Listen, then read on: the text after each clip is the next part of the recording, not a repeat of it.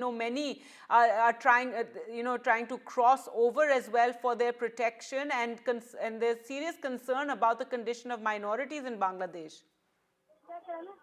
Right now, the government of India has announced a committee, a four-member committee headed by the BSF ADG and the IG of BSF in the northeast region.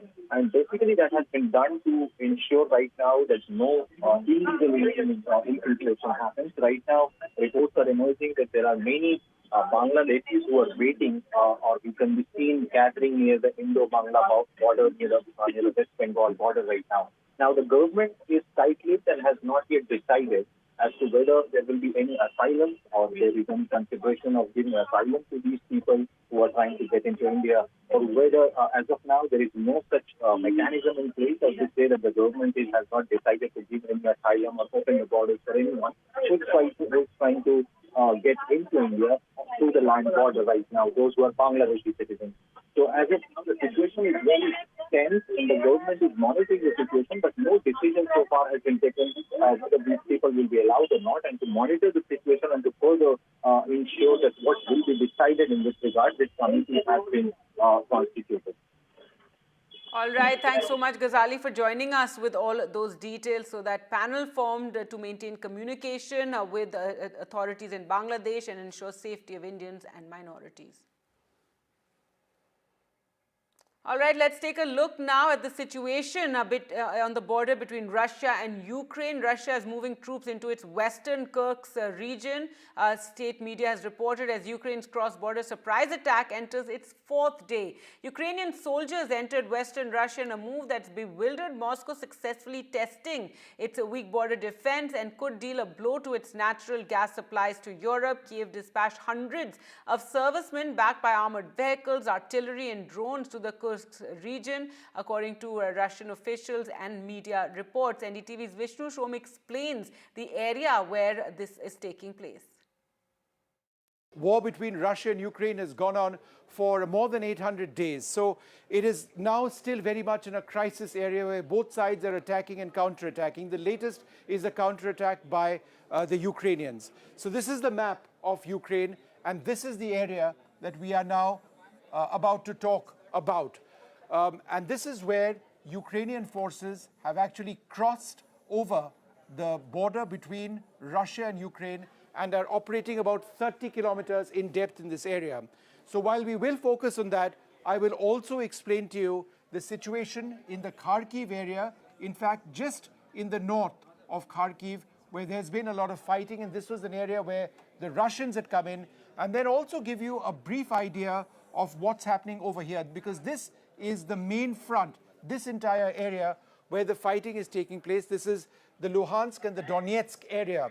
Essentially, Russian forces are pushing west. Ukrainian forces are trying to repel them in the opposite direction. But for now, let's focus on this area where Ukrainian forces have gone across.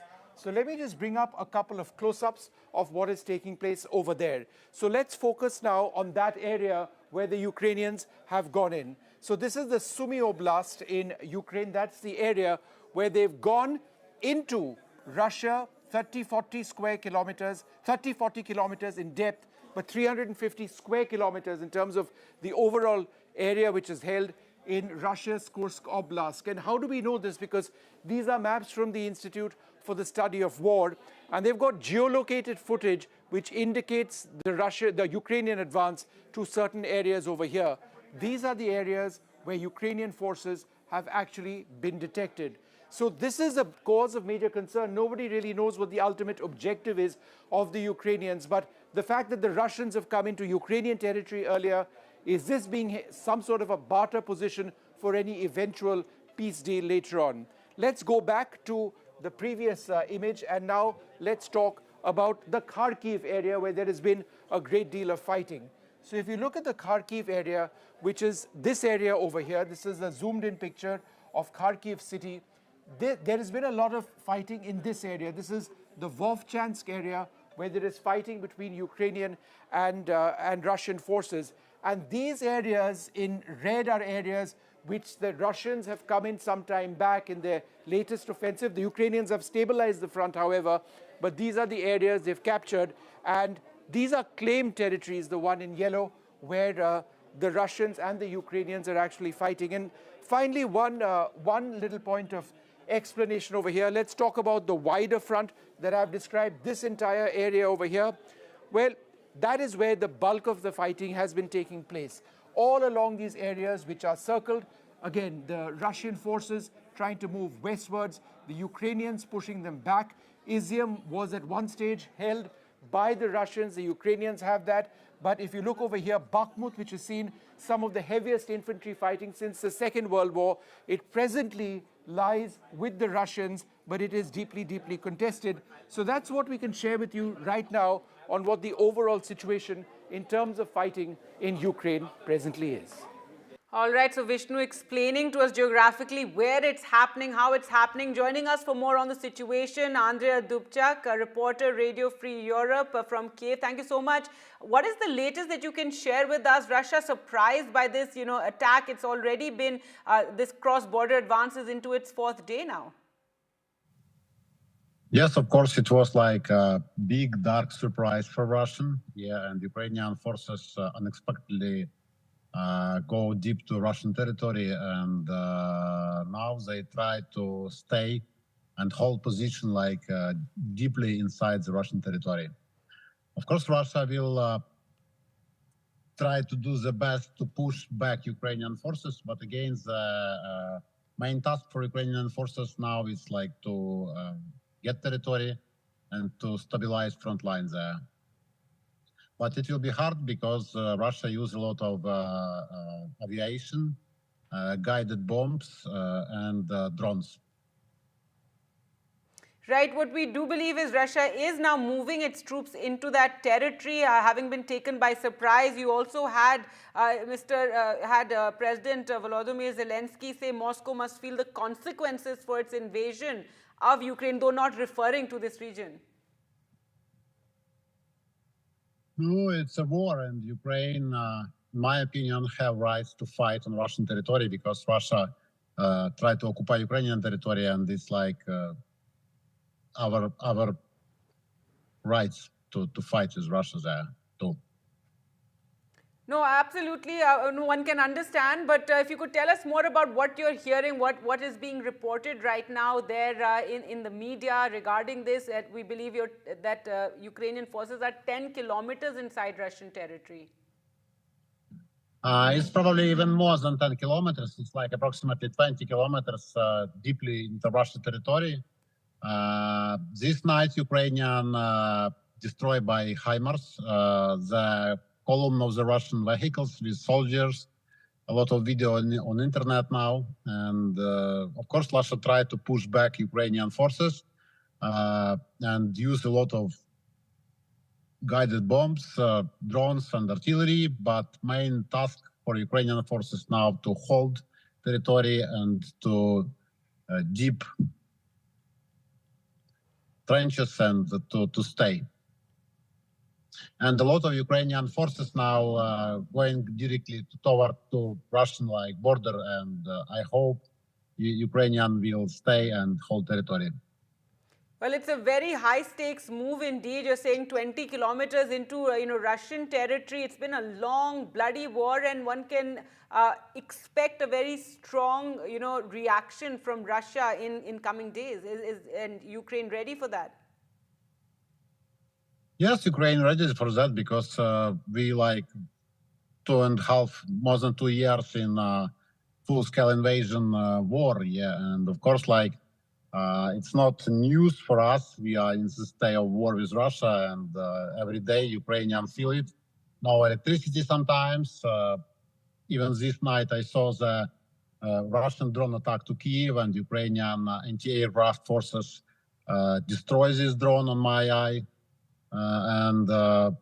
So for us, it's not news. We need to fight because otherwise we will be occupied, and we will divide the same life as DNR, LNR, or Chechen Republic.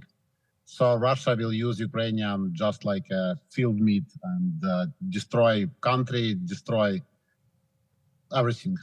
So we need to survive and we need to stay. All right, as you said, it's been a long, bloody war carrying on for so long, so much loss on Ukraine side as well. But with this development in the last few days of this incursion into Russia, how has this been received by the people? Of course, people support this movement because we need some victory on the front line. Has it been a boost in a sense, because it's been such a long bloody war? Is there a sense that this is like a boost, and the fact that you could surprise Russia? Yes, it's of course it surprised Russia because Ukrainians move forward and win first part of this big battle. All right. Well, thank you so much for joining us. Andrei Dubchak there reporting from Kiev. This is day 4, as we said, of Ukraine's surprise attack into Russia, deep into Russian territory in Kursk's region. What one has heard that the Ukrainian forces have gone in 10 kilometers, but Mr. Dubchak there saying it's even further. It could be even 20 kilometers in, but Russia is now moving its troops into this region. With that, time for us to slip into a short break. More news coming up on the other side. Stay with us.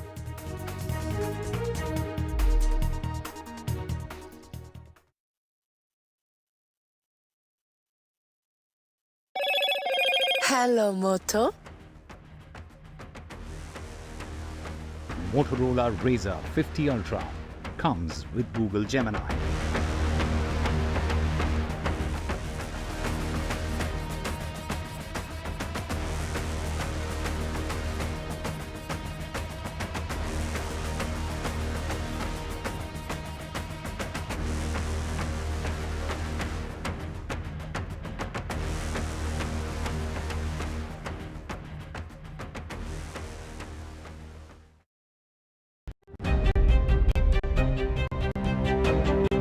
Hello and welcome to India Sense,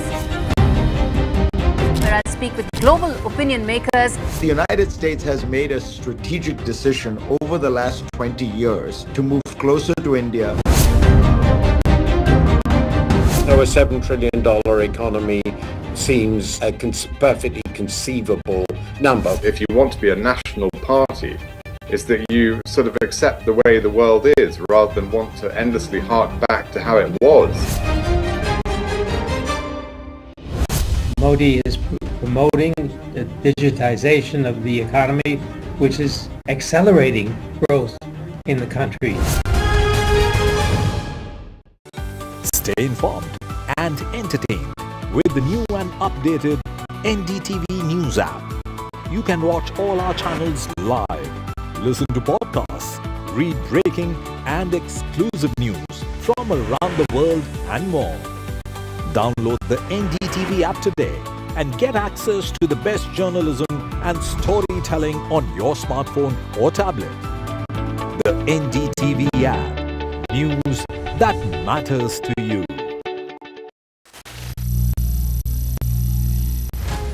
Some people say the metaverse will only be virtual. One day this lecture hall will be made of code, and driverless cars would be trapped in intersections. But even in this maze of the future, you can't wish away health. It's time to become more resilient.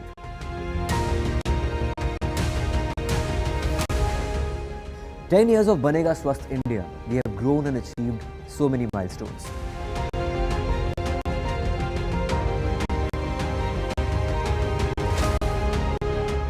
And now I have a plan to beat the urgency, to stop breathing with difficulty, to relieve getting choked with inactivity.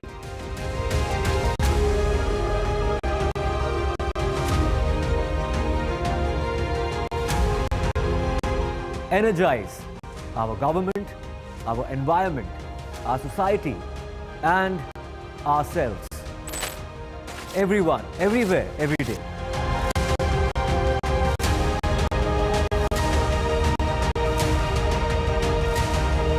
Banega Swasth India. One world hygiene.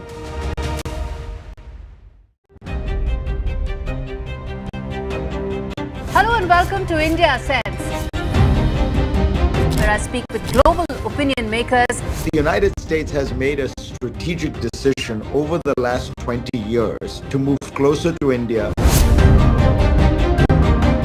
So a $7 trillion economy seems a perfectly conceivable number. If you want to be a national party, it's that you sort of accept the way the world is rather than want to endlessly hark back to how it was. Modi is promoting the digitization of the economy, which is accelerating growth in the country. Stay informed and entertained with the new and updated NDTV News app. You can watch all our channels live, listen to podcasts, read breaking and exclusive news from around the world and more. Download the NDTV app today and get access to the best journalism and storytelling on your smartphone or tablet. The NDTV app. News.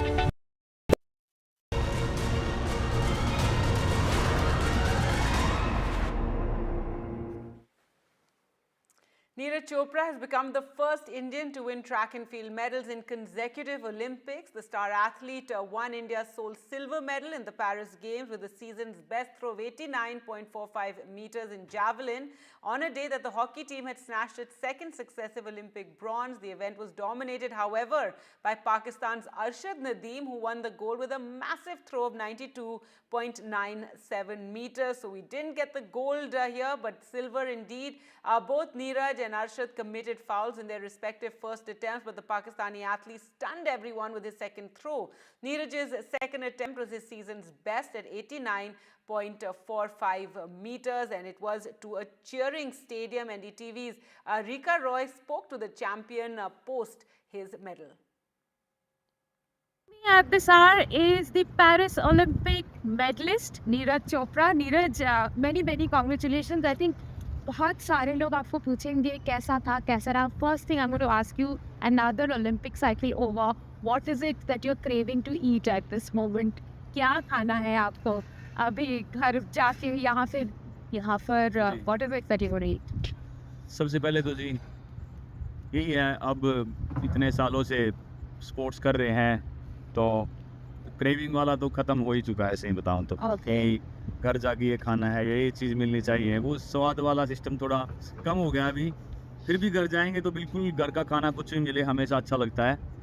और रही बात यहाँ की, काफ़ी performance काफ़ी ज़बरदस्ती सभी की और बहुत तगड़ा कंपटीशन खींचा.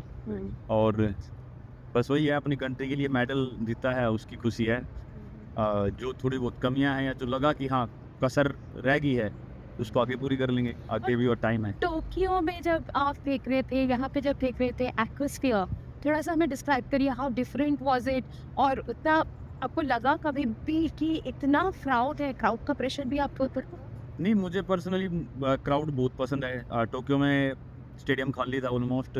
यहाँ पे काफ़ी क्राउड था. वर्ल्ड चैम्पियनशिप बुडापेस्ट में काफ़ी क्राउड था. काफ़ी कंपटीशन ऐसे खेलने हैं जिसमें पूरा क्राउड होता है, तो मुझे अच्छा लगता है. और पता नहीं वही है कि जब ऐसे क्राउड का प्रेशर या वो होता है तो मुझे ऐसा लगता है कि हम उस टाइम और ज़्यादा अच्छी परफॉर्मेंस निकल के आती है कई बार. तो वही है, जो सीजन बेस्ट थ्रो थी शायद से अंदर और थ्रो है, लेकिन वो अब कब निकलेगी, कब आने वाली है, तो आज मुझे लग रहा था कि शायद से मैं कर दूंगा. बिलीव था खुद पे, पर शायद यही लिखा था आज के लिए. नीरज, नदीम के साथ आपका एक राइवलरी रहा है, आप एक साथ थ्रो करते रहे, आज वो नंबर 1 पे थे. After tell us a little bit about क्या हुआ, कुछ बातें हुई, and how did you come with it? नहीं, देखो थ्रो अच्छी लगाई है नदीम ने, और वही है स्पोर्ट्स में, अब कभी अपना दिन होता है, कभी किसी और का होता है. सभी खिलाड़ी अच्छी मेहनत करके आते हैं, और आज शायद अपना दिन नहीं था. थ्रो अच्छी लगी है, लेकिन शायद वो गोल्ड वाला दिन अपना नहीं था. आज शायद ऊपर वाले की इसको नज़र अरशद में थी, पर वही है, अपनी तरफ से कोशिश की कि भी अच्छे से एफर्ट लगाएं, और फिर भी काफ़ी अच्छा डिस्टेंस निकला. All right, Neeraj, talking to Rika after his silver medal. Now the mothers of both Neeraj Chopra and Arshad Nadeem are winning hearts. First, Neeraj Chopra's mother said that she's happy with what her son has achieved, and that Arshad too, she says, is just like her son, even though he defeated Neeraj Chopra and won the gold. And these sentiments were replicated across the border by Arshad's mother as well, who also wished Neeraj all the best. Listen into these champion mothers. नहीं जान तो बहुत खुश है हमने तो silver भी gold वगैरह लग रहा गोल्ड उसका आ गया वो बीमार है लड़का जी मेहनत करके सब जा रहे थोड़ा दिन खराब थोड़ा बहुत ज्यादा फाउल हो गए कोई बात नहीं जी ये तो तीनों हैं बच्चे के खिलाड़ी के आप लोग खुश हो कोई बात ना खुश है जमा पूरे खुश है पिछली बार आया था उनका फेवरेट खाना बनाया था हाँ जी फेवरेट खाना जरूर बनाएंगे आओगा जी फेवरेट जरूर बनाएंगे नीरज चोपड़ा से वो जीते हैं तो नीरज चोपड़ा के बारे में क्या कहेंगे वो अर्शद से हार गए हैं नहीं बेटा वो भी मेरे बेटे अर्शद नदीम का भी दोस्त भी है और भाई भी है ते वो हार जीत तो अपने किस्मत की होती है और वो भी मेरा बेटा है इंशाल्लाह ताला कहते होंगे उसनों भी कामयाब करे अल्लाह मियां उसनों भी मेडल जीतन की तौफीक देगा और दोनों भाई से उन्होंने भी दोस्त भी थे और मैं उसके लिए भी दुआ करती हूँ. All right, lovely sentiments by both the mothers wishing each other's sons the very best. Now, in other news, the Court of Arbitration accepted Vinesh Phogat's plea against her devastating Olympic disqualification for sport. The wrestler who reached the final of the women's 50-kilo freestyle category was disqualified because she was just 100 grams overweight during the weigh-in on the morning of the day of the final. Now, the CAS has issued a statement on her appeal confirming that a decision will be issued before the end of the Paris Olympics. Phogat, who announced her retirement from wrestling in a heartbreaking social media post, appealed against the decision in the CES, an international institute that settles disputes related to sports. And Harish Salve will be representing the IOA. Vinesh Phogat had created history when she became the first Indian woman wrestler to qualify for an Olympic final. And since then, this appeal, which will be heard today. Well, let's go across to Rika now for more. And Rika, while this appeal has been admitted, one really wonders, what happens next. Top lawyers to represent Vinesh Phogat. Tell us what you're hearing. Well, Gargi, I'll have to tell you that I'm coming to you from the Paris courts, outside of the Paris courts, which is like the Supreme Court of India. Well, there are some top lawyers who are representing Vinesh Phogat here, and I would say top French lawyers who are representing Phogat, as well as Harish Salve and Vidushpat Singhania. They are friends of court here. They are representing the Indian Olympic Association, that is a party to this case. Now, what we are hearing, the grounds of the plea is that Vinesh Phogat, who fought her first 3 bouts on the 6th of August, weighed less than 50 kilograms, 49.8 or 9 when she had given her weight. And this was before her 3 bouts on the 6th of August. And then during the course of the bout, when she needed a lot of energy to fight, she had eaten and her nutritionist gave her food to maintain a certain kind of energy to be able to fight, sustain these 3 bouts, and she had gained 2.7 kilograms. So this was not a cheating. They are appealing on the grounds that she needed this energy to go through those 3 rounds, and hence the weight that should be counted for her should be the first weight and not the second weight, because the second weight during the second weight when she gave her weigh in on the following day, 7th of August, she weighed 50.1 kilogram, just 100 grams above accepted weight, and thereby she was disqualified. What we have heard is that Vinesh Phogat's lawyers made an appeal at 4:45 on the same day, which is 7th of August. They had asked for they didn't ask for an urgent hearing. They had appealed for the decision of disqualifying her to be scrapped. She be reinstated for the match and she be allowed to fight. But they hadn't asked for an urgent hearing. And since there are many matters in the court did not hear it urgently. So the match went on, and thereafter, the second appeal that she had made was to give her a joint silver since she was not allowed to fight. Now the appeal is being made on the basis of the fact that she didn't cheat by eating. She needed that kind of food to sustain the 3 bites and hence the weight gain. And she did everything possible. She did everything humanly possible to reduce 2.7 kilograms only to, not being able to reduce the last 100 grams. And hence the court should hear her and grant her the silver medal. That's what the lawyers are going to be appealing for. The process has begun. We are sitting outside the Paris court right now. Gargi, the decision may not come today. We might have to wait for a couple of days, but it will definitely come before the end of the Paris Olympic Games, because such ad hoc courts are there every time when there is an Olympic Games. For the duration of the Games, it is there, and they give out their decisions within the framework of the Games.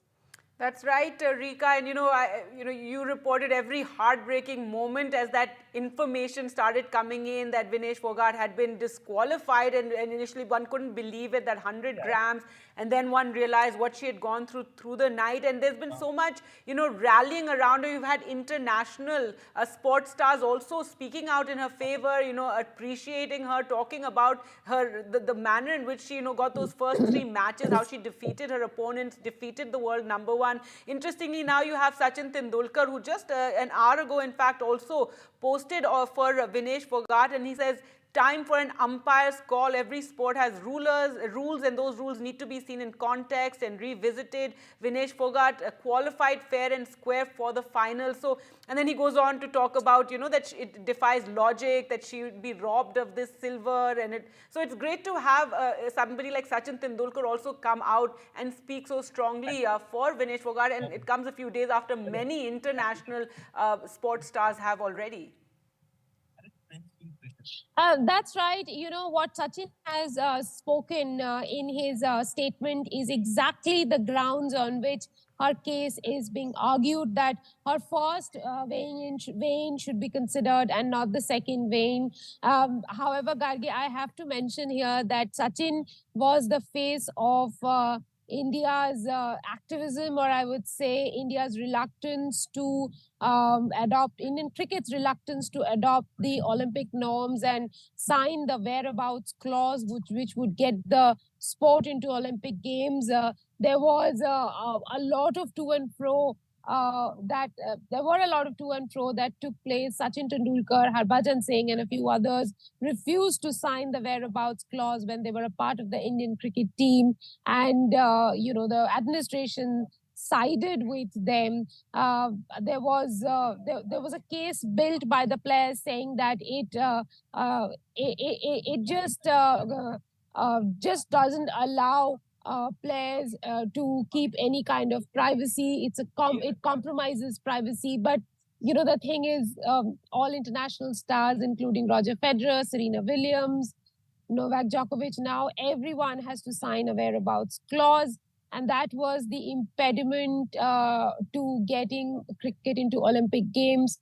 So BCCI led it and ICC followed. Cricket didn't get into Olympics for a very long time. But now it seems come 2028, the road will be cleared for one version of the sport, that is T20, to get into Olympics. Sachin Tendulkar has not just been a great player, but he's also been a face of activism within the sporting circles.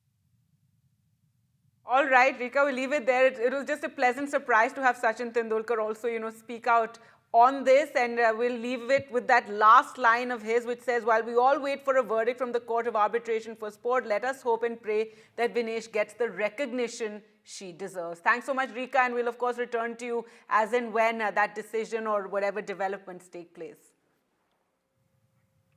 In other news now, actor and producer Amir Khan arrived today for the screening of his film Lapata Ladies, which is based on the theme of gender equality in the Supreme Court auditorium for judges and members of the registry. The director of the film, his former wife Kiran Rao, was also there for the interaction at that screening. The screening of the film started at 4:15 after court hours. So interesting that a film that has been much appreciated about, women and challenges that they face, that today you have the judges of the Supreme Court also watching that same film.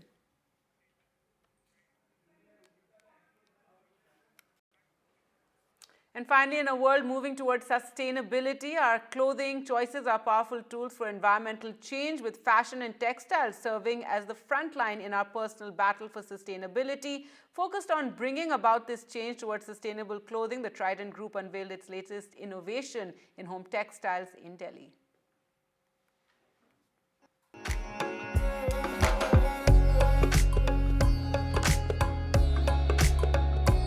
Organic fabrics, environment-friendly dyes are all part of the pursuit of textile sustainability. At this exciting event showcasing home textiles, one can feast their eyes on the latest national and global trends in innovative clothing. The products embrace the idea of homecoming, which is the theme for this year, by celebrating the spirit of Indian Sanskriti, reflected by the work of the artisans who bring that spirit and ethos to the textiles they create. It is amazing to see the experience with consumer. It's very, very enlightening for us. And we are really altering ourselves in terms of how to now go for a very sustainable packaging. And our focus is how to really reach the consumer to tell the story of a complete sustainability. A name known for almost 4 decades for creating tapestry of design, thoughtful production, and accessible pricing, the Trident Group is making swift strides in ecologically conscious manufacturing of its products, hoping for a ripple effect to soon follow in the quest to save our planet.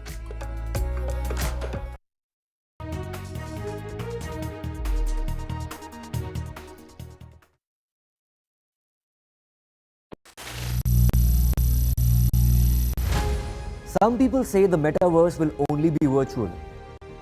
One day this lecture hall will be made of code, and driverless cars would be trapped in intersections. But even in this maze of the future, you can't wish away health. It's time to become more resilient.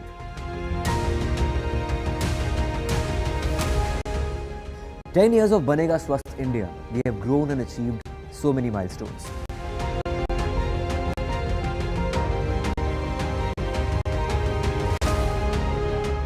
And now I have a plan to beat the urgency, to stop breathing with difficulty, to relieve getting choked with inactivity.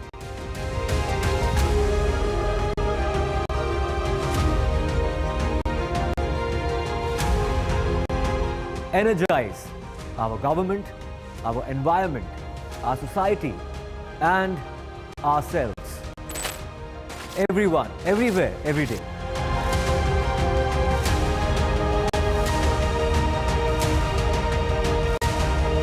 Banega Swasth India. One world hygiene.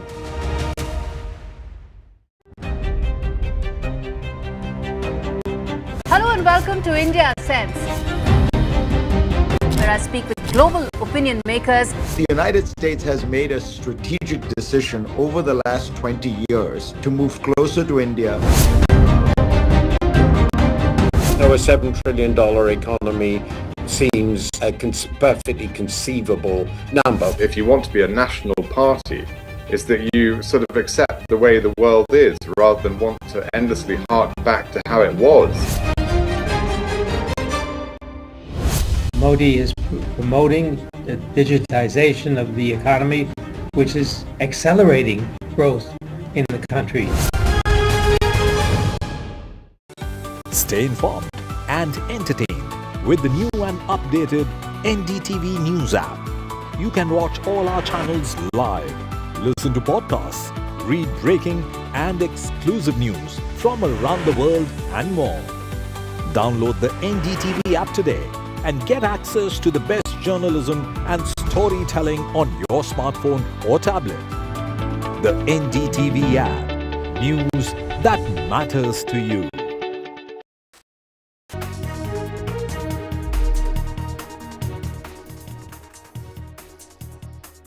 The Aam Aadmi Party leader Manish Sisodia has been granted bail by the Supreme Court nearly 18 months after the ex-Delhi Deputy Chief Minister was arrested by the CBI in the alleged liquor policy case. In a powerful verdict, the court said he is entitled to a speedy trial. The Aam Aadmi Party celebrates as the BJP hits out over corruption. The government forms a panel to monitor the situation in Bangladesh. A senior BSF official will oversee the situation. The focus, the safety of Indians. Golden boy Neeraj Chopra wins silver in the Olympics javelin throw with the best attempt at 89.45 meters. Pakistan's Arshad Nadeem at 92.97 meters takes home the gold. Chopra scripts history to be the first Indian player to win gold and silver medals in the Olympics.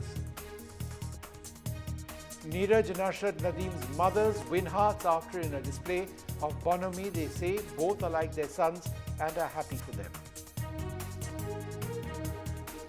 A day after Phogat announced her retirement, the Court of Arbitration for Sports will hear a plea for a joint silver in the Paris Olympics. The senior lawyer Harish Salve will be representing the Indian Olympic Association.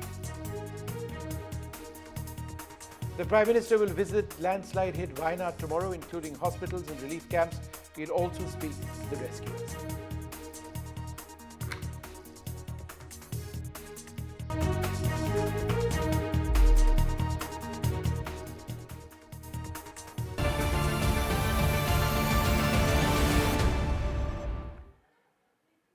Good evening. In a big shot in the arm for the Aam Aadmi Party, the Supreme Court has granted bail to the former Deputy Chief Minister of Delhi, Manish Sisodia, in the excise policy case. A bench of Justices B.R. Gavai and K.V. Vishwanathan had reserved their judgment on the 6th of August. Mr. Sisodia has been ordered to be released on a payment of 10 lakhs in bail bonds. He has to surrender his passport and report to the police station every Monday, not to tamper with evidence or influence witnesses. Mr. Sisodia was arrested by the CBI on the 26th of February 2023 and by the Enforcement Directorate less than 2 weeks later. He's now been granted bail in both cases, with an irate Supreme Court stating that he cannot stay in jail indefinitely while the prosecution works to a trial date. The Aam Aadmi Party leader was in jail for over 17 months. The CBI had arrested Mr. Sisodia under the Prevention of Corruption Act on the 26th of February last year. The Enforcement Directorate has arrested him under the Prevention of Money Laundering Act on the 9th of March of the same year. A man of the moment is somebody who has been working for the last 18 months from trial court to high court to Supreme Court. Finally, justice has been given for Manish Sisodia. What are your first comments on this? Well, obviously, I'm very happy that a person who has spent this long didn't deserve to spend at all that long. I'm more than happy about the legal way in which it has been dealt with. Bail matters are not to be made long, large, big monuments. They are to be seen in a broad brush, prompt manner. The learned judges, despite the busy schedule, heard it and next week delivered judgment. That's the way matters of liberty should be decided. Number 3, they have dealt with the vital issue that the so-called restrictive conditions of 45, which are assumed, that means that you will be perennially in jail and you can never satisfy the conditions, will be trumped, will be overridden when you have excessive delay.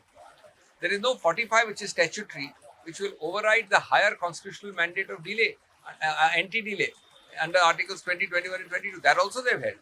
Number 4, I think they have realized that endless documents, some 450 witnesses, some 50,000 documents cannot be the premium or the price for liberty when you are having 8 supplementary charge sheets. So the larger context of these trials has to be understood. And today, at the most, you are a 7-year issue. You are under trial. Where is the presumption of innocence? So I think it's a thumping torchlight declaration of what is clearly the law. My biggest problem is I hope and trust high courts and trial courts look into this in the spirit in which it is to be meant. A real day of celebration for the Aam Aadmi Party. The senior leader Atishi had this to say to my colleague Vedant Agarwal. On NDTV, Delhi Minister Atishi, a senior Aam Aadmi Party leader, and also, very importantly, Manish Sisodia's mentee in a sense, somebody who's worked very closely with Mr. Sisodia. Ma'am, how do you see the Supreme Court's judgment? Pretty strong observations.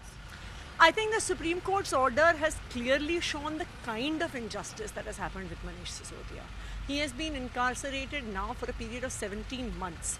And the Supreme Court has very clearly underlined the fact that bail is the rule and jail is the exception. And I think it raises a lot of questions about the entire system of arrest by agencies, the kind of laws that are in place, so as to why lower judiciary, high courts, etc. are not giving bail. And I think most of all, for all of us, for the people of Delhi, for the children who are studying in Delhi government schools, I think it is a big victory. Because Manish Sisodia is the person who is really the one who has led Delhi's education revolution, who dreamt a dream that Delhi government schools can be better than private schools and brought that dream to reality. Right. And we saw you broke down today while you were addressing, while you were giving that speech. What is the Aam Aadmi Party's strategy now going forward? He may not be able to join the government, but certainly a boost for the Aam Aadmi Party given the fact that you have crucial state polls coming up as well. See, I think today is definitely a day of celebration for us. I think it also underlines what we have been saying for the last 2 years, ever since this attack on Aam Aadmi Party has started, ever since this persecution and victimization of Aam Aadmi Party has started. So it's definitely a vindication. I think it's an indicator of the fact that yes, in Hindi they say, Bhagwan ke ghar mein der hai, andher nahi hai. And I think today's Supreme Court order has really vindicated all of us. So, ma'am, just a sense of what Manish Sisodia ji's role will be going forward. Will he, in a sense, fill that void that Arvind Kejriwal ji's arrest has created? Will he be campaigning in other states? Going forward, how do we... I think it's a bit early to speak about that. I think today is a day of celebration. Right. And I think it is definitely a day when the system of this country should be introspective. Right. About a man who has been kept behind bars for 17 months. And I think it is definitely a moment for the entire system to introspect. Do you think the chances for Mr. Kejriwal's bail also now become brighter? Definitely. Right. Thank you so much, ma'am, for speaking with us. That was Senior Delhi Minister Atishi speaking to NDTV. Well, Vedant joins us now for the very latest. So, Vedant, 17 plus months, this entire case has not moved to the trial stage. Is there something in terms of the order today which can be applied to Arvind Kejriwal's case as well? That's right, Vishnu. In fact, the Supreme Court has set the record straight, invoking the precedent that bail is the norm and jail is the exception, which is extremely critical because remember, what I'm picking up from the legal team of the Aam Aadmi Party is that there will be a fresh appeal that will be filed in the Supreme Court as far as Arvind Kejriwal's bail is concerned. They already have moved the Supreme Court in this case. But let me show you visuals from right outside Manish Sisodia's residence as well at Mathura Road, where he will be coming after walking out of the Tihar jail. What I'm picking up from Tihar jail sources is that Manish Sisodia is likely to be released at about 7:15, and the final formalities are being done as we speak. He is expected to come straight to this Mathura Road residence here in the national capital, where his family is, and also his wife, who is terminally ill. In fact, there was some relief to him after he was allowed to at least meet his wife on a weekly basis. What I'm also picking up, Vishnu, is that he is unlikely to join the government, and he will be working on rebuilding the party's image. This amid, of course, mounting investigations and also the capital's LG on the offensive. Manish Sisodia has worked closely with the Lieutenant Governors in that sense as well. Some relief for the Aam Aadmi Party. There are crucial assembly polls coming up in Haryana, and of course the assembly polls in the national capital next year as well. The release is well timed for the Aam Aadmi Party, and we're expecting that Manish Sisodia will arrive here at about 7:30 today evening. All right, Vedant, thanks very much for sharing those details. It's a huge win for the Aam Aadmi Party, but the case still continues, and it is a long one. It's still to go to trial. The centre has formed a committee to monitor the situation in Bangladesh amidst reports of targeted violence against minorities. The committee will also ensure the safety of Indians and other minorities in the country amidst deadly protests that saw the fall of the Sheikh Hasina government. The government of India has constituted a committee to monitor the current situation. That's what has been said in a statement. The goal again to ensure the safety of Indians. The committee is being headed by an additional Director General with the Border Security Force. There have been several reactions coming in to the developments in Bangladesh. The RSS stating that the world must stand in solidarity with minority communities and that the Indian government is trying to play an able role in Bangladesh. The RSS has urged the government to ensure the safety of Buddhists and of Hindus. A spokesperson for the United Nations Secretary General Antonio Guterres has stated that he opposes any act of racism or encouragement to violence amidst the violence against Bangladesh's Hindu minority community. Listen in. Does the Secretary General have any reactions or statements on the attacks on Hindus and other minorities in Bangladesh? Well, what we've made clear is we want to make sure that that the violence that has been occurring in Bangladesh in recent weeks is tamped down. Certainly, we stand against any racially based attacks or racially based incitement to violence. My colleague Ghazali joins us for more on this. Ghazali, is there any update or any information emerging at all on the condition of members of the Hindu community in Bangladesh? There have been a couple of attacks, but is it just sporadic attacks, nothing systemic, right?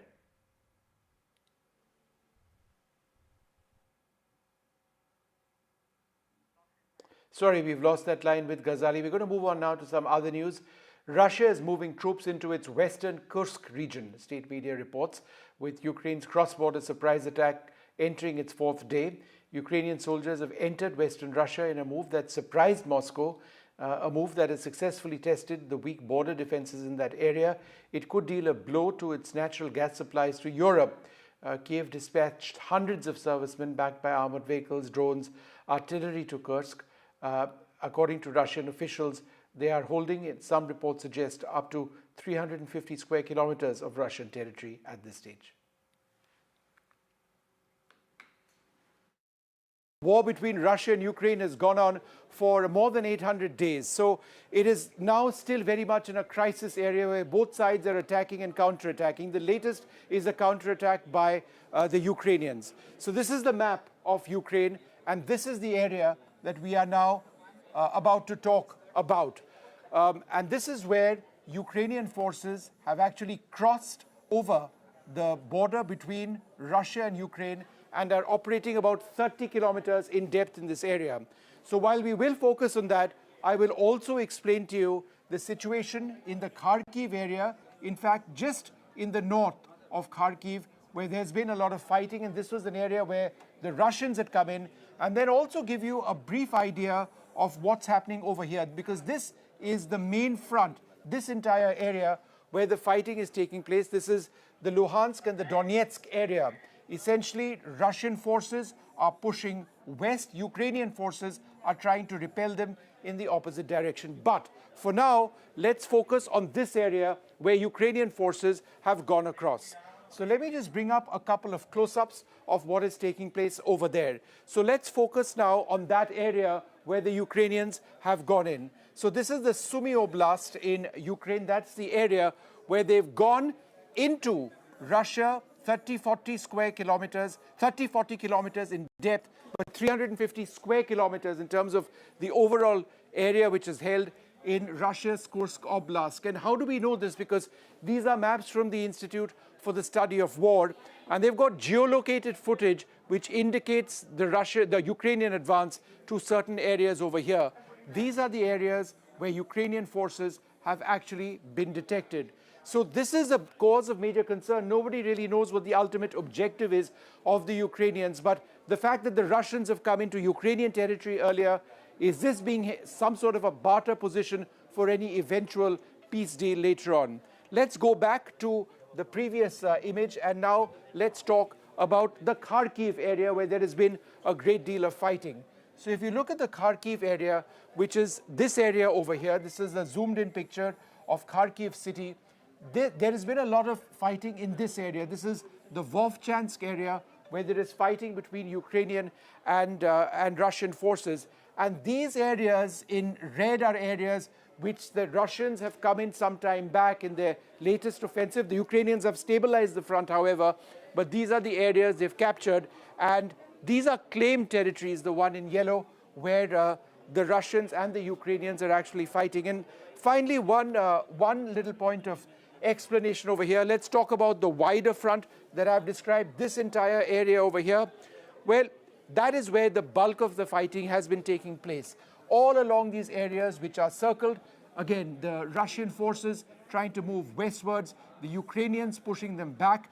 Izium was at one stage held by the Russians, the Ukrainians have that. But if you look over here, Bakhmut, which has seen some of the heaviest infantry fighting since the Second World War, it presently lies with the Russians, but it is deeply, deeply contested. So that's what we can share with you right now on what the overall situation in terms of fighting in Ukraine presently is. Well, it's time now for us to take this short break. A lot more coming up. Do stay tuned.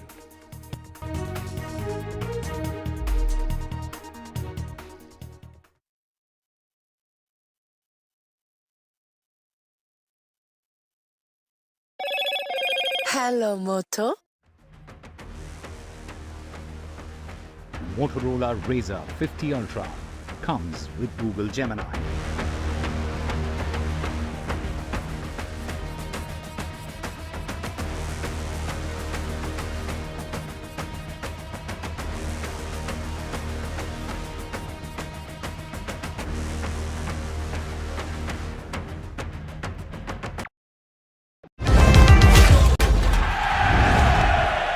Get the magic of the best working for you now. Link your payment cards once, collect rewards forever.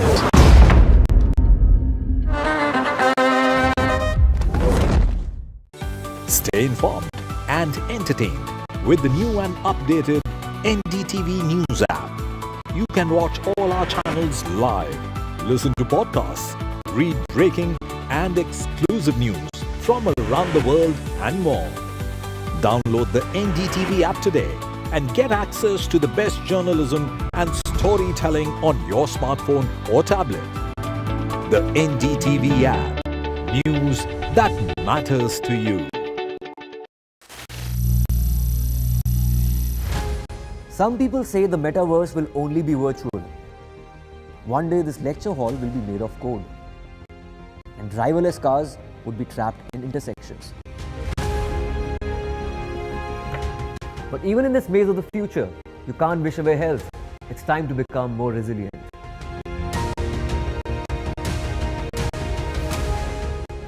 "10 years of Banega Swasth India, we have grown and achieved so many milestones.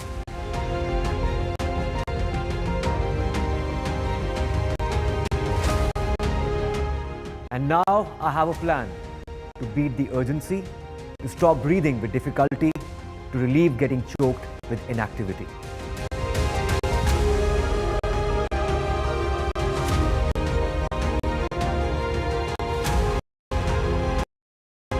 Energize our government, our environment, our society, and ourselves. Everyone, everywhere, every day.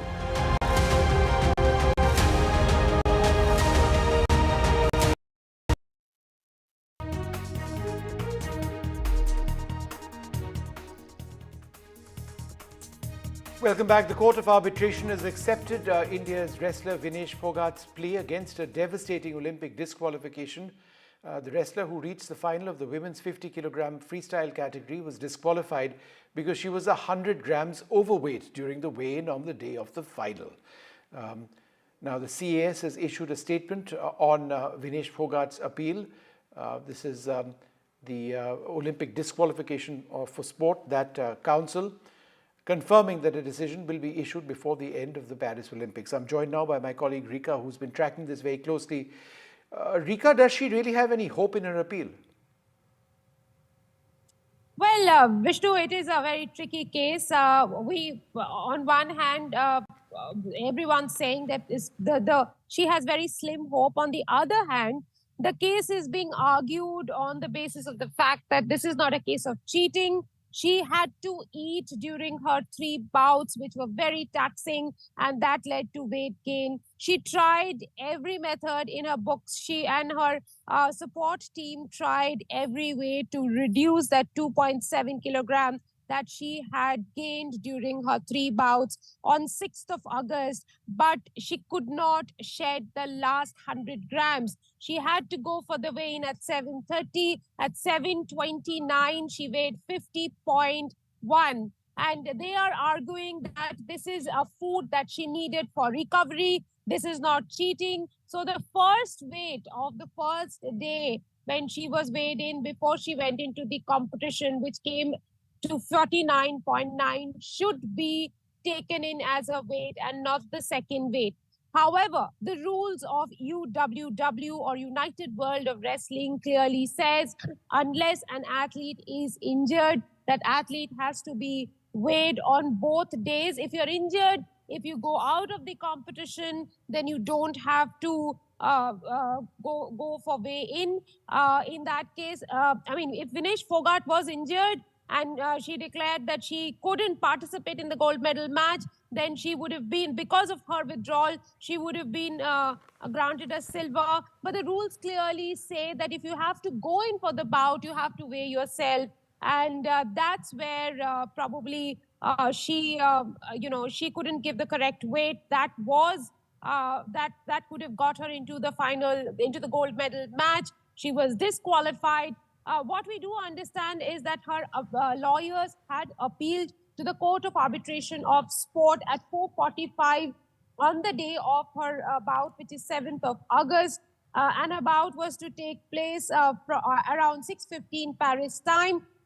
But even though they had appealed for overturning of IOC's decision and allowing her to wrestle, but they hadn't appealed for an urgent hearing, which is why CAS did not hear it urgently. In the next appeal, she said, since she could not take part in the bout, she should be given a joint silver. And that is what is being argued at the Court of Arbitration for Sport today. I am here at the Paris court. On the 29th floor of this court, it will be argued. There are 4 pro bono French lawyers who are working with IOC during the course of the games who are arguing Vinesh Phogat's case. Indian Olympic Association is being represented by Harish Salve. Right, so very senior representation, absolutely. The court. Right, so let's see what finally happens. Fingers crossed. Thanks, Rika. So, just explaining it in simple terms for us. Thank you very much indeed. Neeraj Chopra has become the first Indian to win the track and field medal in consecutive Olympics. The star athlete won India's sole silver medal in the Paris Games with the season's best throw of 89.45 meters in javelin on a day. The hockey team snatched its second successive Olympic bronze. The event was dominated by Pakistan's Arshad Nadeem, who won a gold with a massive throw of 92.97. Both Neeraj and Nadeem committed fouls in their respective first attempts, but the Pakistani athlete stunned everyone with his second throw. Neeraj's second attempt was the season's best at 89.45. My colleague Rika Roy, who you just saw a few moments back, spoke with Neeraj Chopra, who said that it's the crowd that brings out the best in him. And boy, did that crowd cheer. At this hour is the Paris Olympic medalist Neeraj Chopra. Neeraj, many congratulations. I think बहुत सारे लोग आपको पूछेंगे कैसा था, कैसा रहा. First thing I'm going to ask you, another Olympic cycle over. What is it that you're craving to eat at this moment? क्या खाना है आपको अभी घर जाके यहाँ पर what is it that you're going to eat? सबसे पहले तो जी यही है, अब इतने सालों से स्पोर्ट्स कर रहे हैं तो क्रेविंग वाला तो ख़त्म हो ही चुका है, सही बताऊं तो. घर जाके ये खाना है, ये चीज़ मिलनी चाहिए, वो स्वाद वाला सिस्टम थोड़ा कम हो गया अभी. फिर भी घर जाएंगे तो बिल्कुल घर का खाना कुछ भी मिले हमेशा अच्छा लगता है. और रही बात यहाँ की, काफ़ी परफॉर्मेंस काफ़ी ज़बरदस्ती सभी की और बहुत तगड़ा कंपटीशन खींचा. और बस वही है, अपनी कंट्री के लिए मेडल जीता है उसकी खुशी है. जो थोड़ी बहुत कमियां हैं या जो लगा कि हाँ कसर रह गई है उसको आगे पूरी कर लेंगे, आगे भी और टाइम है. टोक्यो में जब आप देख रहे थे, यहाँ पे जब देख रहे थे एटमॉस्फेयर, थोड़ा सा हमें डिस्क्राइब करिए, हाउ डिफरेंट वाज इट? और उतना आपको लगा कभी भी कि इतना क्राउड है, क्राउड का प्रेशर भी आपको ऊपर? नहीं, मुझे पर्सनली क्राउड बहुत पसंद है. टोक्यो में स्टेडियम खाली था ऑलमोस्ट, यहाँ पे काफ़ी क्राउड था. वर्ल्ड चैम्पियनशिप बुडापेस्ट में काफ़ी क्राउड था. काफ़ी कंपटीशन ऐसे खेलने हैं जिसमें पूरा क्राउड होता है, तो मुझे अच्छा लगता है. और पता नहीं वही है कि जब ऐसे क्राउड का प्रेशर या वो होता है तो मुझे ऐसा लगता है कि हम उस टाइम और ज़्यादा अच्छी परफॉर्मेंस निकल के आती है कई बार। तो वही है जो सीजन बेस्ट थ्रो थी, और शायद से अंदर और थ्रो है, लेकिन वो अब कब निकलेगी कब आने वाली है, तो आज मुझे लग रहा था कि शायद से मैं कर दूंगा, बिलीव था खुद पे, पर शायद यही लिखा था आज के लिए। नीरज, नदीम के साथ आपका एक राइवलरी रहा है, आप एक साथ थ्रो करते रहे, आज वो नंबर 1 पे थे। Have to tell us a little bit about क्या हुआ, कुछ बातें हुई, and how did you come with it? नहीं, देखो थ्रो अच्छी लगाई है नदीम ने, और वही है स्पोर्ट्स में, अब कभी अपना दिन होता है, कभी किसी और का होता है, सभी खिलाड़ी अच्छी मेहनत करके आते हैं, और आज शायद अपना दिन नहीं था। थ्रो अच्छी लगी है, लेकिन शायद वो गोल्ड वाला दिन अपना नहीं था, आज शायद ऊपर वाले की पूरी नज़र अरशद में थी, पर वही है, अपनी तरफ से कोशिश की कि भी अच्छे से एफर्ट लगाएं, और फिर भी काफ़ी अच्छा डिस्टेंस निकला।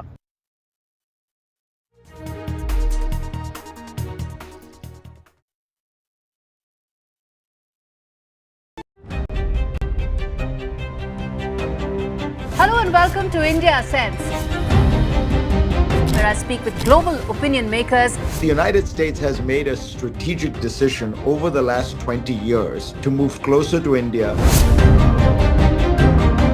So a $7 trillion economy seems a perfectly conceivable number. If you want to be a national party, is that you sort of accept the way the world is rather than want to endlessly hark back to how it was. Modi is promoting the digitization of the economy, which is accelerating growth in the country. Stay informed and entertained with the new and updated NDTV News app. You can watch all our channels live, listen to podcasts, read breaking and exclusive news from around the world and more.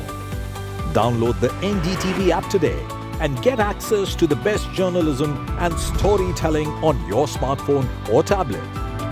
The NDTV app. News that matters to you. Some people say the metaverse will only be virtual. One day this lecture hall will be made of code, and driverless cars would be trapped in intersections. But even in this maze of the future, you can't wish away health. It's time to become more resilient.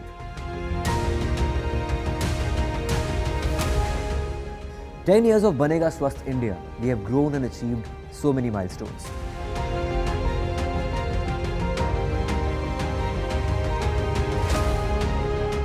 And now I have a plan to beat the urgency, to stop breathing with difficulty, to relieve getting choked with inactivity.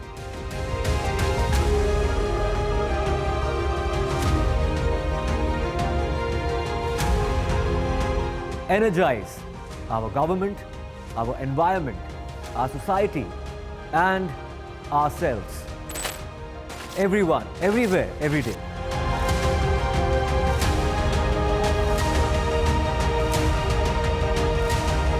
Banega Swasth India.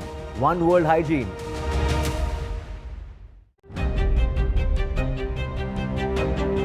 Hello and welcome to India Sense, where I speak with global opinion makers. The United States has made a strategic decision over the last 20 years to move closer to India. So a $7 trillion economy seems a perfectly conceivable number. If you want to be a national party, is that you sort of accept the way the world is rather than want to endlessly hark back to how it was. Modi is promoting the digitization of the economy, which is accelerating growth in the country. Stay informed and entertained with the new and updated NDTV News app. You can watch all our channels live, listen to podcasts, read breaking and exclusive news from around the world and more. Download the NDTV app today and get access to the best journalism and storytelling on your smartphone or tablet. The NDTV app. News that matters to you. Some people say the metaverse will only be virtual. One day this lecture hall will be made of code, and driverless cars would be trapped in intersections. But even in this maze of the future, you can't wish away health. It's time to become more resilient.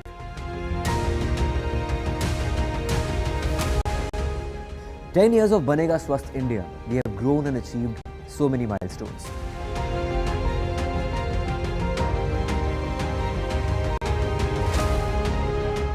And now I have a plan to beat the urgency, to stop breathing with difficulty.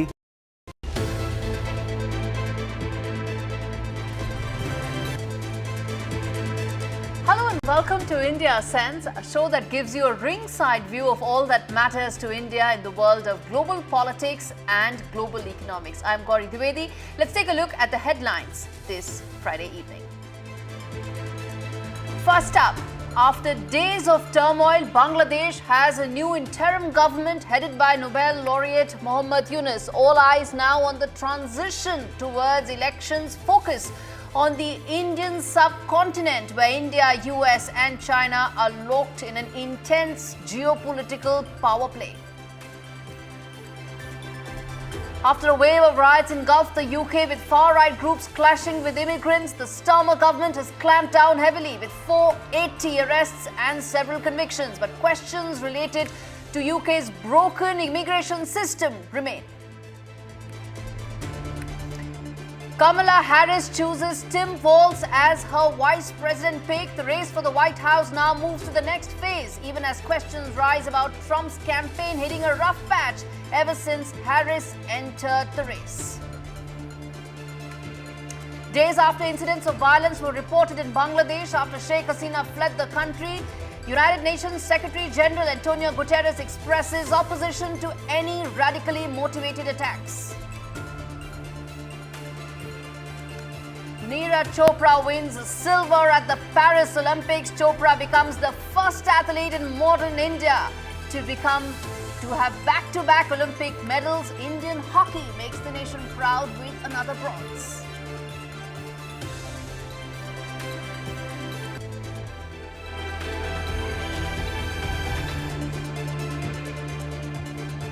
It's an unprecedented week for Bangladesh. Nobel laureate Muhammad Yunus is now the caretaker Prime Minister of the country, even as the regime prepares for a post-Sheikh Hasina era in Bangladesh.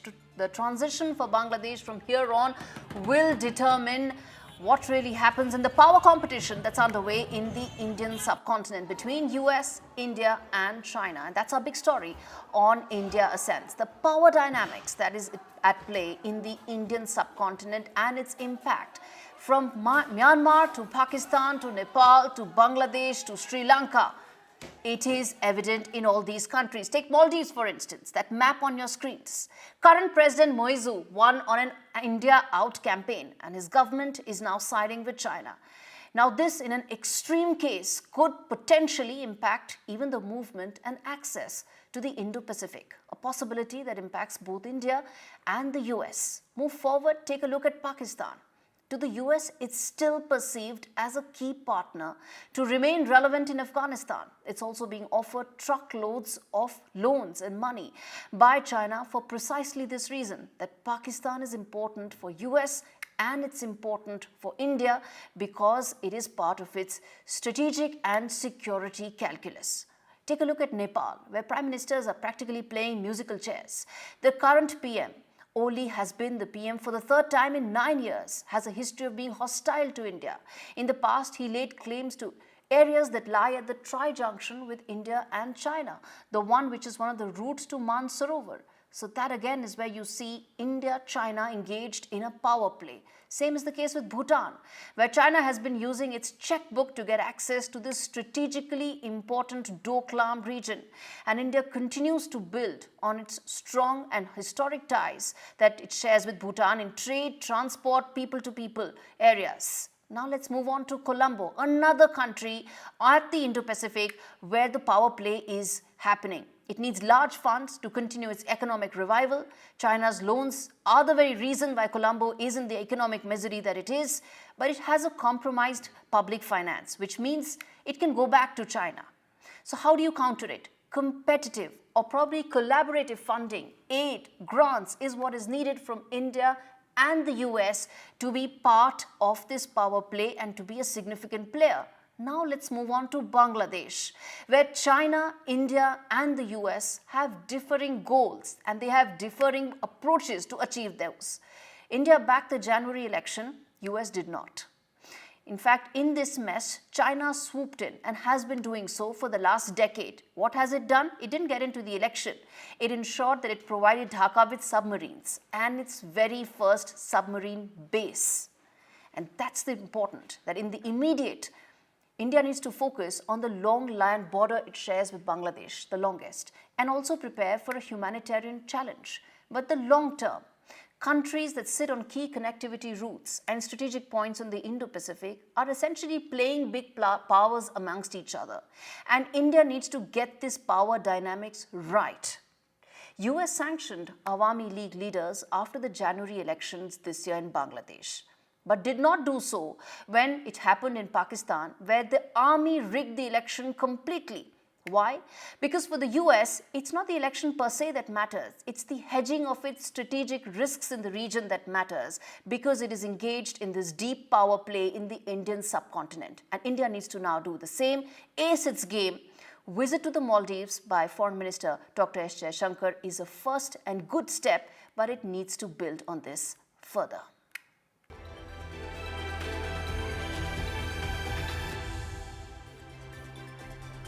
Let's move on and now take a look at the first wide-angle story on the show, the mess that's unfolded on the streets of UK. The last riot that took place in London was in 2011. It was triggered when a black man was killed by the London police. But in 13 years, a lot has happened and a lot has changed in England. Its polity is now fractured, the divisions on immigration have only sharpened, and while the UK may have exited the EU, it is not insulated from the undercurrent of the anti-immigrant sentiment that is brewing across Europe. The attacks on immigrants and the far-right protests that spread to 17 cities is testimony to just that. 110 police officers were injured. The riots also led to widespread protests, 483 arrests, 149 charged. The visuals of looting and riots in a first world country led to India issuing an advisory for its citizens. But the larger issue is immigration and how it's a political hot potato now in the UK. Now, whether it's for Keir Starmer or his predecessor, Rishi Sunak, immigration reform is the biggest policy area that is yet to be addressed. Indians form the largest chunk of immigrants. So whatever Keir Starmer decides impacts us. How UK decides on this issue has huge ramifications for us.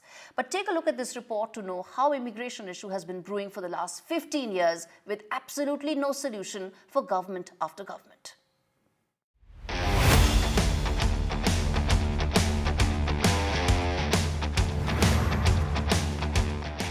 It was in 2010 that the then Prime Minister of UK, David Cameron, had pledged to cut net migration in the country to less than 1 lakh, a figure he never managed to come anywhere close to. 6 years later, Cameron took the Brexit gamble, in the hope that UK would be able to take control of its borders. But as he left 10 Downing Street for better times, record migration levels caused the system to burst at its seams. In 2016, net migration to the UK stood at 2.52 lakh. This figure climbed to 4.66 lakhs by 2021 and jumped to 7.45 lakh by 2022. Clearly, Rishi Sunak's Stop the Boats campaign did little to actually stop the boats, even though he sent those coming from Rwanda route back.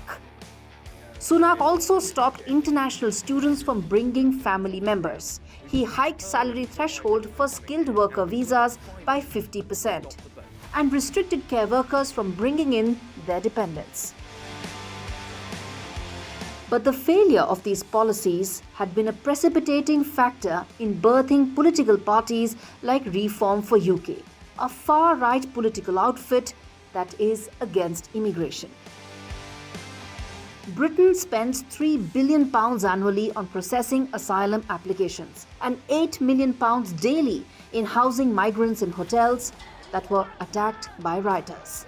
It was one such hotel that was attacked and started the cycle of arson and violence, and has blurred the lines between legitimate immigration and asylum seekers.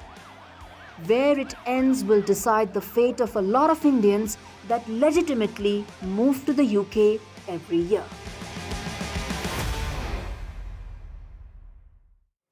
Facing a crisis of this magnitude within his very first month in office, Prime Minister Keir Starmer may choose to continue with the existing measures that were put in place by the previous Sunak government. Ad hoc measures to check illegal immigration do little to really address the larger problem, and which is that UK is facing skilled labour shortage that is impacting sector after sector, and a continued status quo hits India hard. India constitutes the largest category of immigrants.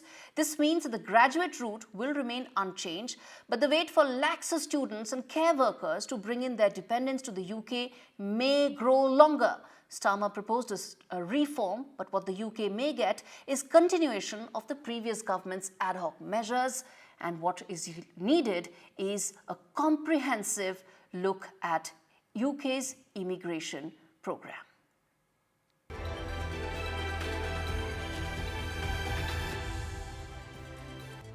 Second wide angle on the show. Well, it's been less than 3 weeks that Joe Biden exited the race and instead endorsed his Vice President Kamala Harris for the top job. Harris's Vice President candidate is now Tim Walz. In fact, his selection has not caught any by surprise. He's a low-profile Midwesterner. He's a former high school teacher. Tim Walz will remain in the shadow of Kamala Harris. And just like Harris, not much is known about Tim Walz and his foreign policy stances, particularly on thorny issues like the ongoing Israel-Hamas conflict or the Russia-Ukraine conflict, which is in its third year. And that's our second wide-angle story this week. What should the world expect from Team Harris? Will Team Harris be a continuation of the Biden foreign policy agenda, or could there be some major changes to that?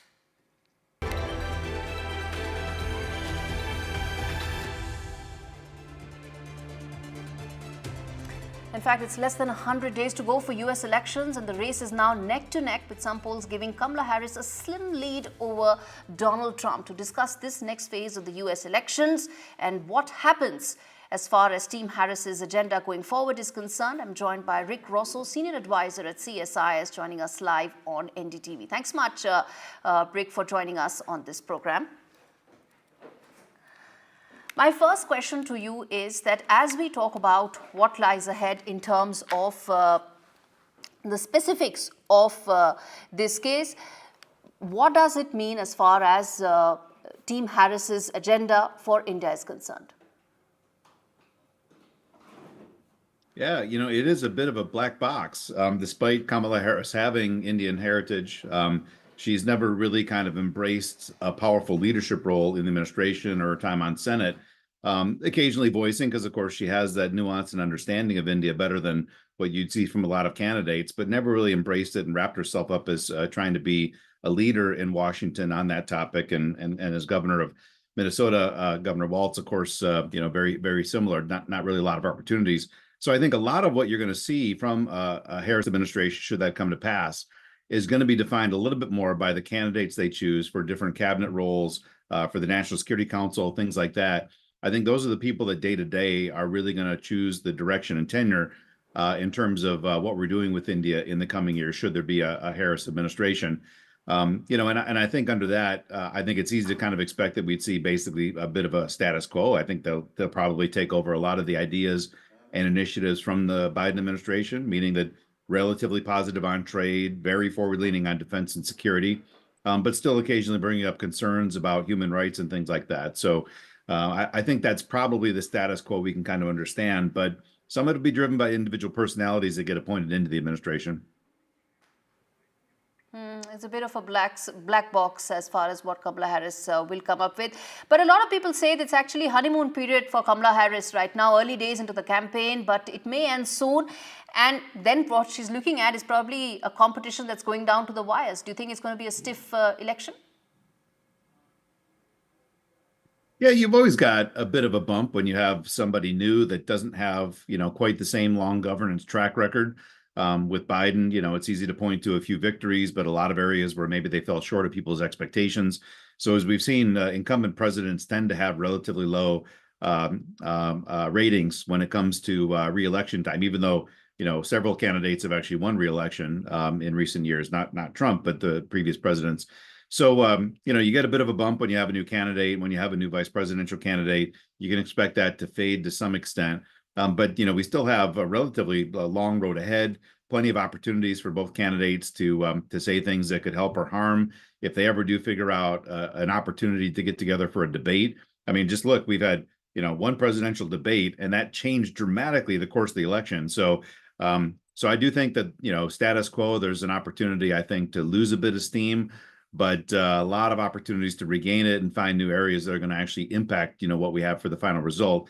Including, again, if they manage to find an opportunity to debate each other directly on stage. If one were to compare Team Harris and Team Trump, how do you see them on some of the important priorities and focus areas when it comes to foreign policy, when it comes to India?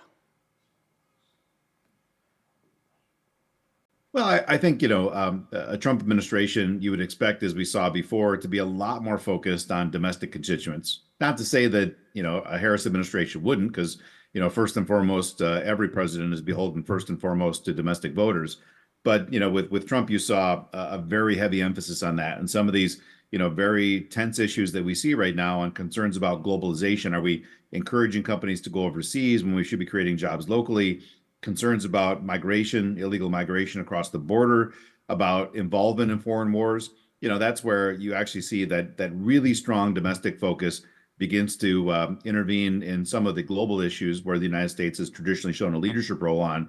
I think with the Harris administration, it'll be a little more balanced. I think, for instance, supporting Ukraine will remain a primary mission. I think that there'll be some appetite still, like we've seen with India, to encourage companies to consider outbound investments if it's meeting other goals like climate.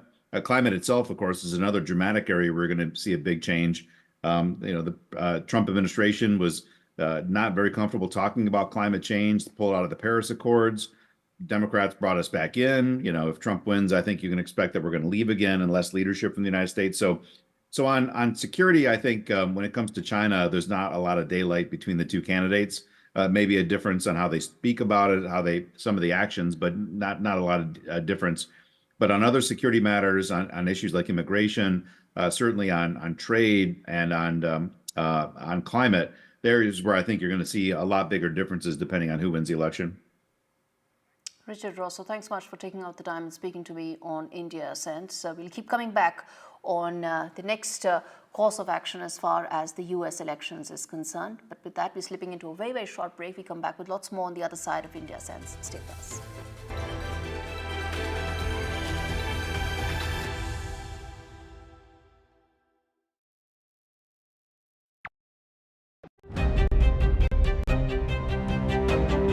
Hello and welcome to India Sense, where I speak with global opinion makers. The United States has made a strategic decision over the last 20 years to move closer to India.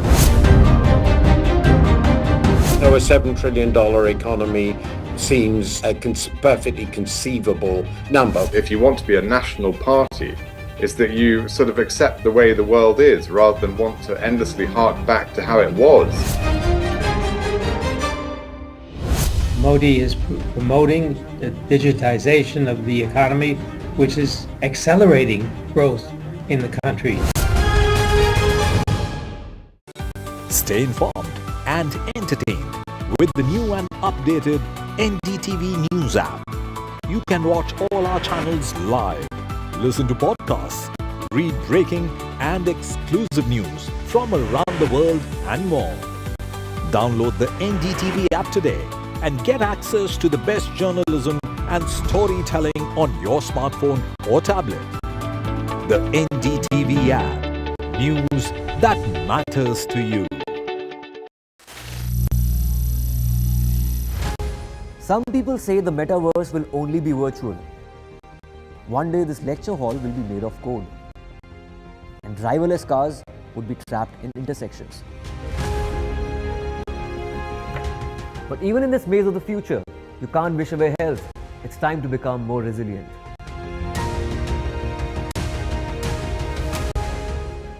10 years of Banega Swasth India, we have grown and achieved so many milestones.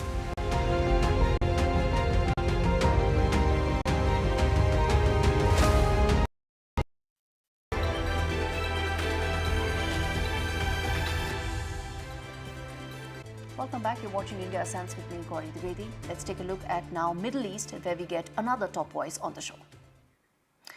The Middle East has been on the boil since the 7th of October attack on Israel and its subsequent retaliation against Iran's proxies in the region, whether it's Hezbollah in Lebanon and Hamas in Gaza. And the latest flashpoint in the escalating tensions has been Israel's assassination of top Hezbollah and Hamas commanders. And the world is now bracing for a possible Iranian response. A large-scale attack will descend the world towards a larger war, could probably even force America to come in, something that both presidential candidates do not want to do. How likely is a larger conflict? How will a volatile and unstable Middle East impact India, impact the world? And how successful will be some of the current peace efforts that are being tried by Qatar, US and others to de-escalate the situation and look at a possible ceasefire as well? Gregory Brew of Eurasia Group joins me to decode this story and the larger implications of that. Gregory, thanks much for speaking to me on NDTV. I want to ask you this, that the present situation in Middle East, how do you view that? There is a chance of an Iranian retaliatory attack as well, even as some efforts are being made as far as bringing in some de-escalation. So I think the current situation bears quite a number of similarities with the crisis from April that ensued following Israel's bombing of Iran's consulate in Damascus that killed a number of senior IRGC generals. That attack, of course, then precipitated Iran's historic attack on Israel on April 13th that involved firing more than 300 ballistic missiles and drones directly from Iran towards Israel. Now, following that attack, Iran indicated that it would do so again, that it would launch similar attacks if it was similarly provoked. And it regards Israel's assassination of Hamas leader Ismail Haniyeh last week as a significant provocation, one that requires a similar response. So all the indications suggest that Iran is likely to attack Israel again, as it did in April, that it is likely to use its ballistic missile forces once again. The difference now is that there is likely to be an element from Iran's resistance front coalition. Groups such as Hezbollah and the Houthis in Yemen are also likely to be incorporated into Iran's response. Once again, this is going to be an attack from Iran directly against Israel. It is likely to come in the following days. Okay. And both Israel and the United States have indicated that they expect this attack and that are prepared for it as far as positioning air defense assets and other elements that would assist Israel in defending against such an attack. But Gregory, do you think with these peace efforts being tried, the Iranian attack may be more cosmetic in nature and not so widespread and not so significant? I think this retaliation, this attack from Iran is likely to have a number of similarities with the attack in April. But that attack, as you noted, came with a degree of telegraphing. Iran gave the United States and other regional actors several days of notice. It gave everyone ample time to prepare. And it, I think, designed the attack to largely function as a show of force to restore deterrence. I think things are likely to go in a different way this time. I don't think Iran is likely to give everyone as much notice as they did in April. I do think they are going to try harder to do actual physical damage to Israel to respond to the Haniyeh killing. There is, of course, also the Hezbollah element. Hezbollah has to respond to Israel's assassination of Fuad Shukr, a senior commander who was killed in Beirut last week. So the new context, the different conditions, and the increased provocations mean that Iran and its allies need to go a little further than they did in April. That suggests a more serious attack that carries with it greater escalatory risk. Gregory, appreciate you joining us to give us a sense of how things stand right now in West Asia. There's hope that some of those peace efforts actually lead to something positive. On that note, let's now shift gears and the inside story on India Sense this week. Well, it may be out of boredom that one may think of. Seems that is indeed the case now. New research suggests that climate change has had a fair chance and far-reaching impact on the axis of Earth and its rotation as well. The reason why we think their days are longer. Take a look at this report to know how pollution is making our days much longer than what it is.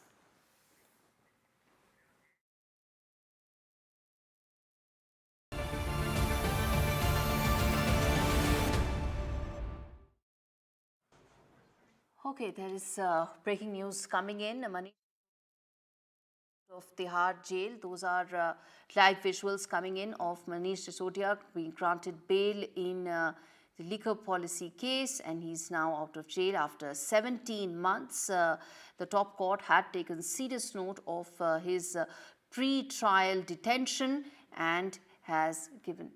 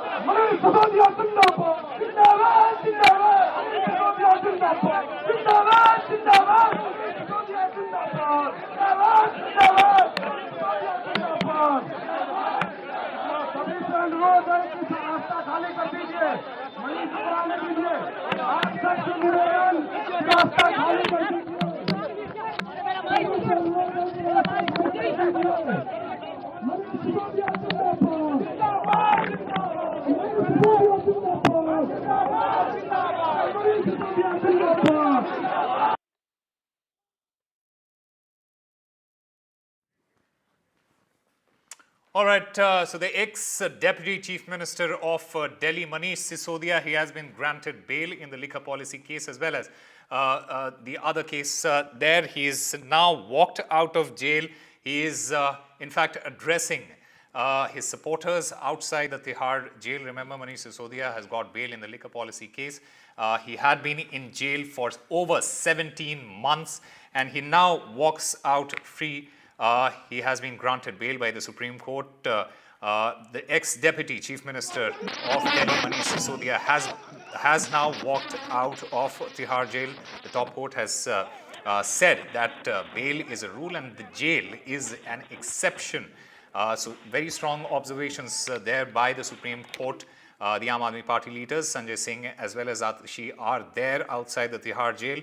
Manish Sisodia, remember, like I mentioned, he has come out of jail after 17 months and he has been granted bail in the liquor policy case there.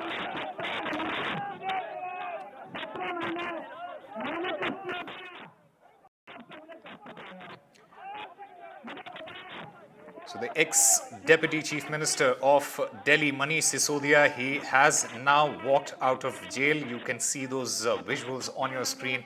Manish Sisodia there addressing his supporters as well as members of the media outside the Tihar jail. His supporters have flanked him. People have showered him with flowers after he has walked out of jail. And we'll try and get those reactions from Manish Sisodia in just a short while from now. He is addressing the media outside the Tihar jail. We'll try and get what exactly is he saying at the moment. But the big breaking at this hour is that Manish Sisodia has walked out of the Tihar jail.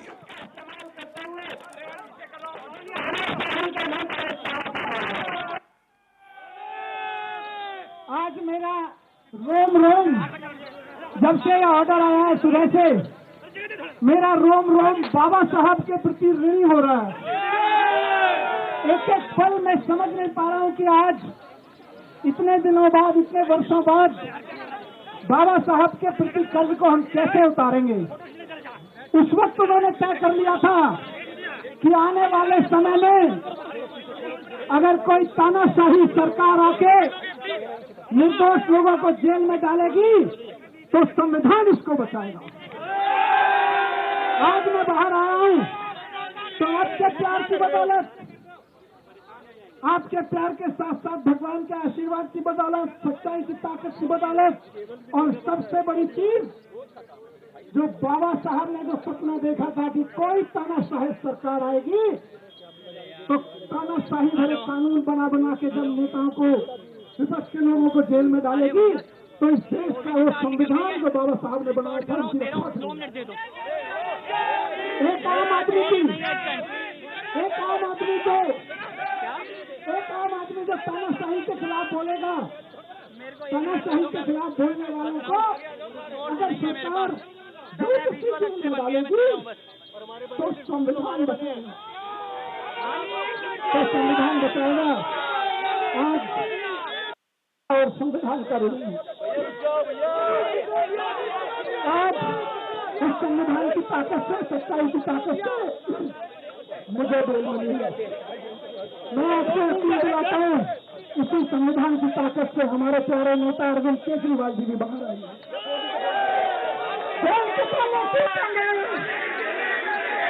Arvind Kejriwal ji चलिए, jail के ताले टूटेंगे, jail के ताले टूटेंगे। ये संविधान की ताकत है कि हमारे प्रिय नेता, इस देश के लोकप्रिय नेता और इस देश के एक बच्चे के लिए शिक्षा पे काम करने वाले नेता अरविंद केजरीवाल जी जल्दी बाहर आएंगे। मैं और बाकी बात में हम बात नहीं करेंगे। बहुत भावुक मौका है सबके लिए, लेकिन एक नारे के साथ यहाँ से आवाज दे दीजिए, अरविंद जी तक भी पहुंचे और तानाशाह तक भी पहुंचे कि कह के जेल में भले ही डाल लोगे, लेकिन एक सच जो पिछले 10-12 साल से कायम रहा है वो कायम रहेगा कि भ्रष्टाचार का एक ही काल, भ्रष्टाचार का एक ही काल, भ्रष्टाचार का एक ही काल। Arvind Kejriwal, Arvind Kejriwal, Arvind Kejriwal.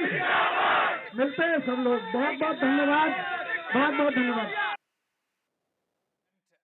Emotional, Manish Sisodia there addressing his supporters outside the Tihar jail. Remember, the Supreme Court, in fact, had slammed the delay of his bail, calling it a travesty of justice.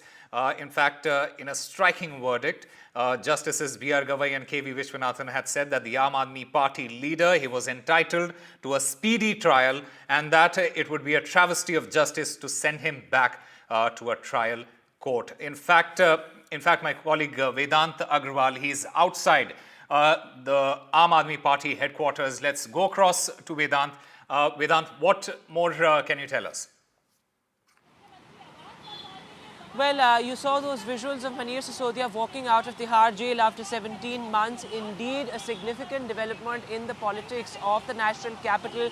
Manish Sisodia there, remember, he was lodged in jail number 1 of the Tihar jail, one of the most dreaded jails in the country. And the Supreme Court today, in a very historic verdict, in a sense, granting relief to Manish Sisodia, because remember, he has had at least 20 dates, in fact, over 20 dates with lower courts, high courts, and even with the Supreme Court earlier. He's had setback after setbacks from courts and his bail hearings, and finally the Supreme Court, coming out with its verdict here at the Aam Aadmi Party headquarters as well. You have posters put up saying this is Satya ki Jeet. In fact, what I'm picking up from Aam Aadmi Party sources is that Manish Sisodia will address a press conference tomorrow at around 12 noon as well.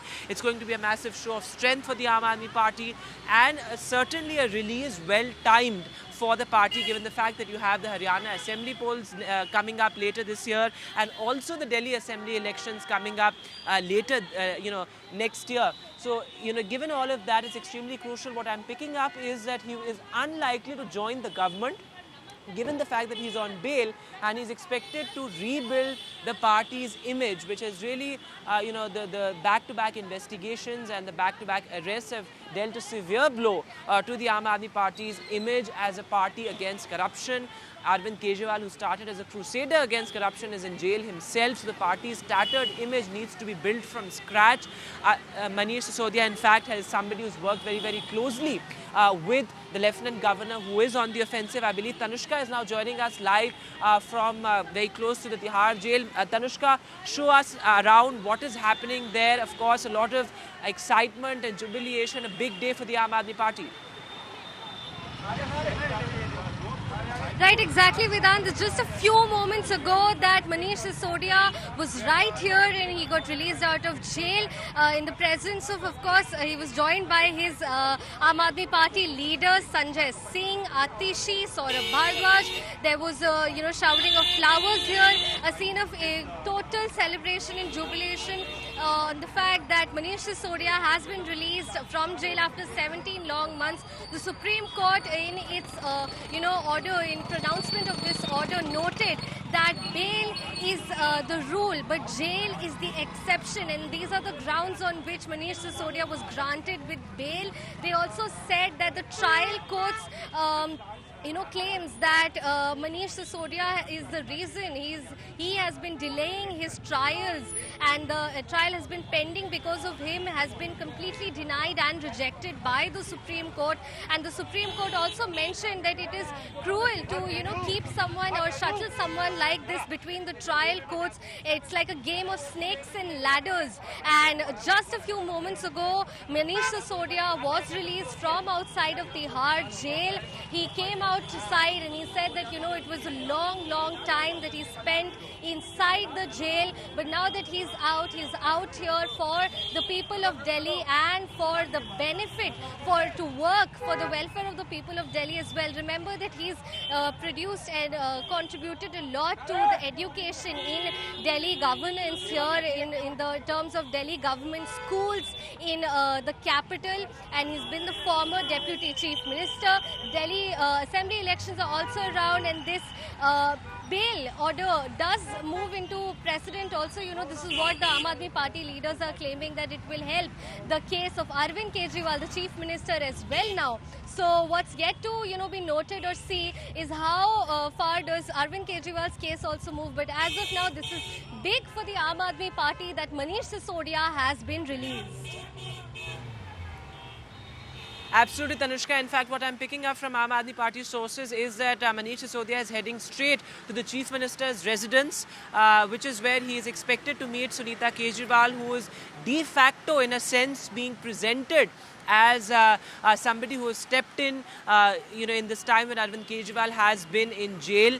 In fact, what I'm also being told that Sunita Kejriwal may be present in that press conference tomorrow with Manish Sisodia is what I'm being told. But joining me on the program this evening, Kapil Sankla, lawyer of the Supreme Court, and also Anmol Pawar, spokesperson of the Aam Aadmi Party. RP Singh of the BJP will also join us in a short while from now.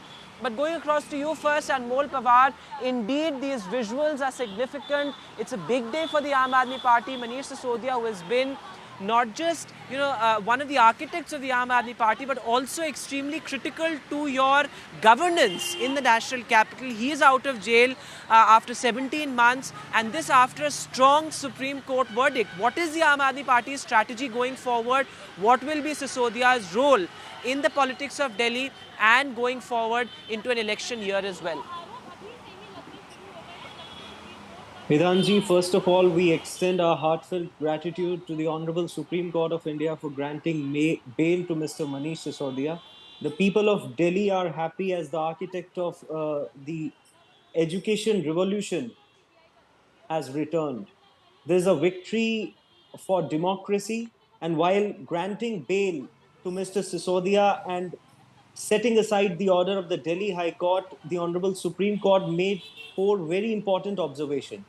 The first is that it is high time that the trial courts and the High Court should recognize the principle that bail is a rule and jail is an exception, that the right of speedy trial and right to liberty are sacrosanct rights which are enshrined in the Constitution of India.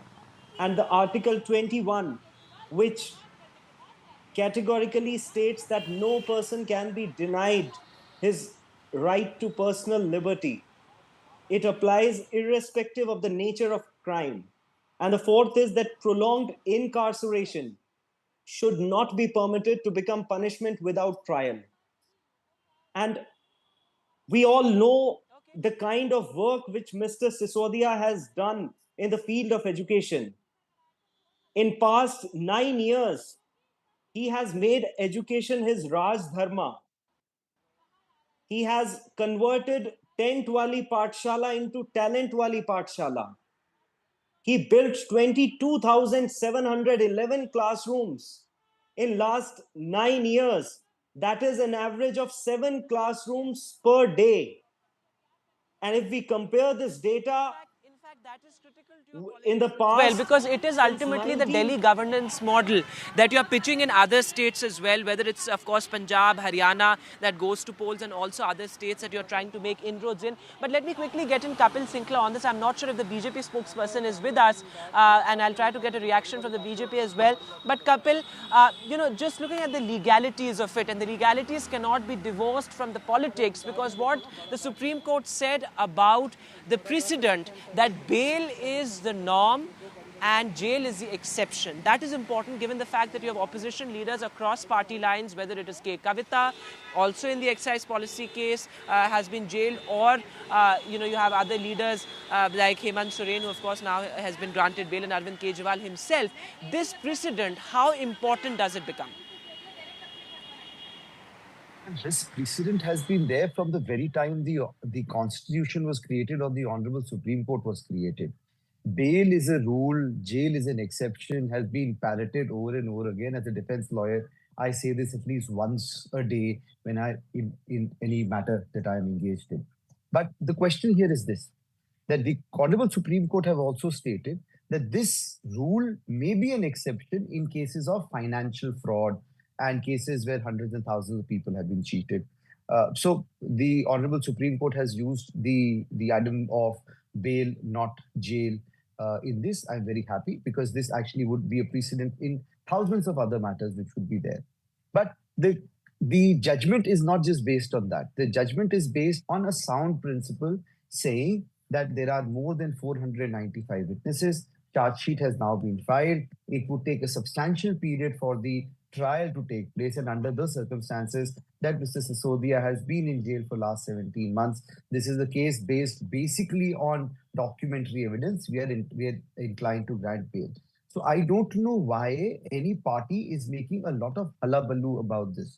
This is a very normal order. Yes, it may be an exceptional case for Aam Aadmi Party or for a political party that their politician has come out on bail. But the question is this, that both under PMLA, ED, and under the Prevention of Corruption Act, CBI, have filed their charge sheet. Usually, in any criminal matter, once the charge sheet is filed, a defense lawyer... Why this is a significant order is because, as you also pointed out, this has been the norm, but it's not being followed clearly, given the fact that you have a man who has been behind bars for 17 months, despite a prior Supreme Court warning, a prior Supreme Court order that the trial has to be completed within a stipulated time, which is why this order becomes important, Kapil Sinkla. Given in all cases, not usually in financial cases, and I'm very happy to see that norm is also used in financial cases, but that is not the be-all, end-all of why the bail was granted. The bail was granted under the circumstances the charge sheet is filed, which basically means that the investigation is now over and now the trial is about to commence. And seeing that there are more than 495, if I'm not mistaken, witnesses, it will take a substantial amount of time, and therefore the bail is granted. So this is on sound legal principles which have been followed since time immemorial, since the Honorable Supreme Court has come into force. Is that this is not acquittal. This does not tantamount to acquittal. This is, a regular order, given the fact that bail is indeed the exception, is indeed the norm, and jail is the exception. And this does not mean that the Aam Aadmi Party has been vindicated. Your response to that claim? Vedantji, can I? Vedantji, go ahead. The Supreme Court very categorically said that irrespective of the nature of crime, whether it is a PMLA offense, whether it is a financial crime, Article 21 of the Constitution is sacrosanct, that the fundamental right of an individual is sacrosanct and it should not be violated. Now, the question that arises is that even after 2 years of investigation, when there's not a single penny which has been recovered by ED or CBI, there's no evidence, not even the trial has commenced, despite the fact that more than 8 charge sheets have been filed. And why is it that the Enforcement Directorate gave an undertaking on 30th October 2023, when the previous bail was heard, that the trial will get complete in next 7 to 8 months? It was the Solicitor General, Mr. Tushar Mehta, who gave that statement. And the same ED gave a statement on June 4th stating that even the investigation has not been completed. And the Honorable Supreme Court time and again So in that's an various important judgments point held there, that and RP Singh of the BJP is also with us. RP Singh, respond to that, because while you may say that this is not a sort of vindication or this is not acquittal, the fact of the matter is that the top court of the country has come down heavily on the investigating agency, saying that this man has been deprived of the right to a speedy trial. This is not the Aam Aadmi Party saying this, but this is the Supreme Court of the country saying this. Your response to that? Well, last time the same Supreme Court, when denied the bail to Mr. Sisodia, said that 38 crore money trail, that was the observation of the court, that 38 crore money trail has been found. And then they said there are evidence good enough to believe that there's a money trail of 38 crore rupees. So this is the last time, this was October last year, when the year you mentioned, the last date you're mentioning about. And one of my friends and even your colleague was talking about, Tanushka was talking about the schools, that schools are doing very well. Let me read out from the court judgment which came in April about the schools in city. The court said the very sad state of affair. Justice Manmohan Singh said broken desks, serious shortages of classroom, lack of books and writing material. Their own secretary in the court admitted that that there are schools being run in a tin shed, 10 buildings, and 2 sections were at a time being made in a single classroom, and there are more than 144 children in one classroom. So this is the state of where, as far as education model goes, only except publicity and except going gaga about it, nothing on ground. But coming back to the issue, since morning they have been saying that he has got the bail, he has got the bail.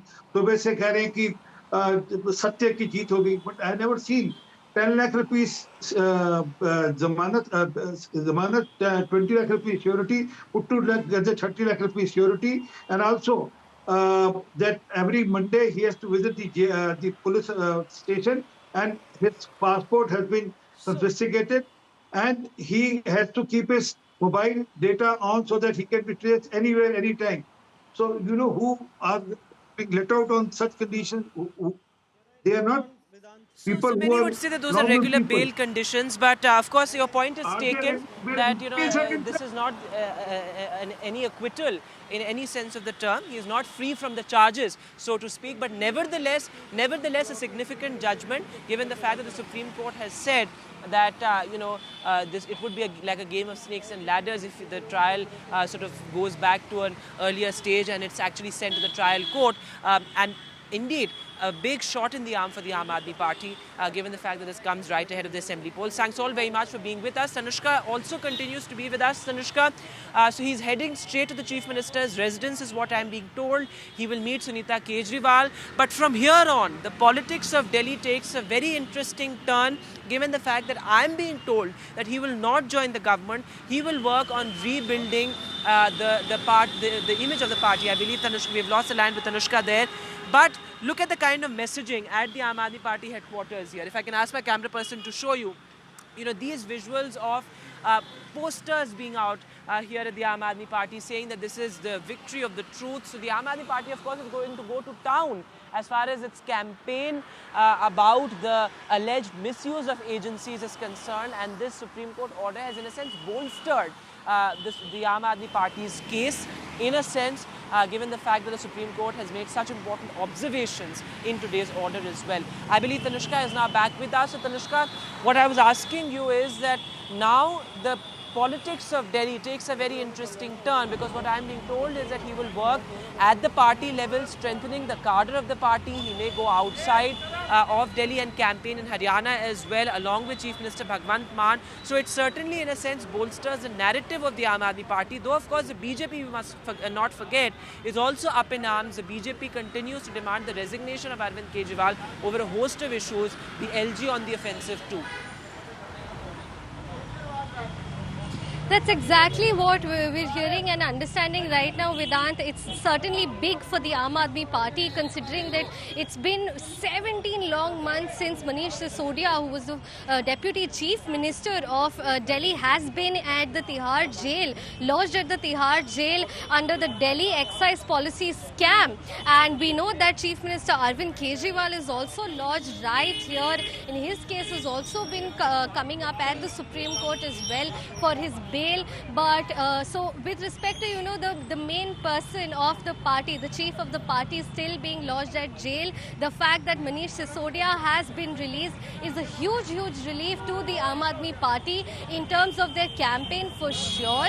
With respect to the Delhi Assembly elections as well, after speaking with the chief national spokesperson Priyanka Kakkar of the party, what we also understood is that this will definitely bolster their campaign.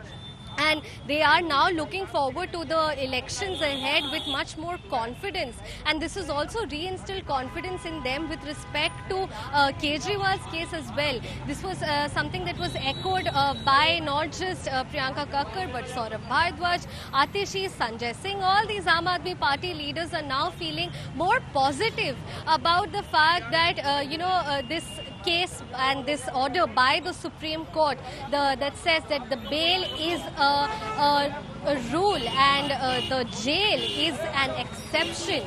So also, echoing on that, what Supreme Court also cited is that the trial court's claims that the trial was pending because of Manish Sisodia has been completely denied by the Supreme Court, and they also added that it is cruel to keep someone shuttling like this between the trial courts when there is no basis of the case, and these are the grounds on which Manish Sisodia has been granted bail by the Supreme Court. What we're right now understanding is, of course, that this is big.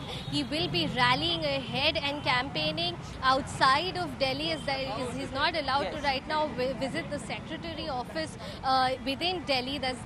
These are the rules that goes by. This is a procedure that happens after such a bail is granted. But he will be campaigning with Punjab Chief Minister Bhagwant Mann, and he is quite a huge role this man played, Manish Sisodia played in the education scenario in the environment in the capital with respect to these Delhi government schools there, Tanishka, of course, including the fact that he will take that place of the principal vote catcher of the Aam Aadmi Party, given the fact that you had Arvind Kejriwal playing that role as a star campaigner of the Aam Aadmi Party, and of course, which is why we have seen, whether it was in Delhi or in Punjab, the Aam Aadmi Party's Lok Sabha performance has been pretty poor. Haryana is coming up. The Aam Aadmi Party has done well in Haryana as far as the Panchayat polls are concerned, but of course, it needs to rebuild the cadre. That is the biggest issue confronting the Aam Aadmi Party right now. But as we speak of the politics, let's also not forget the facts of the case, given the fact that the trial will continue. Manish Sisodia has gotten bail, but both the Enforcement Directorate as well as the CBI they both have filed their charge sheets in the liquor policy case. The Enforcement Directorate is looking at money laundering allegations. Where did the money come from allegedly? Where did it go? Meanwhile, the CBI is looking at corruption allegations, because the biggest allegation, the essence of the liquor policy case, is that those alleged kickbacks were used as campaign money or to fund the poll campaigns of the Aam Aadmi Party in Punjab and Goa. So, of course, the trial will continue. The Enforcement Directorate has made some scathing allegations in the charge sheet and in courts also multiple times over, saying that the money trail has been established, over 30 crore money trail has been established. So, all those facts are yet to be looked at by the court. The charge sheet has been filed, but certainly as far as the optics are concerned, a big day for the Aam Aadmi Party. Manish Sisodia has walked out of jail after 17 long months. That's all the time that we have on the show. Thanks so much for watching. Goodbye.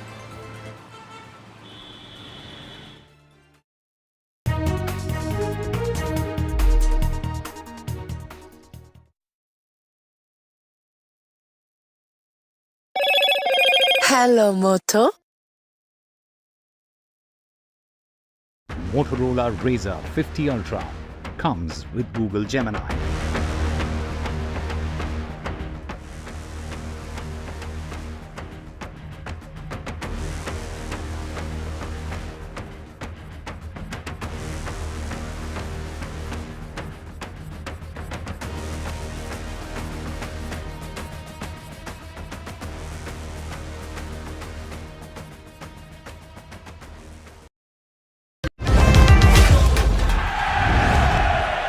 Get the magic of the best working for you now. Link your payment cards once, collect rewards forever.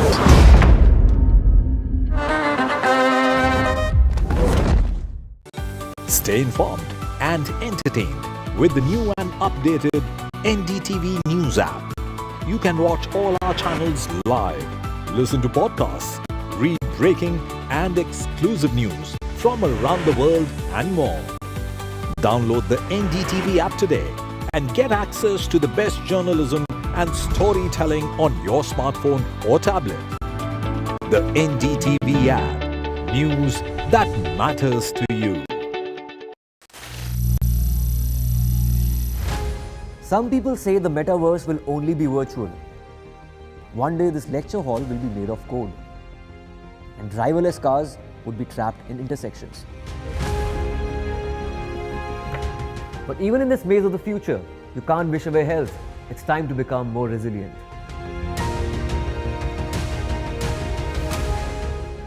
"10 years of Banega Swasth India, we have grown and achieved so many milestones.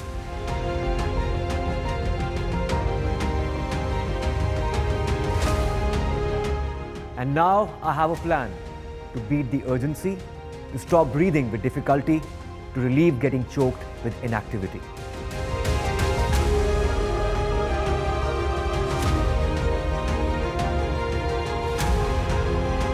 Energize our government, our environment, our society, and ourselves. Everyone, everywhere, every day.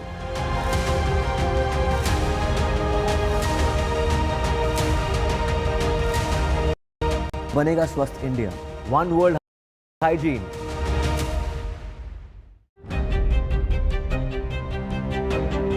Hello and welcome to India Sense, where I speak with global opinion makers. The United States has made a strategic decision over the last 20 years to move closer to India.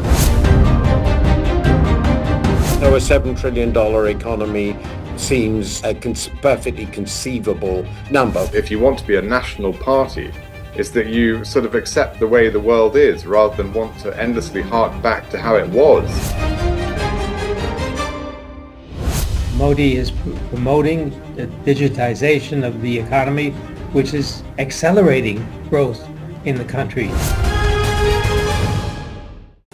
Stay informed and entertained with the new and updated NDTV News app. You can watch all our channels live, listen to podcasts, read breaking and exclusive news from around the world and more.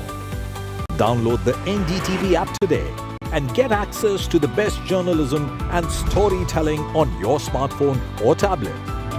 The NDTV app. News that matters to you.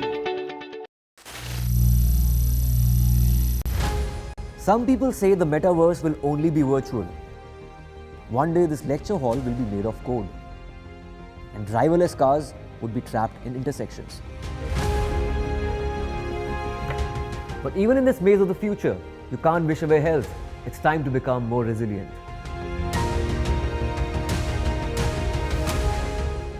"10 years of Banega Swasth India, we have grown and achieved so many milestones.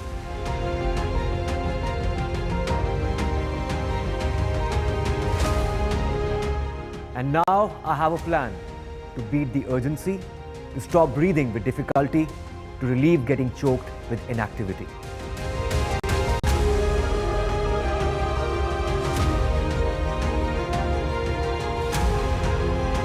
Energize our government, our environment, our society, and ourselves. Everyone, everywhere, every day.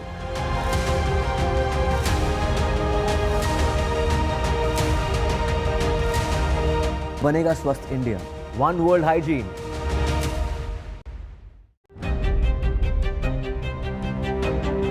Hello and welcome to India Sense, where I speak with global opinion makers. The United States has made a strategic decision over the last 20 years to move closer to India. So a $7 trillion economy seems a perfectly conceivable number. If you want to be a national party, is that you sort of accept the way the world is rather than want to endlessly hark back to how it was. Modi is promoting the digitization of the economy, which is accelerating growth in the country. Stay informed and entertained with the new and updated NDTV News app. You can watch all our channels live, listen to podcasts, read breaking and exclusive news from around the world and more. Download the NDTV app today and get access to the best journalism and storytelling on your smartphone or tablet.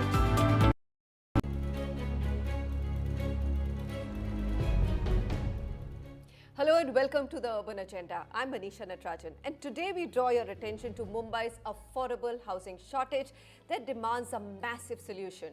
The city desperately needs not thousands but lakhs of affordable right-priced homes. All eyes are on MHADA, short for Maharashtra Housing and Area Development Authority.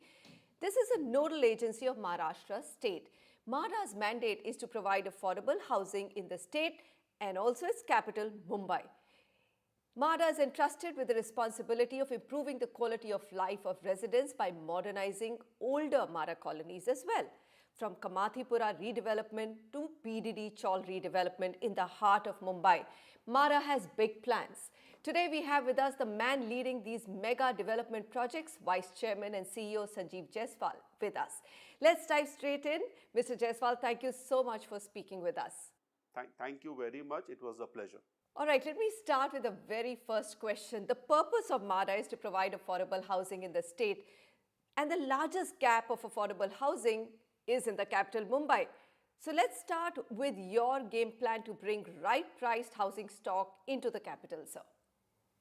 Now, MHADA being the nodal agency for providing affordable housing in the state and especially in Mumbai, we are trying to take up a lot of schemes or projects whereby we can fulfill this objective and ensure that people receive or are able to bid in for the low-cost housing. Now, if I speak about the norms of affordable housing, then as per the Ministry of Urban Development, the norm says that roughly around 30% of the income of the household is what should go in terms of the housing requirements. If I talk about this, the country in general, states like Ahmedabad is around 21%, Pune is around hovering around 26%, but Mumbai unfortunately was around 53% as per the 22 figures. In the last 1 year, that figure has come down to 51%, but even then today, this issue of the price and the affordability is something which is a big concern for all of us. Now, to counter this in MHADA, what we are planning especially is that to promote more of the redevelopment schemes so that at least the people who are already residing there are able to get affordable housing. And now we are planning that every year around 5,000 odd houses should come in the fold, out of which another 2,000 odd houses we are going in for lottery in maybe next week. We are announcing it tomorrow. This apart, the other issue is as regards, if you see the prevailing policy, the policy allows the developer for going in for redevelopment either both on a premium payment model or a sharing model, if he's taking an FSI of 3 or an additional FSI of 1. So we are trying to insist upon and force to the developers that when it comes to sharing, the fourth FSI should not be taken on premium, but they should take it on a sharing model so that much of housing stock is made available to the people at a subsidized price. But the good side is that if you see the average pricing, so like even for the lottery that we are declaring tomorrow, the average pricing that comes to for the EWS category is from 29 lakhs to 42 lakhs. Or for the LIG, it comes to from 37 lakhs to 1.5 CR. And MIG is obviously 55 lakhs onwards to maybe 2 crores or 3 crores. But the bigger challenge is to increase the numbers. So that is one concern which we have to address in the coming days, for which we have already formulated a lot of plans, especially to see that we get an increased housing stock, A. B is that we construct more houses in the land parcel that is available to us. And C is that till now the approach was of a single building redevelopment. So to counter that, now we are encouraging a cluster redevelopment. So let's focus on the redevelopment of the cess buildings that you spoke about. How much stock of housing will get added with this? So there are roughly 13,000 odd cess buildings in the island city which yet need to be redeveloped, and on an approx figures around 4.25 lakh tenements are staying there, and we are taking a drive for the redevelopment of the same, and it is expected that in the next 10 years all these buildings should come near the redevelopment or should be sanctioned in the redevelopment. So around 4.25 lakh tenements staying there will be rehabilitated at free of cost, and equal number of housing stock will be created, which obviously will be under the developer's quota, which he can make it available to the people at large in those areas, but in the open market. Can you also elaborate on the redevelopment plans of the 114 layout of MADA? MADA has 114 layouts, and it is estimated that almost 2.25 lakh tenements are there scattered, and this redevelopment that goes is under either 33.5 or 33.9 if it is a cluster redevelopment, and in the next 12 to 15 years all these buildings shall go into redevelopment barring few. So another 2.25 lakh houses for the redevelopment of the tenements staying there free of cost, and double of it, which is roughly around 4.5 lakh houses, will be made available to the developer for sale in the open market, which again will be taken by Mumbaikars. Okay, Mr. Jaiswal, let's come to the BDD Chawl redevelopment, for which MADA has been appointed as a nodal agency. Now, this is a large and a valuable project. 121 chawls to be redeveloped in Worli, 42 in Naigaon and 32 on NM Joshi Road. Now, there already have been some delays because of tenants' reluctance to move, rent advance issues. How solid are your plans, and do you think you'll be able to complete it within the set timeline of 2026, sir? As you have rightly pointed out, that BDD project in the three places where we have started, Worli, Naigaon and NM Joshi, had a lot of initial issues which slowly one by one we have been trying to address. The demands were very high, and like even today I received allegations saying that increase our area or increase our parking or provide us this amenities, or we need this add-on feature over there.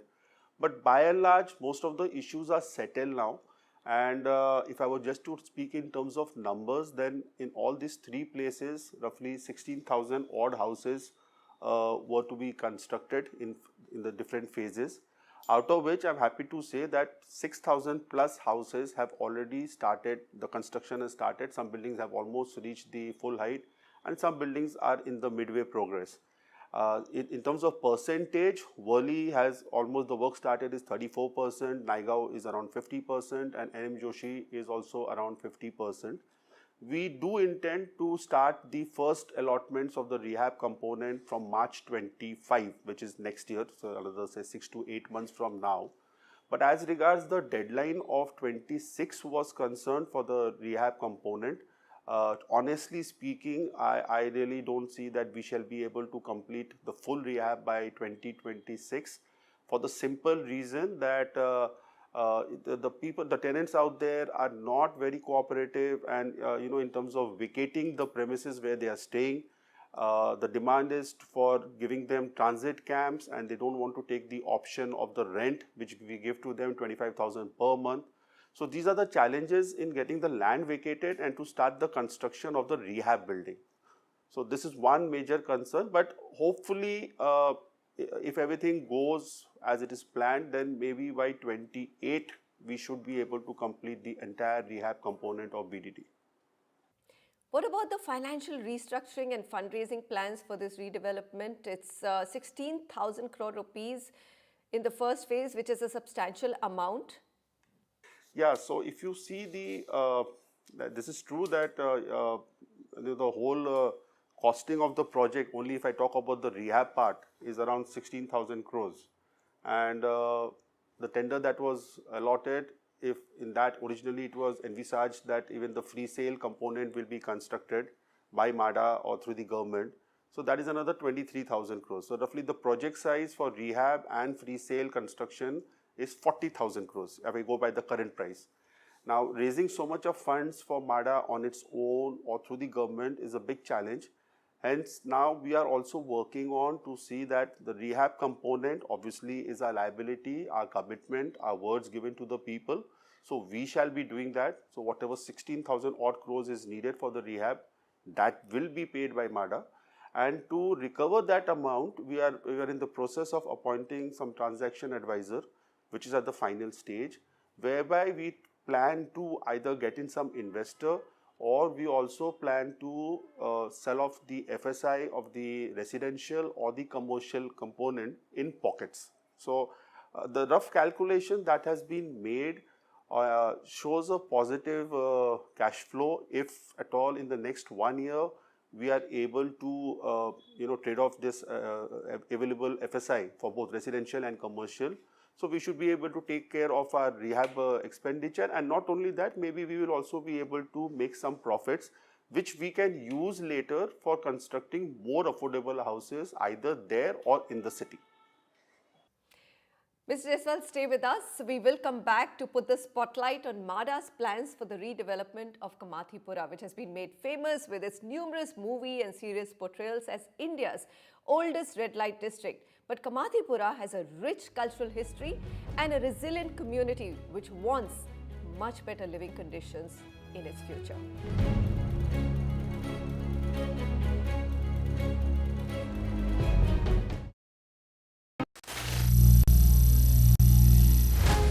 Some people say the metaverse will only be virtual. One day this lecture hall will be made of code, and driverless cars would be trapped in intersections. But even in this maze of the future, you can't wish away health. It's time to become more resilient.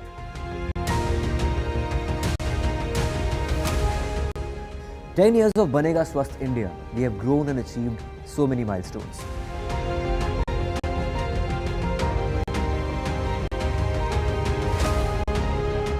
And now I have a plan to beat the urgency, to stop breathing with difficulty, to relieve getting choked with inactivity.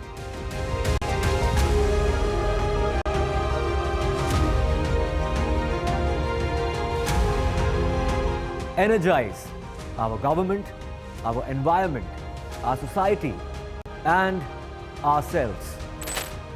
Everyone, everywhere, every day.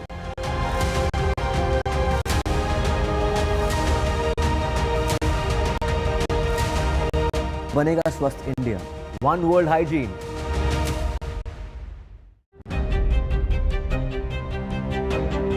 Hello and welcome to India Sense, where I speak with global opinion makers. The United States has made a strategic decision over the last 20 years to move closer to India. Now, a $7 trillion economy seems a perfectly conceivable number. If you want to be a national party, it's that you sort of accept the way the world is rather than want to endlessly hark back to how it was. Modi is promoting the digitization of the economy, which is accelerating growth in the country. Stay informed and entertained with the new and updated NDTV News app. You can watch all our channels live, listen to podcasts, read breaking and exclusive news from around the world and more. Download the NDTV app today and get access to the best journalism and storytelling on your smartphone or tablet. The NDTV app. News that matters to you. Some people say the metaverse will only be virtual. One day this lecture hall will be made of code, and driverless cars would be trapped in intersections. But even in this maze of the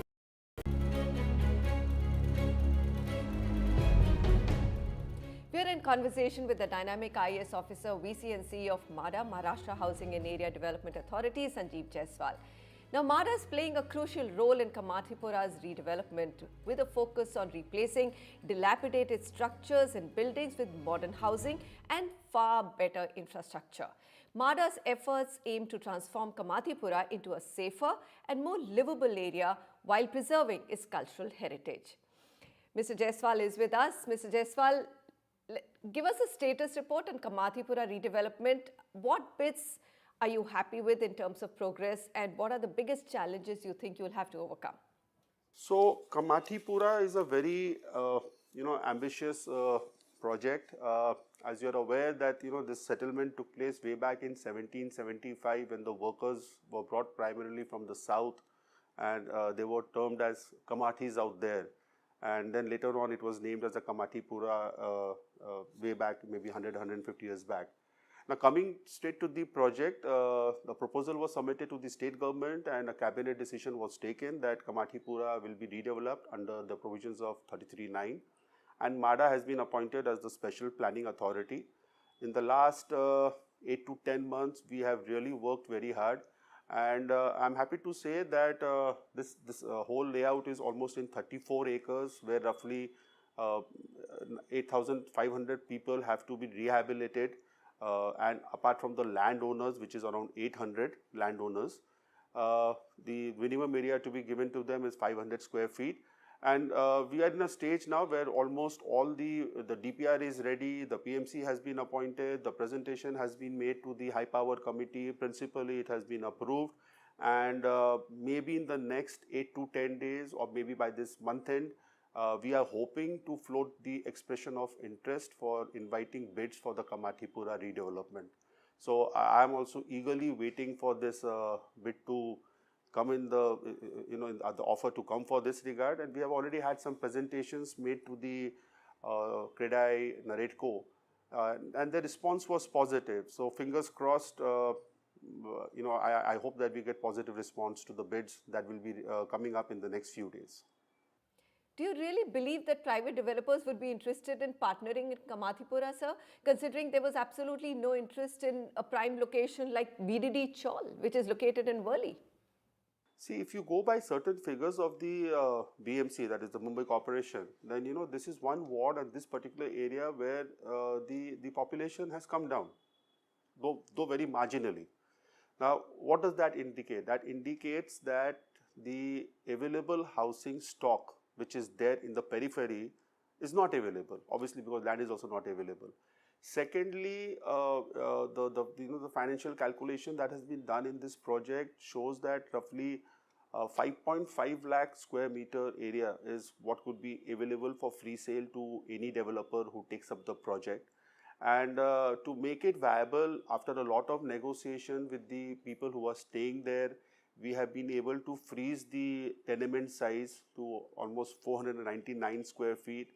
And we have also been able to come to an agreement with the landowners on the cap of the rehab tenements to be provided to them against the land owned. So as a result, the calculation does show that it is profitable in spite of all the challenges. And secondly, what I see as an add-on advantage in Kamatipura is the fact that the Residents Association, the Tenants Association and the Landowners Association and also the local people's representative, in the last 6-8 months, because of a continuous dialogue that we have had with them, they are very much in favor of getting this redevelopment project pushed. So the normal issues which arise, the resistance, I do not personally foresee much of resistance to this project. Let's briefly touch on the PMGP redevelopment, 30 to 40,000 homes in South Mumbai. These are 30-year-old buildings deteriorating. Again, what I want to understand is, does MADA have the capacity to undertake so many large redevelopment projects all at once?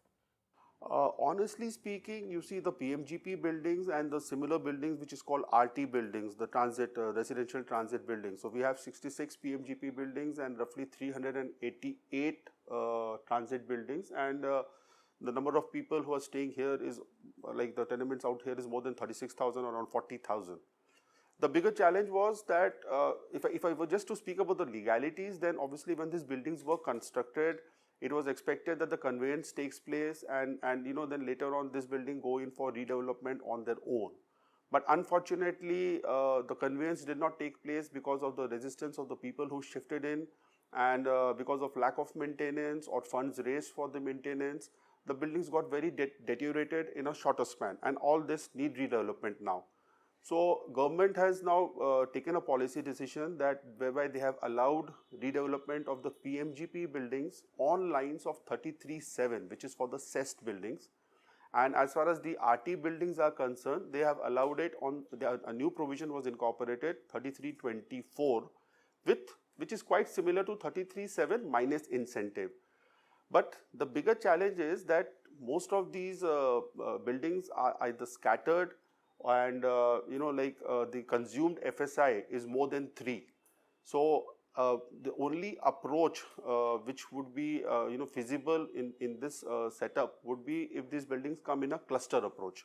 So we are working on it, and like to give an example purposely, that one of the PMGP building which was there in Jogeshwari, we have just floated a bid for it, and if we get a response to it, I am hopeful that with the new incentives that has been provided in the Act, both the PMGP buildings and the RT buildings will definitely come in for redevelopment in the next year or two.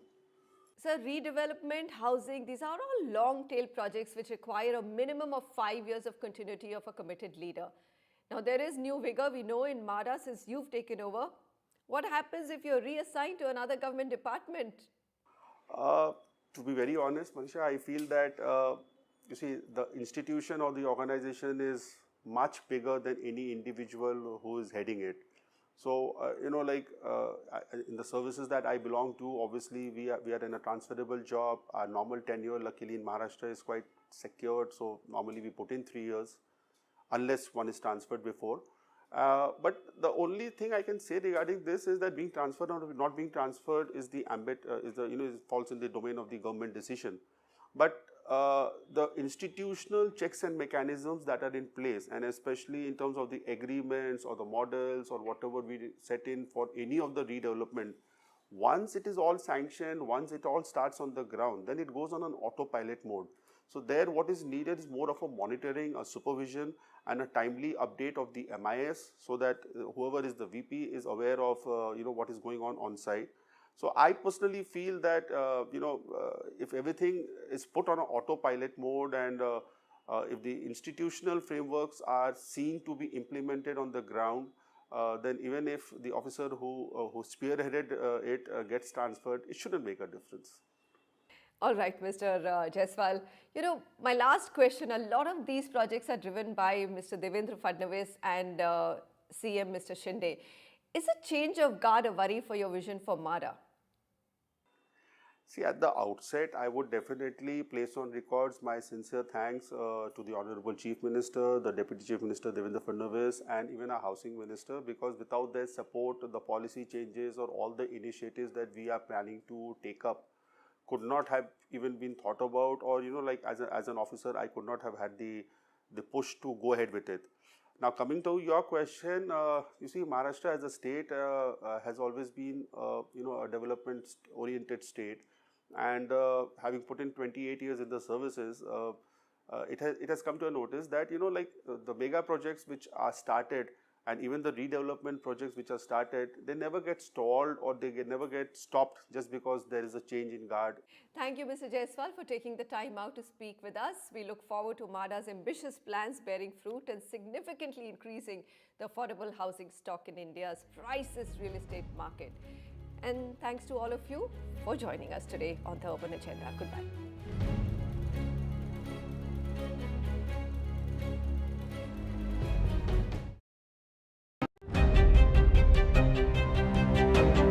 Hello and welcome to India Sense, where I speak with global opinion makers. The United States has made a strategic decision over the last 20 years to move closer to India.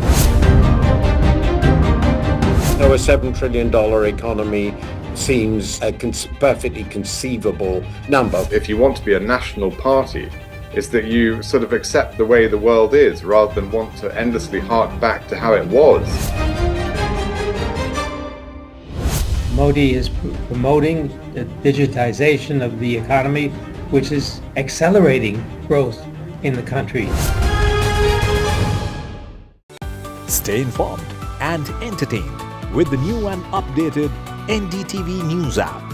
You can watch all our channels live, listen to podcasts, read breaking and exclusive news from around the world and more. Download the NDTV app today and get access to the best journalism and storytelling on your smartphone or tablet. The NDTV app. News that matters to you. Some people say the metaverse will only be virtual. One day this lecture hall will be made of code, and driverless cars would be trapped in intersections. But even in this maze of the future, you can't wish away health. It's time to become more resilient.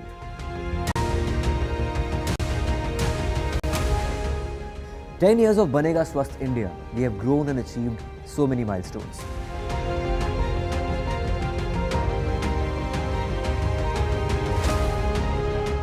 And now I have a plan to beat the urgency, to stop breathing with difficulty, to relieve getting choked with inactivity.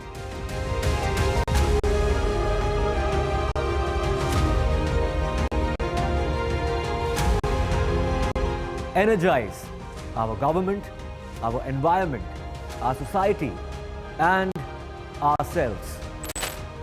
Everyone, everywhere, every day.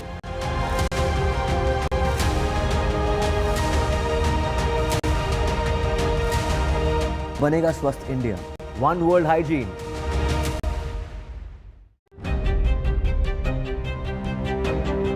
Hello and welcome to India Sense, where I speak with global opinion makers. The United States has made a strategic decision over the last 20 years to move closer to India. Now, a $7 trillion economy seems a perfectly conceivable number. If you want to be a national party, it's that you sort of accept the way the world is rather than want to endlessly hark back to how it was. Modi is promoting the digitization of the economy, which is accelerating growth in the country.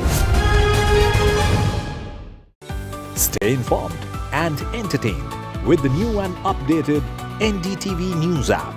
You can watch all our channels live, listen to podcasts, read breaking and exclusive news from around the world and more.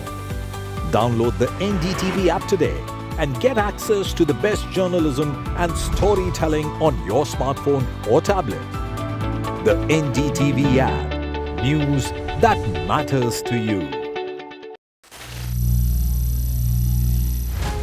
Some people say the metaverse will only be virtual.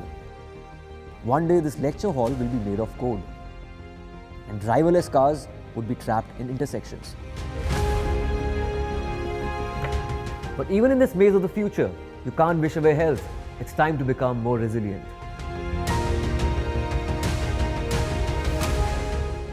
"10 years of Banega Swasth India, we have grown and achieved so many milestones.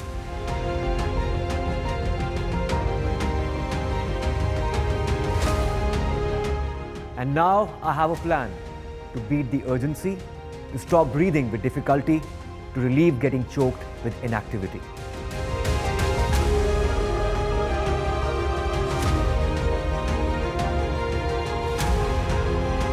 Energize our government, our environment, our society, and ourselves. Everyone, everywhere, every day.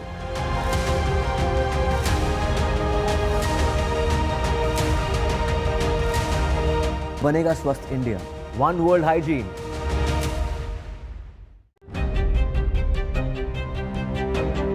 Hello and welcome to India Sense, where I speak with global opinion makers. The United States has made a strategic decision over the last 20 years to move closer to India. Now, a $7 trillion economy seems a perfectly conceivable number. If you want to be a national party, it's that you sort of accept the way the world is rather than want to endlessly hark back to how it was. Modi is promoting the digitization of the economy, which is accelerating growth in the country.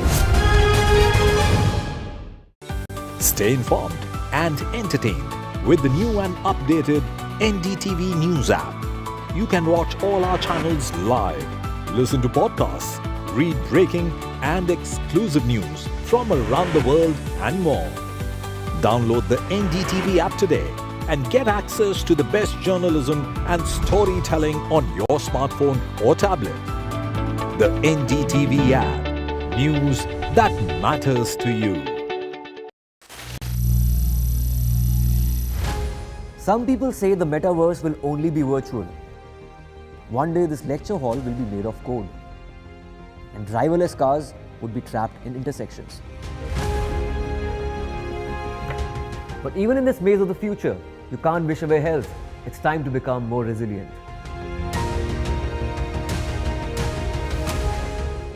10 years of Banega Swasth India, we have grown and achieved.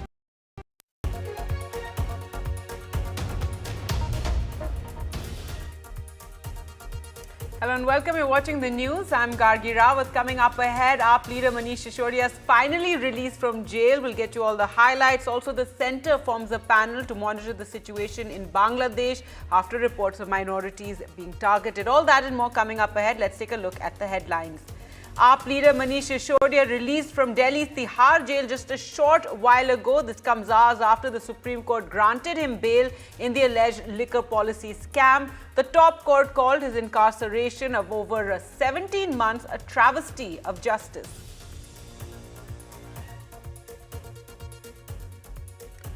The centre forms a panel to monitor the situation in Bangladesh to ensure the safety of Indians and minorities there. The panel will maintain communication with the Bangla government, and the centre forms this panel amidst reports of targeted attacks. Opposition parties led by Sonia Gandhi walked out of Rajya Sabha today in a powerful show of support for Samajwadi Party MP Jaya Bachchan after she clashed with chairperson Jagdeep Dhankar over the tone of his voice and for yet again calling her Jaya Amitabh Bachchan.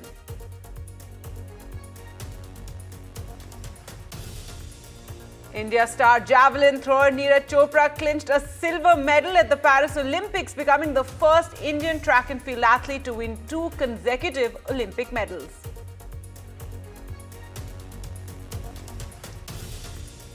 And while Arshad won the gold, Neeraj and Arshad Nadeem's mothers both won hearts after in a display of bonhomie. They say that both the champions are their sons and are happy for them.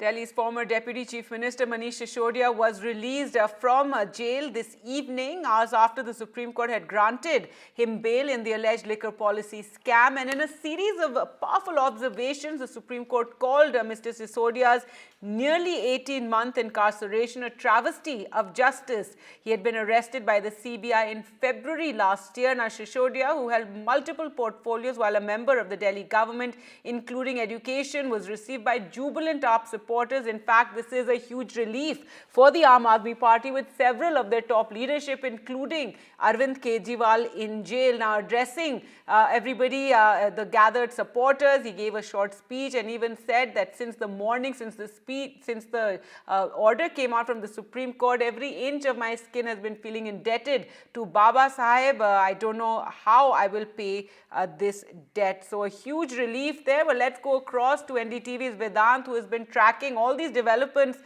since the morning. And Vedant, the jubilant Aam Aadmi Party, you know, one of their big leaders, finally back. The party has suffered several challenges and blows, but a huge relief now with Manish Sisodia finally out. Tell us immediately, what is he planning? That's right, Gargi. In fact, I come to you from right outside Manish Sisodia's residence, and the security has been ramped up here. Of course, I was showing you those balloons earlier as well, and he's expected to arrive here in a short while from now. He's at the Chief Minister's residence.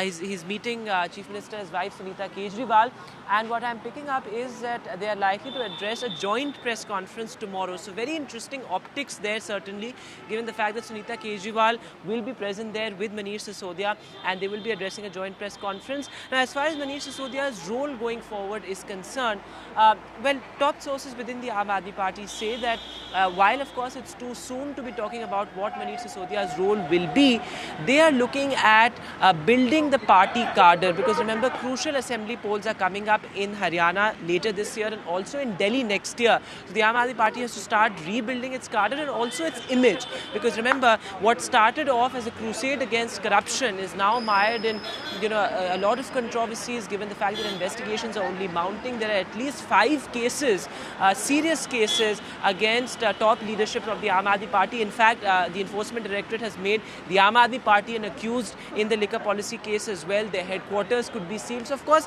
there are a lot of challenges before the Aam Aadmi Party, and Manish Sisodia will primarily be playing a party role, is what the indication from the Aam Aadmi Party is. He is unlikely to join the government, because remember, very cleverly, both Manish Sisodia and Arvind Kejriwal had given all the departments to Atishi. In fact, this residence also, that was Manish Sisodia's residence, has been allotted in the name of Atishi. Manish Sisodia's wife is also currently inside, and a lot of preparations are on, but he will not be joining the government, is certainly what the indication is. While, of course, good optics for the Aam Aadmi Party, the trial will continue, but it certainly bolsters the Aam Aadmi Party's case and its claim that agencies are being misused against the party. Tomorrow is going to be crucial. He is likely to kickstart his first day after jail. He is expected to visit a mandir also, is what I am being told, and after that a joint press conference with Sunita Kejriwal. That's right, and Vedant, this has also given AAP hope that hopefully relief with Arvind Kejriwal as well, as you've been mentioning. But the kind of setbacks the AAP has been facing, also in security, there's been talk of leaders leaving. So that is something now with Manish Sisodia out that he can at least deal with, even if he's not allowed to be a part of the government. Absolutely, Gargi, and that is clearly going to be the focus, given the fact that the Aam Aadmi Party's Lok Sabha performance, both in Delhi as well as in Punjab, has been pretty unimpressive, which is why the clear sense within the party right now is that the cadre has to be strengthened. A lot of the cadre has moved away already. If you look at the grassroots level cadre, a lot of it has switched over to the Congress in some states and also to the BJP. So ensuring that the sentiment on the ground as far as booth workers are concerned, the cadre level karyakarta, that has to be really strengthened, which is what the focus of Manish Sisodia will be. I'm also being told that he is likely to campaign with Bhagwant Mann in several states, something that we've seen earlier. Arvind Kejriwal and Bhagwant Mann usually campaign in states like Haryana, where the Aam Aadmi Party's Panchayat poll performance has been pretty good. In states like this, we can expect Manish Sisodia to campaign along with Bhagwant Mann. So all of those will be extremely interesting optics. Remember, also an important point here, Gargi, Manish Sisodia has a very close working equation with the Lieutenant Governor, though of course there have been issues and no love lost between the two, but the fact is that he knows how to deal with the Lieutenant Governor, who's clearly on the offensive, and NIA inquiry has also been started against the Aam Aadmi Party. So all of that is something that Manish Sisodia will be able to handle, is what the Aam Aadmi Party's hope and expectation at this point is. All right, Vedant, thanks so much for joining us there with all the latest developments. So it's been a big day for Aam Aadmi Party, huge relief, lots of developments since the morning, since the Supreme Court granted him bail. Here's a report.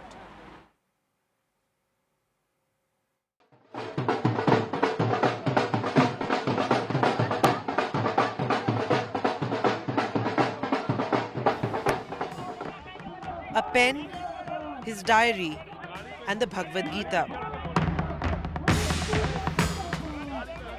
Delhi government's second most powerful man, walking out of jail with his only companions for the past 17 months in Tihar's dreaded prison number 1. Leaving behind his boss and Delhi's chief minister in a prison cell next door. a silver lining for the beleaguered Aam Aadmi Party, which is fighting an existential battle without a leader. After at least 20 dates with the courts, setback after setback in bail hearings and a prolonged investigation, a supreme verdict calling Manish Sisodia's trial a travesty of justice. His protege Atishi, who took over the reins of the education department in Delhi, broke down while speaking at one of the government schools, considered key to Manish Sisodia's education revolution plank. I think it also underlines what we have been saying for the last 2 years, ever since this attack on Aam Aadmi Party has started, ever since this persecution and victimization of Aam Aadmi Party has started. So it's definitely a vindication. I think it's an indicator of the fact that yes, in Hindi they say, Bhagwan ke ghar mein der hai, andher nahi hai. And I think today's Supreme Court order has really vindicated all of us. The BJP gunning for the jail chief minister said that his former deputy is still not free from charges.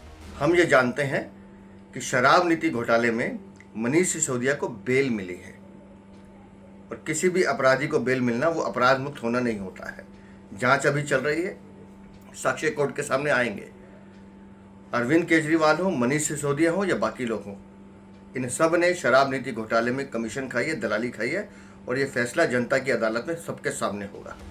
The Supreme Court in its bail order set the record straight, invoking the precedent that bail is the norm and jail the exception. What I really admire and appreciate about judges is that they've walked the talk. They've not said it, they've actually done it. That is important. You know, just to say it, just to rhetorically declare it, but they have walked the talk. They've dealt with the matter in a very fair and a very quick and a very comprehensive manner, and they've done justice. The Aam Aadmi Party now pins its hopes on the same Supreme Court for relief to Arvind Kejriwal. Well, let's get to news from the Olympics. And India's star javelin thrower Neeraj Chopra clinched a silver medal at the Paris Games, becoming the first Indian track and field athlete to win 2 consecutive Olympic medals. He won India's sole silver medal with the season's best throw of 89.45 meters in javelin. The event, though, was dominated by Pakistan's Arshad Nadeem, who won gold with a massive throw of 92.97 meters. His remarkable achievement, Neeraj Chopra's that is, was celebrated across the country, and Prime Minister Narendra Modi also leading the chorus of congratulations.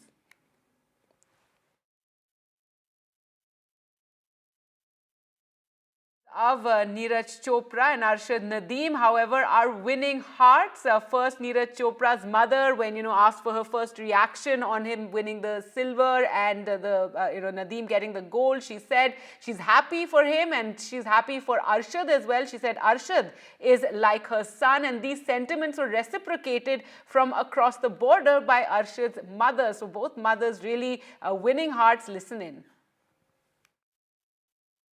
नहीं जान तो बहुत खुश है। हमने तो silver भी gold वर्गा लग रहा है। गोल्ड उसका आ गया, वो भी मारा लड़का जी, मेहनत करके सब जा रहे। थोड़ा बहुत सारा फाउल हो गए, कोई बात नहीं जी, ये तो तीनों हैं बच्चे के खिलाड़ी के। आप लोग खुश हो? कोई बात नहीं ना, खुश है जमा, पूरे खुश है। पिछली बार आया था तो फेवरेट खाना बनाया था। हाँ जी, फेवरेट खाना जरूर बनाएंगे। आओगे जी, फेवरेट जरूर बनाएंगे। नीरज चोपड़ा से वो जीते हैं, तो नीरज चोपड़ा के बारे में क्या कहेंगे? वो अर्शद से हार गए हैं। नहीं बेटा, वो भी मेरे बेटे अर्शद नदीम का भी दोस्त भी है और भाई भी है। ते वो हार जीत तो अपने किस्मत की होती है, और वो भी मेरा बेटा है। इंशाल्लाह ताला कहते होंगे उसनों भी कामयाब करे अल्लाह मियाँ, उसनों भी मेडल जीतने की तौफीक देगा। और दोनों भाई से उन्होंने भी दोस्त भी थे, और मैं उसके लिए भी दुआ करती हूँ। In other news now, the government of India today constituted a committee to monitor the situation on the Indo-Bangladesh border. This committee will maintain communication channels with their counterpart authorities in Bangladesh to ensure safety of Indian citizens and people belonging to minority communities in Bangladesh. In fact, Home Minister Amit Shah announced the formation of this panel, which will monitor the crisis and will monitor the reports that have been coming in of violence. There have been many concerns, remember, since these reports of minorities being targeted in Bangladesh have emerged. Well, let's go across to Neeta now for more. And Neeta, tell us more about, the powers that this panel has and what it's expected to do. Keep an eye on the border situation as well. Gargi, the main task of this panel is to monitor the ground situation and also manage the spillover, because every day we are seeing many people are gathering around the borders. This is a 5-member panel. It's going to be headed by the Additional Director General of Border Security Force, Mr. Gandhi, and he's going to be assisted by 2 Inspector Generals, one from South Bengal of BSF and the second one from Tripura. These 2 states have been chosen because Bangladesh shares the maximum, length of borders from these 2 areas. South Bengal about 2000 plus, and as far as Tripura is concerned about 800 kilometers. Apart from that, Land Port Authority of India, 2 members are also going to be there, 1 member and 1 secretary. So this panel is obviously going to control and send ground situations, because there are so many agencies working there. So they are going to assess the ground situation and send regular reports to the government of India. Meanwhile, Sheikh Hasina is still in the protective custody of intelligence agency, though she is still in India. The government in the back channels is trying to work out some kind of an asylum deal. When she had landed here in India, that time the government had asked her that it is up to her to chalk her own destiny. But still now, she landed here on Monday and still she is in India. Her son obviously is saying that when situation calms down in Bangladesh, she would be returning back when elections are held there. But till that time, she is in India, but the government is trying to chalk out some kind of strategy. Meanwhile, there were reports yesterday. We also saw the Prime Minister of India tweeting about the safety of minorities. Keeping that in mind, this committee, this setup has been done by the centre, which comprises of 5 members. Gargi? All right, Neeta, thanks so much for joining us with all those details. Now, the Election Commission team was in Jammu and Kashmir, where they met with several officials as well as political parties, and addressing the media. Following that, the Chief Election Commissioner said that the people in Jammu and Kashmir have chosen democracy and that they will give a befitting reply to disruptive forces. It was a 3-member team of the Election Commission that held separate discussions with leaders across party lines. कोई भी अंदरूनी ताकत या बाहरी ताकत अगर दखल अंदाजी करके सोचती है कि हम चुनावों को डिरेल कर सकते हैं तो नहीं कर सकते. We are committed to conduct elections at the earliest.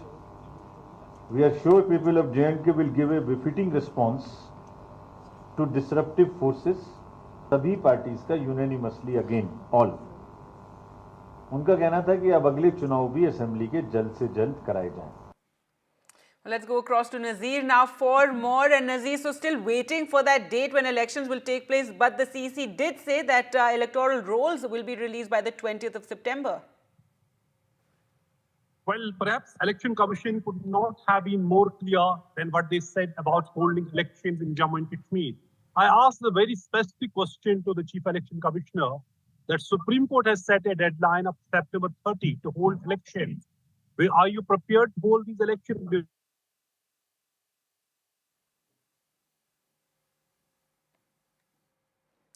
All right, we will try and reconnect there with Nazir for all the latest as the Election Commission finally visiting Jammu and Kashmir. Yes, over to you, Nazir. Yeah. So Mr. Rajiv Kumar said, look, we will keep that in mind while finalizing the election schedule for Jammu and Kashmir Assembly elections. So they will keep that in mind while finalizing the schedule for the elections. So he also said no one, no internal or the external power will be allowed to derail the election process. He was asked about the militant attacks in Jammu. He said it can't be a chicken and egg, situation. So elections will be held regardless of any situation, and we will defeat divisive forces. And people have shown their faith in democracy during the parliament elections, and people have shown we have to build on that. So he was very, very clear that elections will be held. Only question is when will it be held before the deadline set by the Supreme Court on September 30. So he also talked about his meeting with the Jain officials of administration. He said every officer, DC, SP, and all senior officials said they are all ready for the elections, and all political parties, be it BJP or the opposition, were unanimous that the elections should be held quickly, and the Election Commission should abide by the deadline set by the Supreme Court. So clearly, Jammu and Kashmir is bracing for the assembly elections, which are long overdue. Last assembly elections were held in 2014, and it was the longest gap between two assembly elections. But finally, Election Commission concluded its two-day visit to Jammu and Kashmir and has given all the indications that they are holding elections. Only one meeting is left, which is with the Home Ministry in Delhi, where they will review the security arrangements. But they made it very clear they are holding elections this year, and they will keep in mind the deadline which has been set by the Supreme Court, which is September 30, to hold elections in Jammu and Kashmir. All right, Nazir, thanks so much for joining us with all those details. News now of the Rajya Sabha today, where Samajwadi Party MP Jaya Bachchan and Rajya Sabha chairperson Jagdeep Dhankar went head-to-head after the former said the latter's tone was not acceptable. This is after Jagdeep Dhankar had referred to her as Jaya Amitabh Bachchan. This is something that she had protested over before. A furious Mr. Dhankar hit back sharply, declaring, "I don't want a schooling," and told Ms. Bachchan, "You may be a celebrity, but you have to understand decorum." After this fiery exchange, there was a walkout by the opposition, led by Congress veteran Sonia Gandhi, and the opposition leaders underlined their claims that they were not being allowed to speak during House debates. Honorable members, Jaya Amitabh Bachchan is the last speaker on this point. Please, ma'am. Sir, मैं जया अमिताभ बच्चन ये बोलना चाहती हूँ, मैं कलाकार हूँ, body language समझती हूँ, एक्सप्रेशन समझती हूँ, और सर मुझे माफ करिएगा मगर आपका टोन जो है is not acceptable. We are colleagues, sir. You may be sitting on the chair. Jaya ji, and I remember when I went to school. Jaya ji, take your seat. Jaya ji, take your seat. Take your seat. Take your seat. You have earned a great reputation. You know, an actor is subject to the director. You have not seen what I see from here. Every day, I don't want to repeat. I don't want schooling. I am a person who has gone out of the way. And you say, my tone? No, she's given to you. No, don't have floor now. No, enough of it. Enough of it. No, enough of it. You can't have it. You may be anybody. You may be a celebrity. You have to understand the decorum. No, nothing doing. वो भी आम MP की तरह हैं, वो हमारे अन्नदाता तो है नहीं. I objected to the tone used by the chair. We are not school children. We are all, and some of us are senior citizens. I was upset with the tone, and especially when LOP stood up to speak, he had switched off the mic. How can you do this? ये तो परंपरा के खिलाफ है. You have to allow the leader. Who is going to protect us? The leader of opposition. We are all together in opposition. I need an apology. From the chair. I need an apology for saying I don't care. He has to care. He's on the chair. He has to care.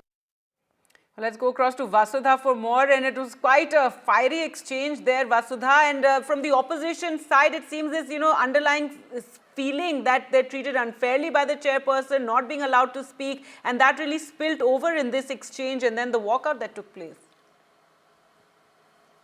Absolutely, Gargi. If you look at the highlights of the of the budget session that ended today, it of course was the budget 2024 that was presented by Nirmala Sitharaman, and also the Waqf bill that came about yesterday and was promptly sent to the JPC. But clearly, this standoff between Jagdeep Dhankar, the Vice President, and also the Chairperson of the Rajya Sabha, and Jaya Bachchan, who is an MP from the Samajwadi Party, remains to be an interesting aspect. In fact, it remains to be something that has emerged not just once, but but multiple times. Today, what happened between both of them is the third time that this exchange of words took place this budget session. And let me give you a context to what happened today. Mallikarjun Kharge, who is the Congress president, he was speaking today, and BJP MP Ghanshyam Tiwari was also speaking. So there was, allegedly some derogatory words that Mr. Tiwari has used according to the Congress party, which is when Jaya Bachchan wanted to intervene, and which is when Mr. Dhankar actually called out her name, and he of course used Jaya Amitabh Bachchan, and she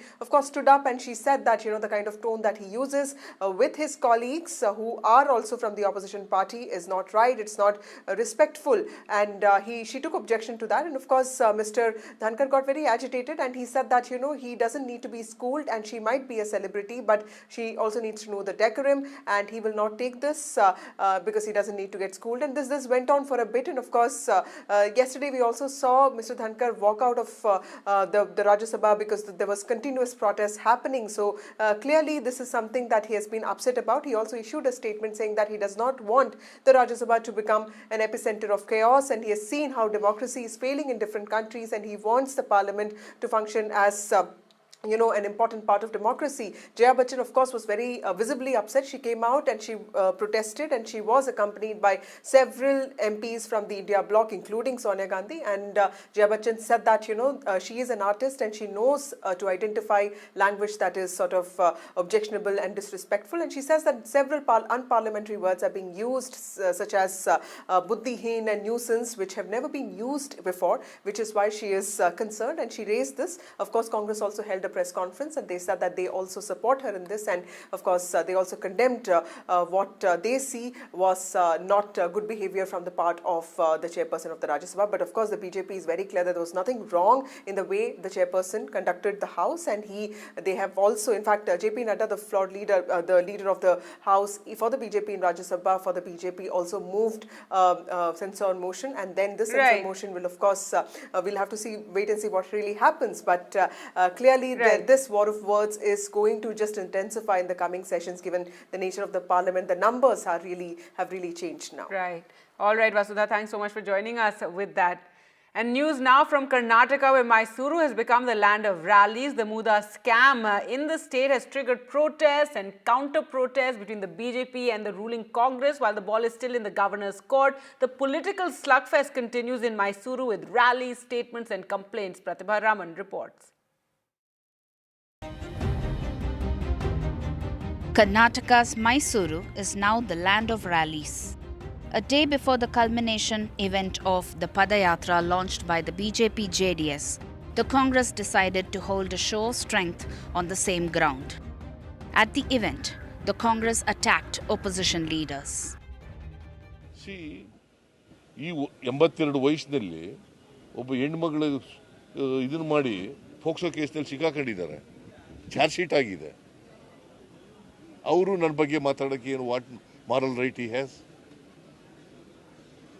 ಅಲ್ವಾ? The Congress also trained its guns at former PM H.D. Devegowda's family. Flex banners across several locations in the city claimed to show how the family had acquired land through Muda. JDS's H.D. Kumarasamy was quick to warn the Congress. ಹುಷಾರು ಶಿವಕುಮಾರ್, ನನ್ನ ಹತ್ರ ಮೆಟೀರಿಯಲ್ಗಳು ಬರ್ತವೆ, ಯಾವಾಗ ನಾವು ತೆಗೆದಿದ್ದೀವಿ ಭೂಮಿಯಲ್ಲಿ ಬದುಕಕ್ಕಾಗಲ್ಲ ಅಂತ ಮೆಟೀರಿಯಲ್ಗಳು ಶುರು ಆಯ್ತವೆ. ಆಯ್ತು, ರೇವಣ್ಣನ ಮಕ್ಕಳನ್ನ ಹಾಕ್ಸೋದಕ್ಕೆ ಏನೇನು ಮಾಡಿದಿರಲ್ಲ, ನಿಮ್ಮಲ್ಲಿ ಯಾರನ್ನು ಕಳಿಸಬೇಕು ಅಂತಕ್ಕಂಥದ್ದು ಭಗವಂತ ನಿರ್ಧಾರ ಮಾಡಿದ್ದಾನಾಯ್ತು. Meanwhile, the BJP-JDS's Mysore Chalo Padayatra, demanding the resignation of Chief Minister Siddaramaiah over the Muda case and a CBI inquiry into the matter, ends tomorrow with a grand rally. Despite the political uproar in Karnataka CM's backyard, Mysuru, the ball is in the court of the governor, who will soon decide on whether Chief Minister Siddaramaiah must be prosecuted in the alleged Muda land scam case. With camera person Kumar, Pratibha Raman in Bengaluru for NDTV. And with that, it's a wrap from me. News updates continue on NDTV. Do keep watching.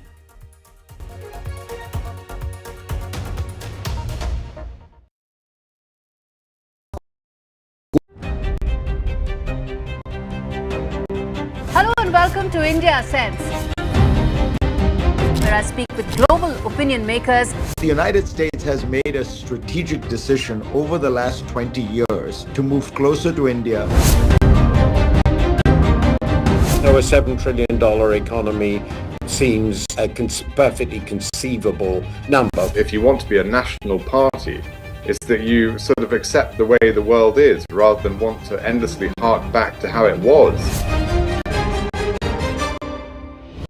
Modi is promoting the digitization of the economy, which is accelerating growth in the country. Stay informed and entertained with the new and updated NDTV News app. You can watch all our channels live, listen to podcasts, read breaking and exclusive news from around the world and more. Download the NDTV app today and get access to the best journalism and storytelling on your smartphone or tablet. The NDTV app. News that matters to you.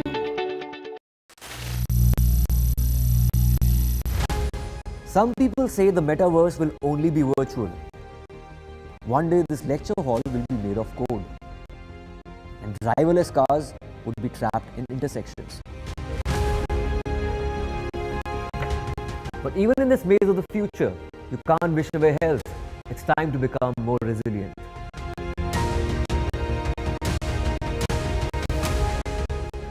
"10 years of Banega Swasth India, we have grown and achieved so many milestones.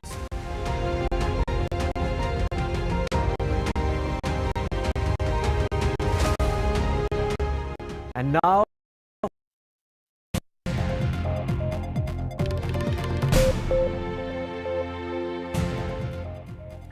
hello and welcome to this very special edition of The Last Word. I'm Osama Shab. It has been a mixed campaign for India at the Paris Olympics. It has been a mix of thrilling victories and historic achievements. Some big names at the biggest stage with the biggest performances of their lives. But more importantly, showing a big heart. India's medal tally stands at 5. India has won 4 bronze and 1 silver. There have been a few outstanding stories, including that of India's wall in hockey, PR Shrijesh, as well as the entire hockey team that managed to win consecutive medals at the Summer Games after 1972, 52 years after we have managed to do that. Now then, there is Neeraj Chopra, India's golden boy. He brought home India's first silver medal at the Paris Olympics, in the process becoming the first Indian track and field athlete to win 2 medals at the Olympics. There was Swapnil Kushali, who won a bronze for India at the 50-meter rifle 3 position event. And how can we forget Manu Bhaker? 2 Olympic medals at the same event, becoming the second Indian woman after PV Sindhu to win 2 Olympic medals and the first Indian athlete to win 2 medals at the same edition of the Games. The Indian athletes, they gave their best, opening new fronts at the Summer Games, especially when you take the case of Vinesh Phogat, who became the first Indian woman to reach the final in wrestling. She has not just managed to reach the finals, but she in fact beat the likes of the Olympic champion, the European champion, and then the Pan-American champion. It was a heartbreaking end to her journey after she was disqualified for failing to make weight before her final. Then there is Avinash Mukund Sabli, who became the first Indian man to reach the finals of a 3,000-meter steeplechase. Now, apart from all the good things that happened for India at these games, it was also a case of near misses for India. On 7 occasions, Indian athletes, they finished on that dreaded 4th position. That's 7 possible Olympic medals more. And that brings us to the question, what more could Indian athletes have done so as to have better results? Now, there has been a few criticism of the players as well. Justified or not, this is open to discussion and interpretation. In fact, we heard somebody like the legendary Prakash Padukone, who was visibly upset after Lakshya Sen's loss. Let's listen into first what he had to say. He played well, but of course I'm a little disappointed. He couldn't finish it. Yesterday also he was in a winning position in the first game. It would have probably made a difference yesterday itself. Today also I think after winning the first, he was leading 8-3 in the second. So he's always been a little uncomfortable playing on the faster side, from the faster side, or playing with the wind. So I think he needs to work a little more on that. Few areas definitely we need to work on. There's no doubt about that. While we are happy with his performance, I'm a little disappointed that we couldn't get even one medal from badminton. We have, like I said earlier, I think we were contenders. I won't say definite medalists, but we were contenders for three medals. So at least one I would have been happy. Of course, I'm personally disappointed. But having said that, I think this time, the government, the SAI, the foundations, TOPS, everybody has done their bit. So, I have nothing against. I don't think anybody could have done anything more than, what the government has done, the sports ministry, SAI, TOPS, and all the OGQ. And so I think it's high time the players also need to take some responsibility. Well, sharp criticism there from the former world #1 in badminton. While there has been criticism, the people of India have celebrated with all their heart, especially the families of these athletes. Let's take a look. ये बिल्कुल दूसरे Olympic में भी हम medal जीत पाए हैं javelin में, ये हमारे लिए बड़ी खुशी की बात है। लगातार हम लोग दूसरे देशों को फाइट दे रहे हैं, ये बहुत अच्छी बात है। I was really happy. I was expecting from him, as the Indian team got the second bronze medal also. It is very good news.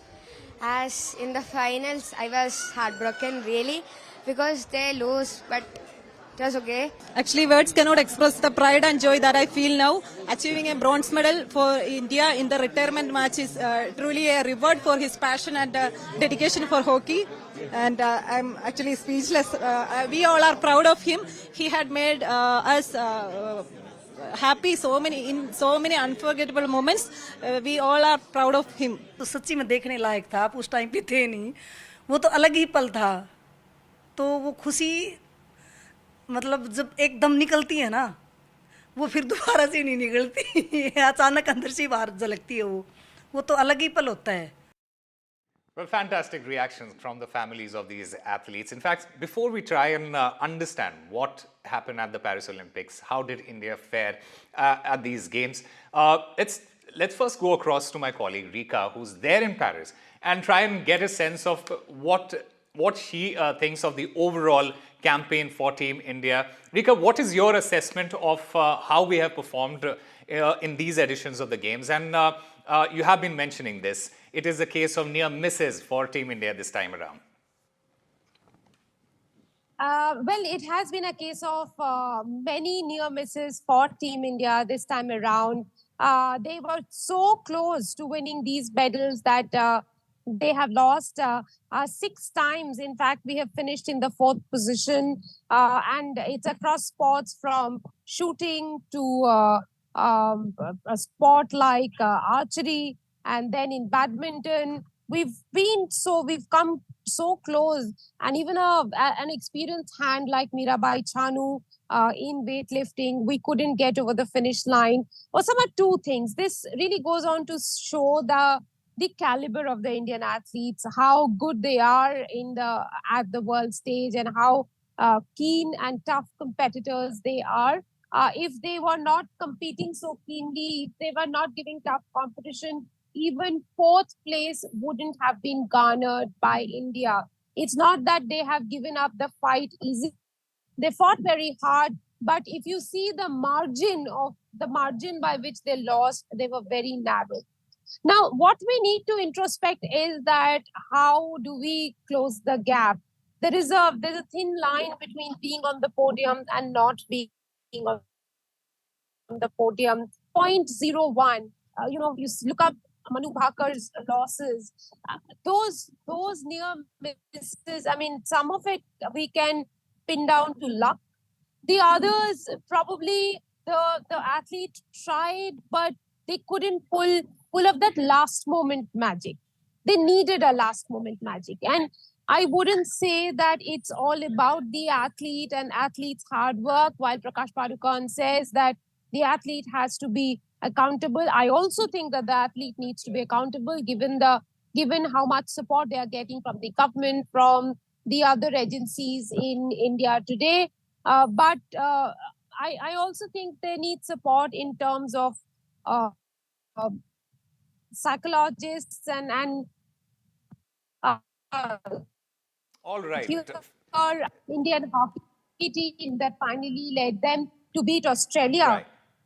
That finally led them to beat Australia that match and then hold out for 44 minutes against Britain with one man. So it wasn't really easy for the Indian team, Indian hockey team to line and All right. We'll try and get Rika back to understand what this basically means for India, the Indian contingent, as well as the entire campaign and how it went for Team India. But I'm currently joined by our guests at this time, Dilip Turkey, the president of Hockey India, Dr. Krishna Punia. She is an Olympian, international gold medalist, Indian discus thrower. She is a track and field athlete, two-time Olympics participant, Padma Shri and Arjuna Award recipient, president of the Rajasthan State Sports Council as well. We also will be joined by Geetika Jakhar. She's India's first Arjuna Awardee woman wrestler, and we also have Kushangi Roy, a sports psychologist here. Let me start by asking Dilip Turkey, sir. I want to understand what happened with the hockey team, and it has been a stellar campaign for our hockey bravehearts. A bronze medal is a fantastic result. We could have played in the final. It was a near miss against Germany in the semis. How do you look at the performance of the team and an overview of India's campaign as a whole, sir? Thank you so much. सबसे पहले तो मैं कहना चाहूँगा Indian team का performance सबका एक ही target था कि ओलंपिक्स मेडल टैली में आने और मेरा भी विश्वास था कि टीम का performance day by day improve होती जाएगी।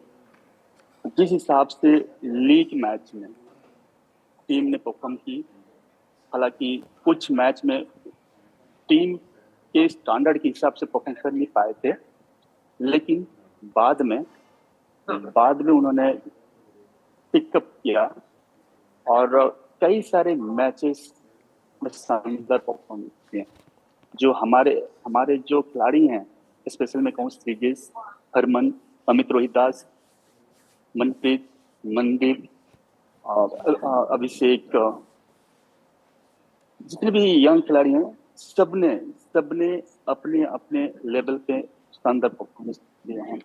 और स्पेशली मैं कहूँगा लीग मैंने जो आप कह रहे थे ऑस्ट्रेलिया के साथ, हालांकि ऑस्ट्रेलिया टीम एक बेहतरीन टीम में मानी जाती है, लेकिन उसके साथ जो परफॉर्मेंस देखने को मिला ना जवाब, excellent performance.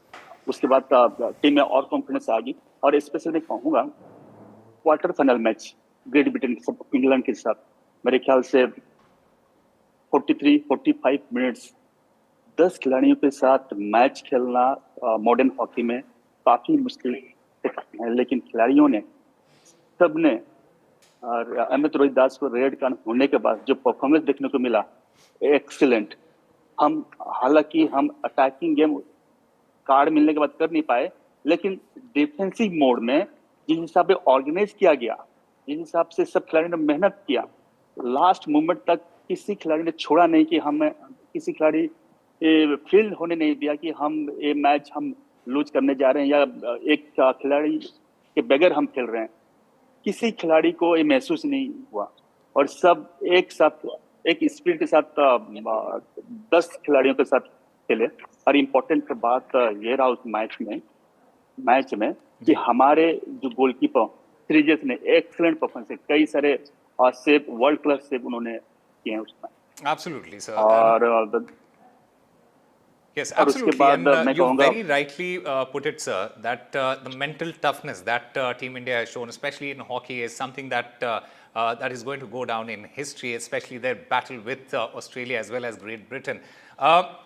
Before I come back to you and we'll talk about a little bit more about hockey, I also want to go across to Dr. Krishna Punia. Dr. Punia, as far as athletics is concerned, what has been your assessment of our performance this time around?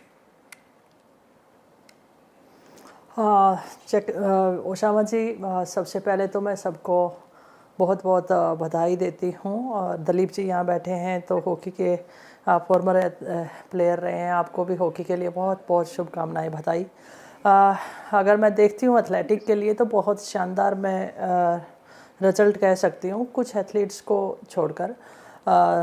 क्योंकि कई बार क्या होता है कि जो आम आदमी है वो ये सोचता है कि मेडल ही सब कुछ होता है, लेकिन किसी भी फाइनल पायदान पे पहुंचने के लिए स्टेप बाय स्टेप हमें जाना होता है।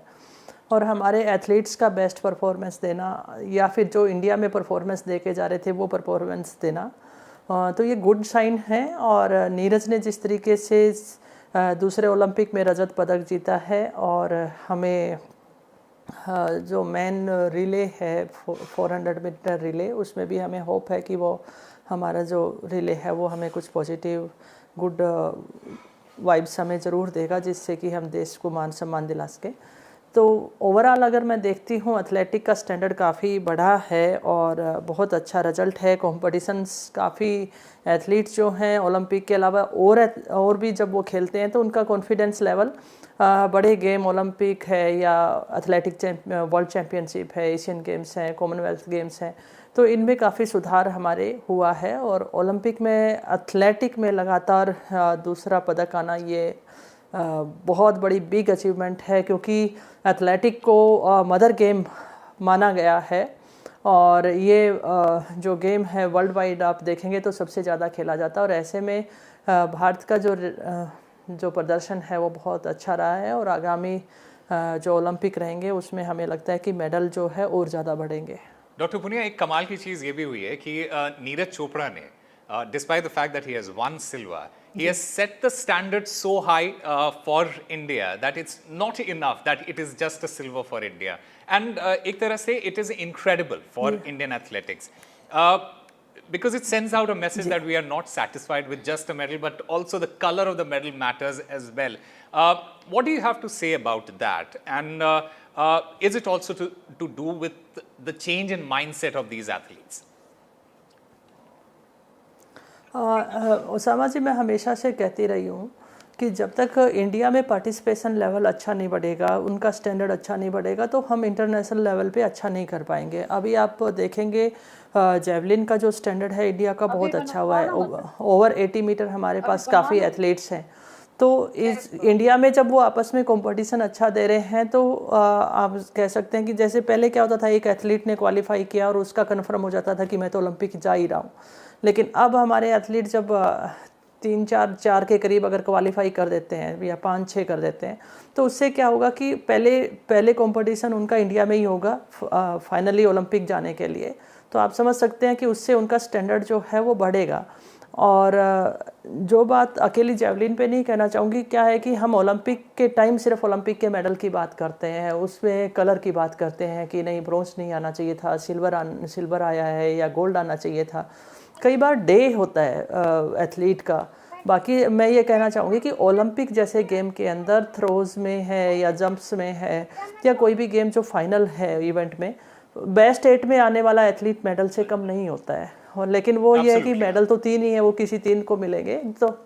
तो स्टैंडर्ड इतना हाई है, बेस्ट 8 में आने वाला एथलीट वो मेडल के करीब होता है।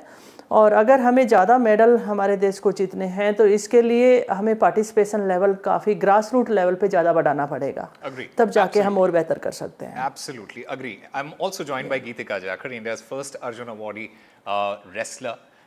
Ma'am, apart from the heartbreak of Vinesh Phogat, she almost won a medal for India. She still might. We never know, as the hearing is still underway. But how do you think we have fared in wrestling this time around? And why I'm asking this is because wrestling has been one of those disciplines where India has banked on with respect to getting a medal. How do you see this particular campaign for Team India, especially with wrestling? जी देखिए, जैसे कि 2008 से जो wrestling है हर बार ही Olympics में medal दे रही है। So wrestling is I think a favourite sport now. और इस बार हमारी जैसे कि 5 जो है हमारी फीमेल रेसलर्स compete कर रही है, एक मेल रेसलर है।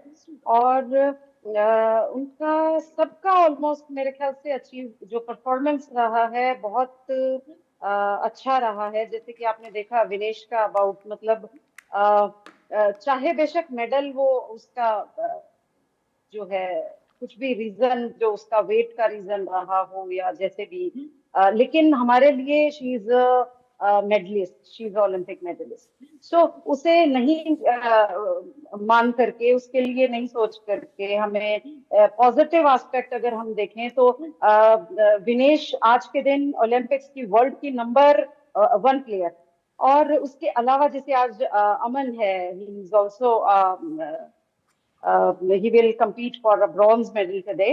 So उसको भी मेरी बहुत शुभकामनाएं, और वी होप कि उसको ब्रॉन्ज मेडल मिले।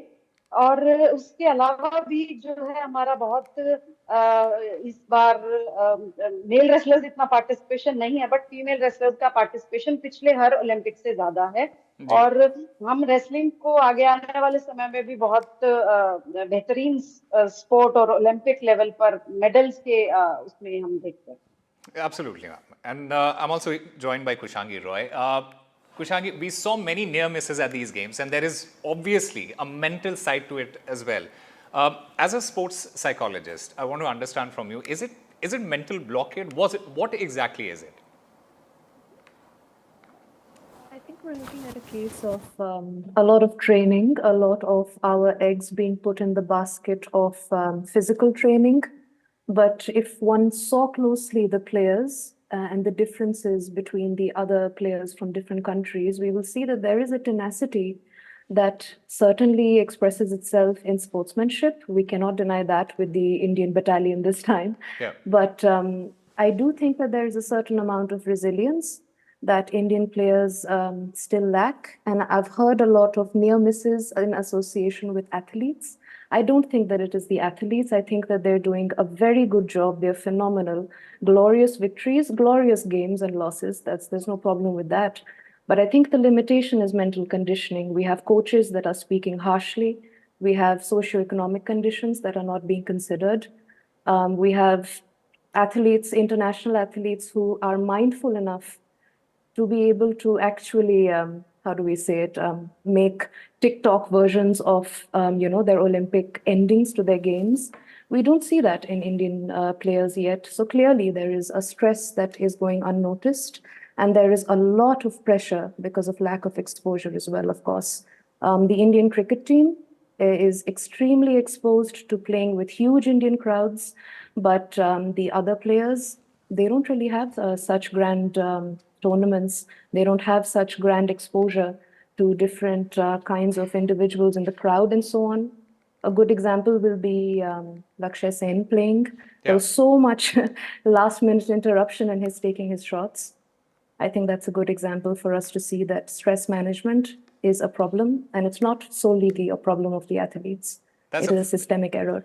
Absolutely. That is a fantastic point that you have made there, Kushangi. Dilip ji, I want to understand from you, 2 bronze places finish. What do you feel should be the next step for Indian hockey to take it a notch up? And next time around, when we go to LA Games, it is not a bronze, but a different color of the medal.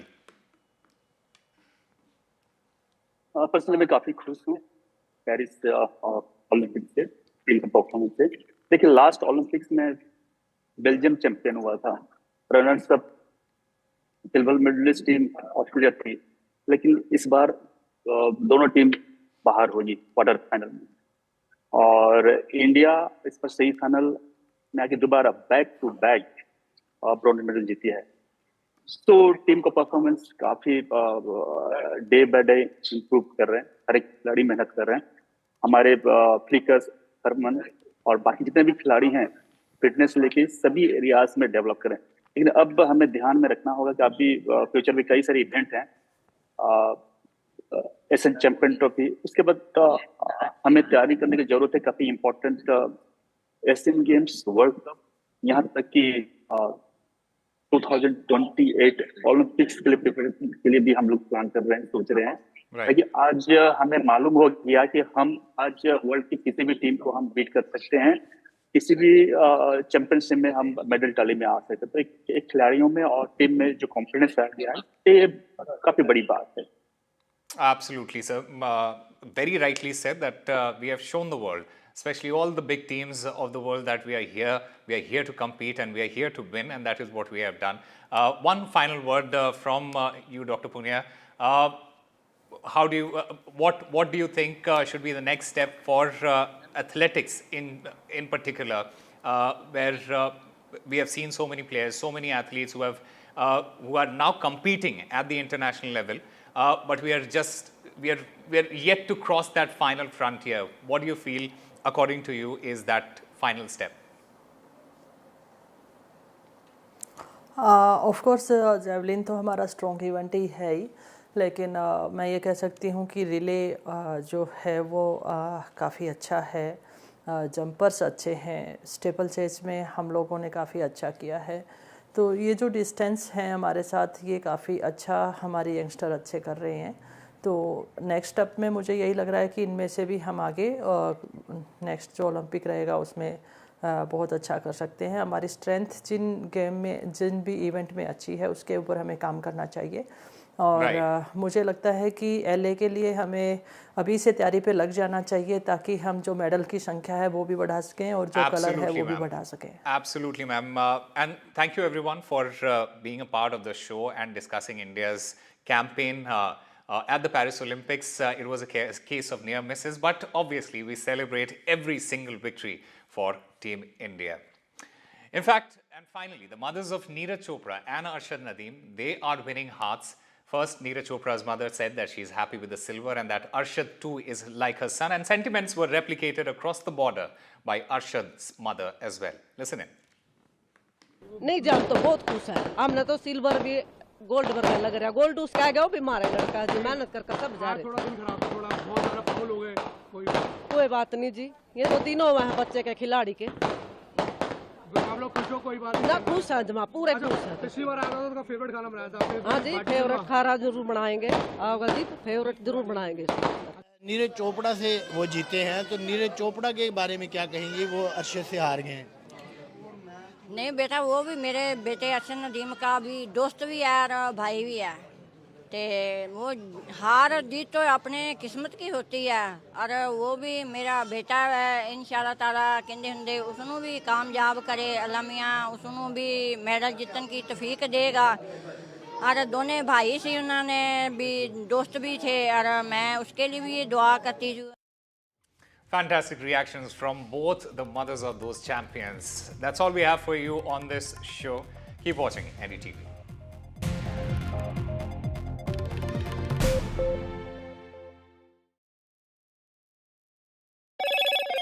Hello, Moto. Motorola Razr 50 Ultra comes with Google Gemini.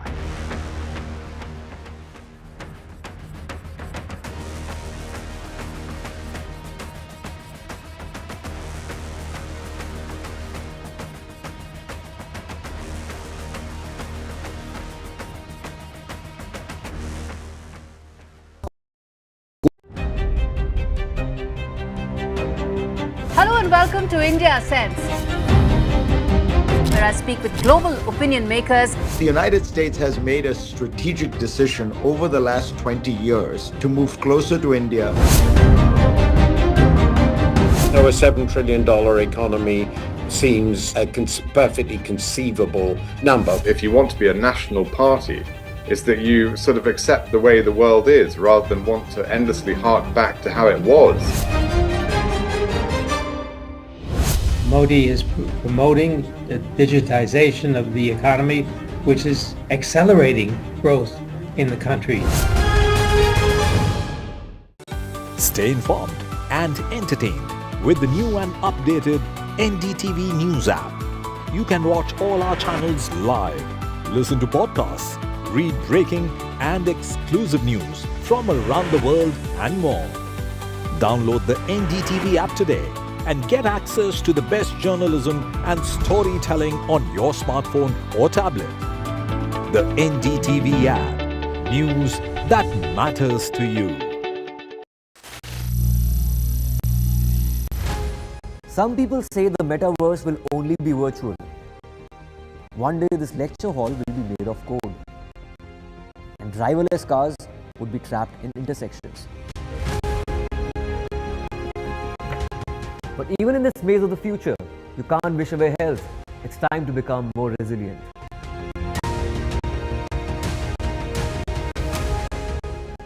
"10 years of Banega Swasth India, we have grown and achieved so many milestones.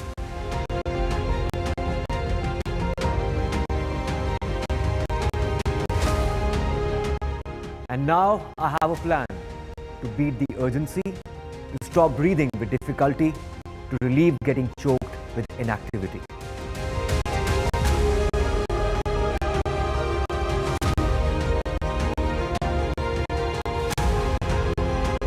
Energize our government, our environment, our society, and ourselves. Everyone, everywhere, every day.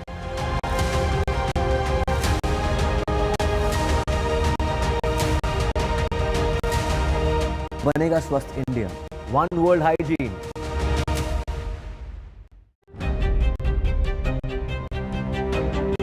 Hello and welcome to India Sense, where I speak with global opinion makers. The United States has made a strategic decision over the last 20 years to move closer to India. So a $7 trillion economy seems a perfectly conceivable number. If you want to be a national party, it's that you sort of accept the way the world is rather than want to endlessly hark back to how it was. Modi is promoting the digitization of the economy, which is accelerating.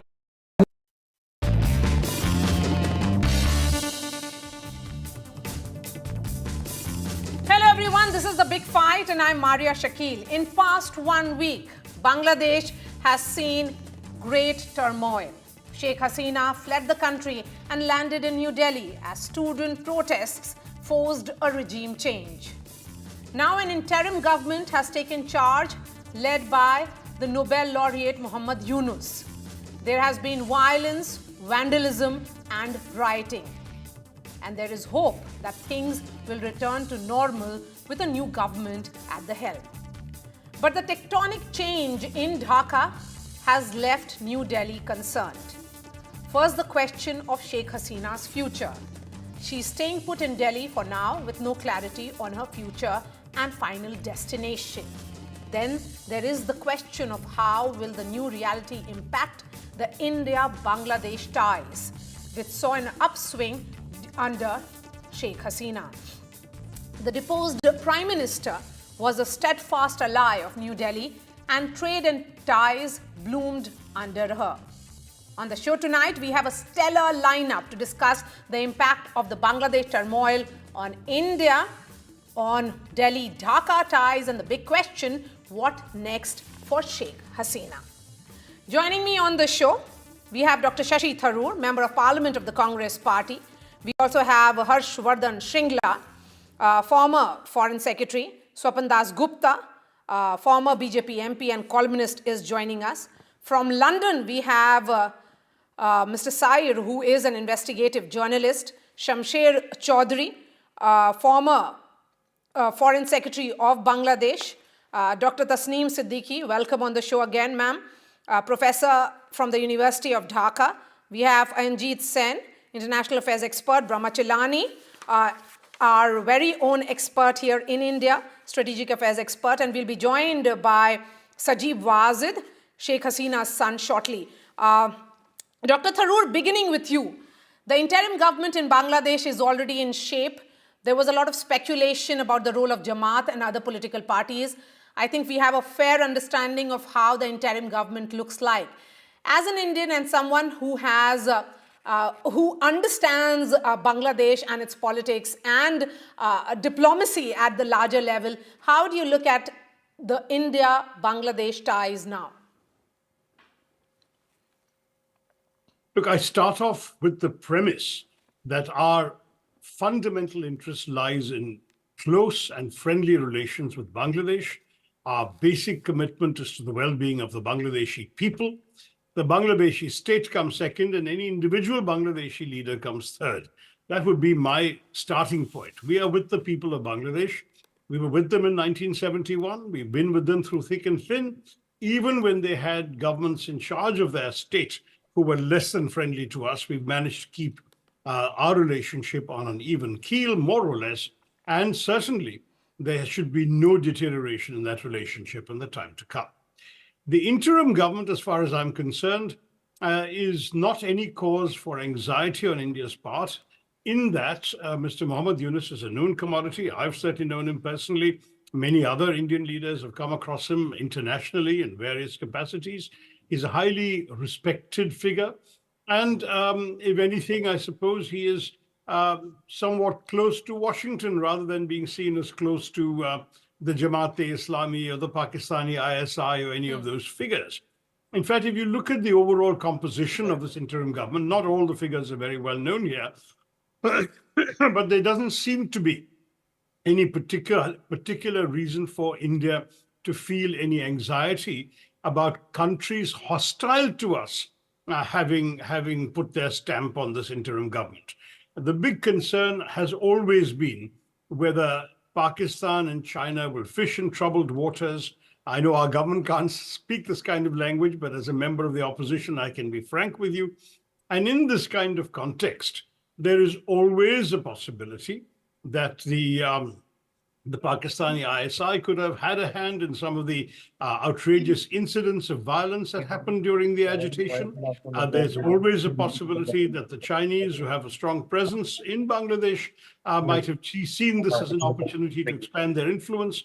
Those are the kinds of things that people watching relations in the subcontinent are most concerned about. But certainly, there is no indication of anything in the composition of the interim government or the initial statements of Mr. Yunus that would give us any cause for worry.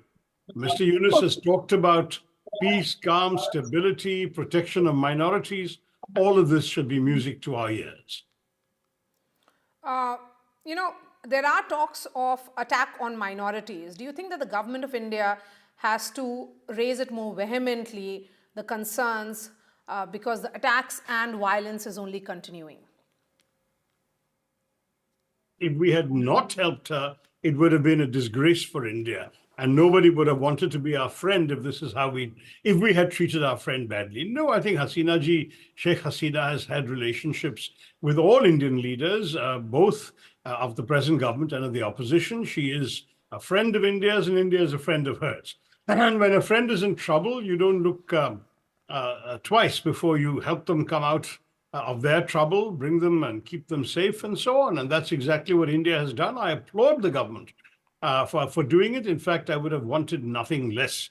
As an Indian, I think that we have certain standards we must stand for in the world, and the government has done the right thing to bring her here and ensure her safety. For how long she wishes to remain, that's not for us. You don't call someone to your house and then ask them, when are you leaving? So my own view is we wait and see how long she would feel that she can stay before she moves on. And I think that there are practical considerations that will always come in the way of any moving to any other country. There are visa considerations and other issues that have to be borne in mind. For now, she is with us, and I think we should be proud of the fact that we have stood by a friend when her personal safety was in danger. Okay, that's actually very beautifully put, Dr. Tharoor, that Sheikh Hasina is our friend and she's our guest. But talking about the attack on minorities, do you think that the government has to be more vehement in raising concerns around it? No, look, I mean, there are conflicting reports coming out of Bangladesh. There certainly have been some attacks, and no one can deny that. No one should deny that. It's a fact. There are reports coming and people have been killed. Facilities like the ISKCON temple have been vandalized. All of this is undoubtedly the case. At the same time, there is no doubt that there are also stories coming out of Bangladeshi Muslims guarding Hindu homes and temples and so on. So there's a bit of good news also during all the bad news. And Professor Yunus's statement that the government stands by the minorities and urges people to be calm and to stop the acts of violence, that's a very good sign. I think any continuing violence will be definitely instigated by those elements in Bangladeshi society who have traditionally been anti-Indian, anti-Hindu, and who frankly will do whatever it takes to create the kind of conditions of disorder that may give them an opportunity to come again and fish in troubled waters, as we were saying. But for now, I don't believe there's anyone in authority in Bangladesh who wants to see that situation continue. And with Professor Yunus's clear and unequivocal language, and of course, his ability to ask the military to start getting involved in reimposing law and order, we hopefully will get some peace. One challenge is, of course, the military made it clear to Sheikh Hasina that they will not fire on any protesters, and that presumably will apply even to the agitators and vandals. But they can presumably take steps, tear gas, water cannon, I don't know, the things you can always do to restore law and order, even if you don't want to shoot at people, which by and large is my view as well, that we should not have law and order forces shooting at civilians. All right, Dr. Tharoor, appreciate your time. Thank you so much for joining us. Let me bring in other guests. And Dr. Tasneem Siddiqui, how are the events unfolding in Dhaka? First of all, I must say, from Dr. Shashi Tharoor's,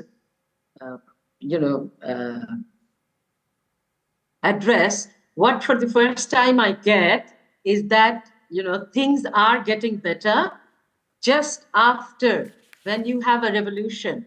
It's a student upheaval up to, you can call it a student's revolution to change, reform the whole system, which has been a corrupt, fake election, and taking people into places where for 10 years they were kept underground, any dissent. So from that type of situation, you can't come out through a formal, regular way. So there was a certain unrest just after when Sheikh Hasina resigned and left. There were some unrest, but within days, you have seen how even the students have cleaned the whole,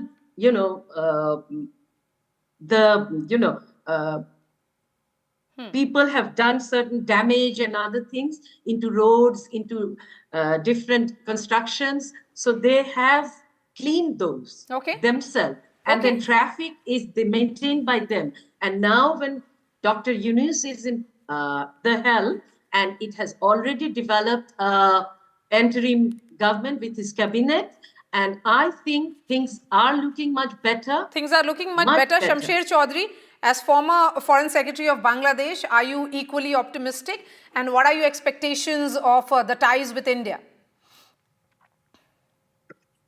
Well, not just being a former Foreign Secretary, as a freedom fighter and a wounded freedom fighter, I always am optimistic about my country. We have in the past also gone through different kinds of problems, military governments, elected autocratic governments, flawed elections, people's disillusionment with the election process, and we have come out of it. So I think Dr. Shashi Tharoor typically articulated the situation very well, and he put it in the right perspective, that the relationship should not be with a person, with a family, or with one party, but we should be people of Bangladesh. And that's what I expect from someone like Dr. Tharoor.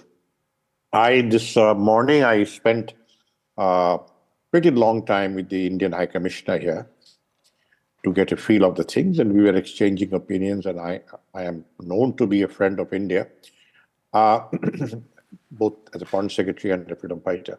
And his language was nowhere near what you are trying to say, that things are totally breaking down, is a meltdown situation. He was much more composed, much more confident that things were bad.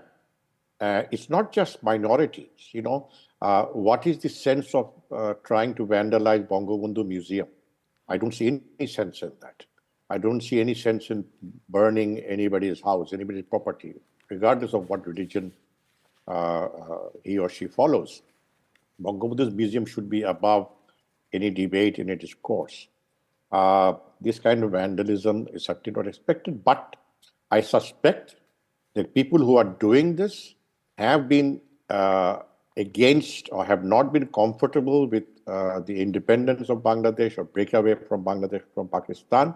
And they took advantage of a very fluid, uncertain situation after the former Prime Minister left until the new interim government took office, a gap of 2 or 3 days. They took advantage of that. The other problem is that because of the total breakdown of trust between our police and the public, because of the police activities of shooting people in cold blood, especially of the last 1 month, the people didn't want, the police also were afraid to come out, they didn't come. And now they have been called back. The new Inspector General of Police has been appointed. He has met the President, and increasingly the police personnel are going back to their thanas. I guess a very crash program process will be employed to recruit more police immediately, which is because the first priority in Bangladesh for the interim government is security. Yes. And safety of the public and the property. That is the first priority. Yes. And Professor Yunus has made that very, very clear. The interim government has made that very clear. And priority... So things are falling in place. Yes. Things are falling in place. On that very positive note, let me also bring in Sair, who operates with the name Sami on Twitter. So Sair, thank you so much for speaking to NDTV. But looking at the developments here, there's optimism, certainly, which is being sounded by people from Dhaka. As someone who has been, watching the developments very closely yourself, the role of Muhammad Yunus becomes very, very critical at this juncture. Right, you're very correct. And I think before I point on the role of Muhammad Yunus, I should also mention a more detail that what has actually brought us to this juncture, like why we are facing this event in Bangladesh right now. I have always said before that India as a bigger neighbor, India as a large democratic country who are around us and who are very good friends with the people of Bangladesh and the state, I feel that if India played its role correctly, today we would not actually see something like this happen in Bangladesh. If you go back, you would see that there are elections where only Indian embassy or the Indian High Commission would praise highly. Now, like, I'm very glad that Mr. Shringla is present here today. So I can actually see that in 2018, we had a very controversial election where votes were rigged. People are not really participating in the election. Ballot boxes were stuffed with fake votes. Before the election, Mr. Shringla said, we do not really interfere in a country's electoral process. It is their internal matter. But just after the election happened and all the reports emerged that it was a sham election, it was a very controversial election, it was absolute looting. He commented that it's a very nice election, people participated from all walks of life, where absolutely nobody said this kind of word. So, being the Indian envoy, when you show that you are supporting a government that is involved in vote rigging, that is involved in curtailing people's democratic rights, then what do you expect? People will, of course, get furious. Even this election, the last one, it was not participatory, but Indian High Commission people praised the election, that it was a participatory election. So if India played its role correctly, and of course India have massive influence on Bangladesh statecraft, why they did not do that? And now Muhammad Yunus, as he is here, we know Mr. Yunus very well, the entire world respects him. So there is no doubt that he will do his best to take the country to the correct route.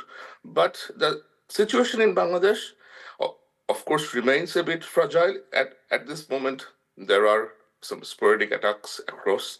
But I'm sure that now, as the new government have sworn in, things are going to be calm and quiet pretty soon. Okay. Brahmachalani, as a strategic affairs expert, what are your thoughts, particularly about Delhi's dilemma? Well, India, of course, faces a dilemma because India is the geographical hub of South Asia. It has borders with all the other South Asian countries, land borders and sea frontiers. and political disarray in any neighboring country directly impinges on Indian security. India has porous borders with Bangladesh. It has open borders with Nepal and Bhutan. So any development in Bangladesh, for example, this kind of violent upheaval that we have seen, directly impinges on Indian security interests. But I think as far as Bangladesh is concerned, let me point out that Bangladesh now faces some challenging times ahead. You know, all this talk about revolution, that some Bangladeshis, they're using the term revolution. This was quite a violent upheaval. And today, as Bangladesh comes out of this crisis, it faces some challenging times. The first challenge is restoring law and order after the shocking lawlessness. The revenge killings of Awami League leaders and activists and the attacks on religious minorities, especially Hindus, have not yet stopped. In fact, the retribution campaign is likely to extend to purges in various institutions with the aim of ousting supposed Awami League loyalists. Such a purge has already happened in the top ranks of the army, with one general dismissed this week and several other generals transferred.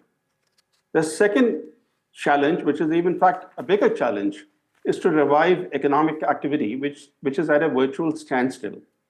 It won't be easy to restore the confidence of foreign investors after the large-scale looting, vandalism, and arson, including attacks on public infrastructure and setting ablaze hotels, hospitals, and homes.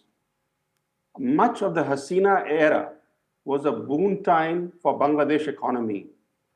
Not only is the boom time over, the already stagnating Bangladesh economy has taken a major hit, with foreign exchange reserves dwindling rapidly.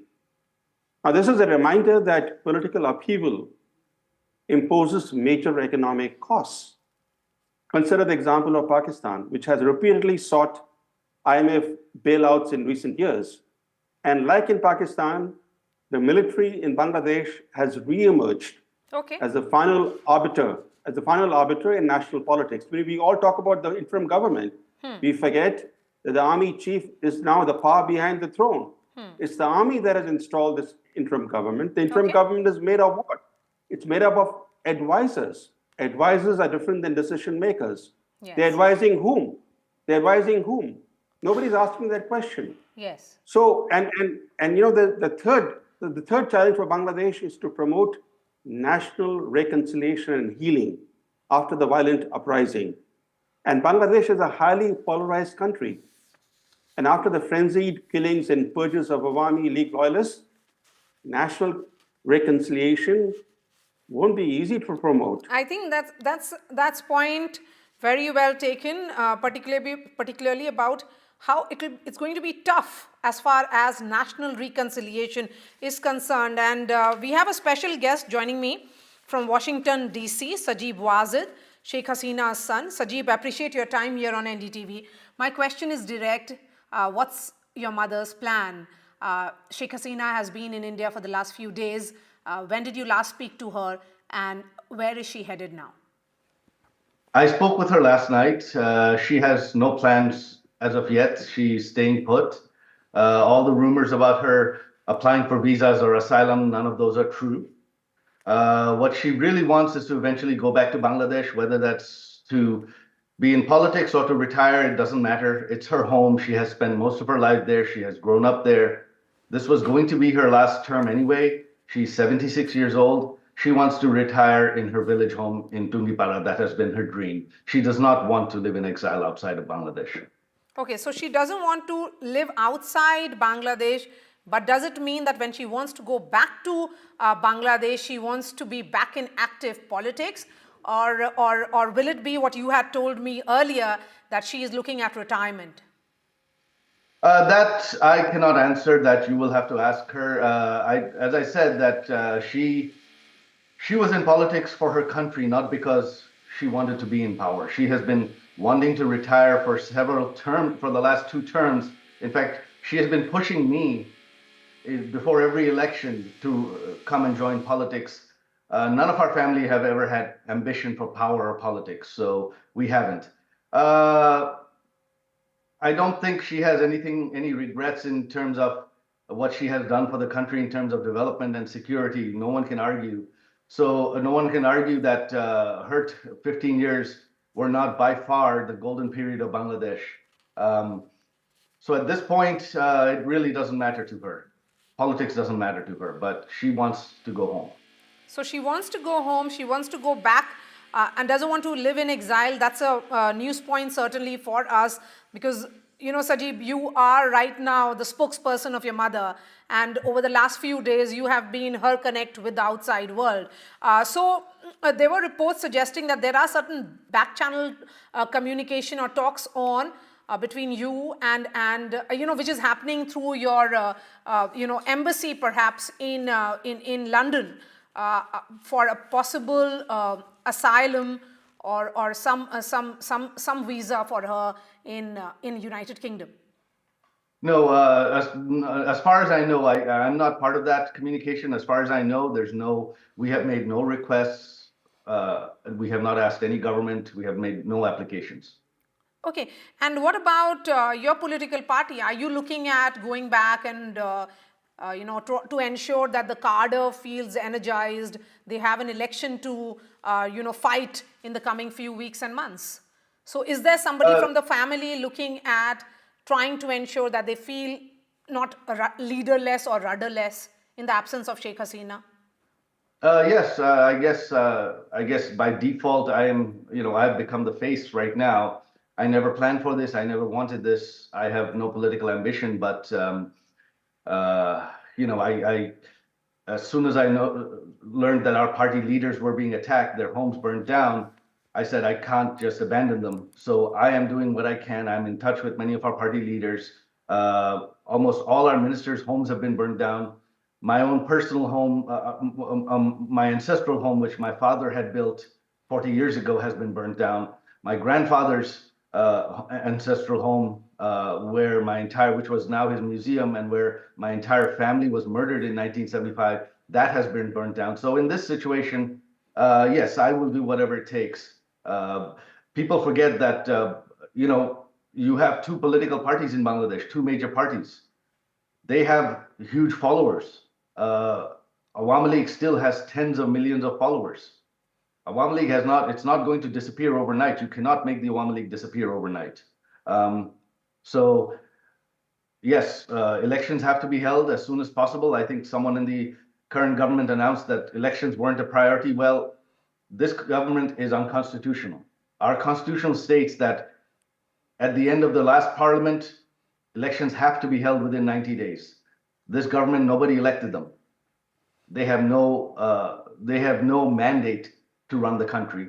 And as you can see, they're not able to run the country already within, you know, it's been a week since they pushed my mother out. They've been in power. They have no control. There's complete lawlessness. So at this point, the only solution for Bangladesh is early elections within 90 days. And, you know, Awami League and BNP, we're the two largest parties. One of us is going to win the elections. I believe it's going to be the Awami League because of our record of development and security over the last 15 years. People always want economic development and security. So, okay, since you just said that you are by default now the face of Awami League, then are you planning to go home, go back to Dhaka and lead the political party? Because somebody from the family, is it going to be family run, or will there be a new leadership that will take charge of Awami League? That will be up to the Awami League to decide, not up to me. If the Awami League activists, they all demand that I come, then I will think about it. But it is not, it's a democratic party. It depends on the people of the members of the party. And what about Sheikh Hasina, the former prime minister? Well, if the party demands that she be the leader, then she will be the leader. Again, as I said, we are a democratic party. It is totally up to the members of the party to decide who their leader is going to be. It is not up to me. And lots being talked about in the context of her future, and mixed signals coming in that whether she should be going back home or going back to Bangladesh, or whether she will be going in for asylum. But you are saying that she doesn't want to live in exile, wants to go back to Bangladesh. How soon will that be? And has she communicated this to perhaps the chief advisor of the government right now, the interim government, that is Muhammad Yunus? No, not at all. There's been no communication. The interim government has made no attempt to communicate with us. Unfortunately, as I said, from today's statement from one of the advisors, it's unfortunate. They've taken the exact same playbook that has failed before, which is now that they have been placed in power, they've been placed in power by a tiny minority and perhaps foreign support.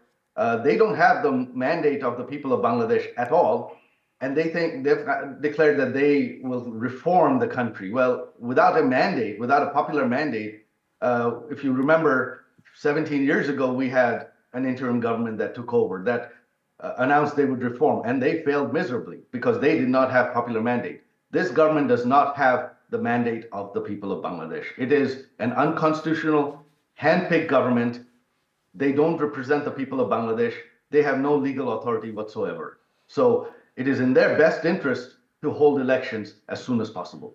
Okay, so if the interim government gets in touch with your mother and asks her to return to face trial or face the law, is she ready to do that?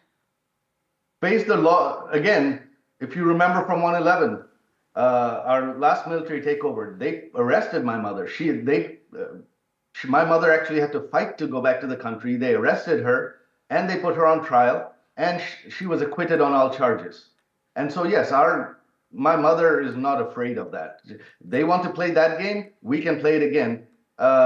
What will happen if they try to put Sheikh Hasina on trial? Well, they can find out. My mother has done nothing illegal. She has done nothing wrong. If there are people in our government that have acted outside the law, those are the people that need to be tried. You cannot blame my mother. All right.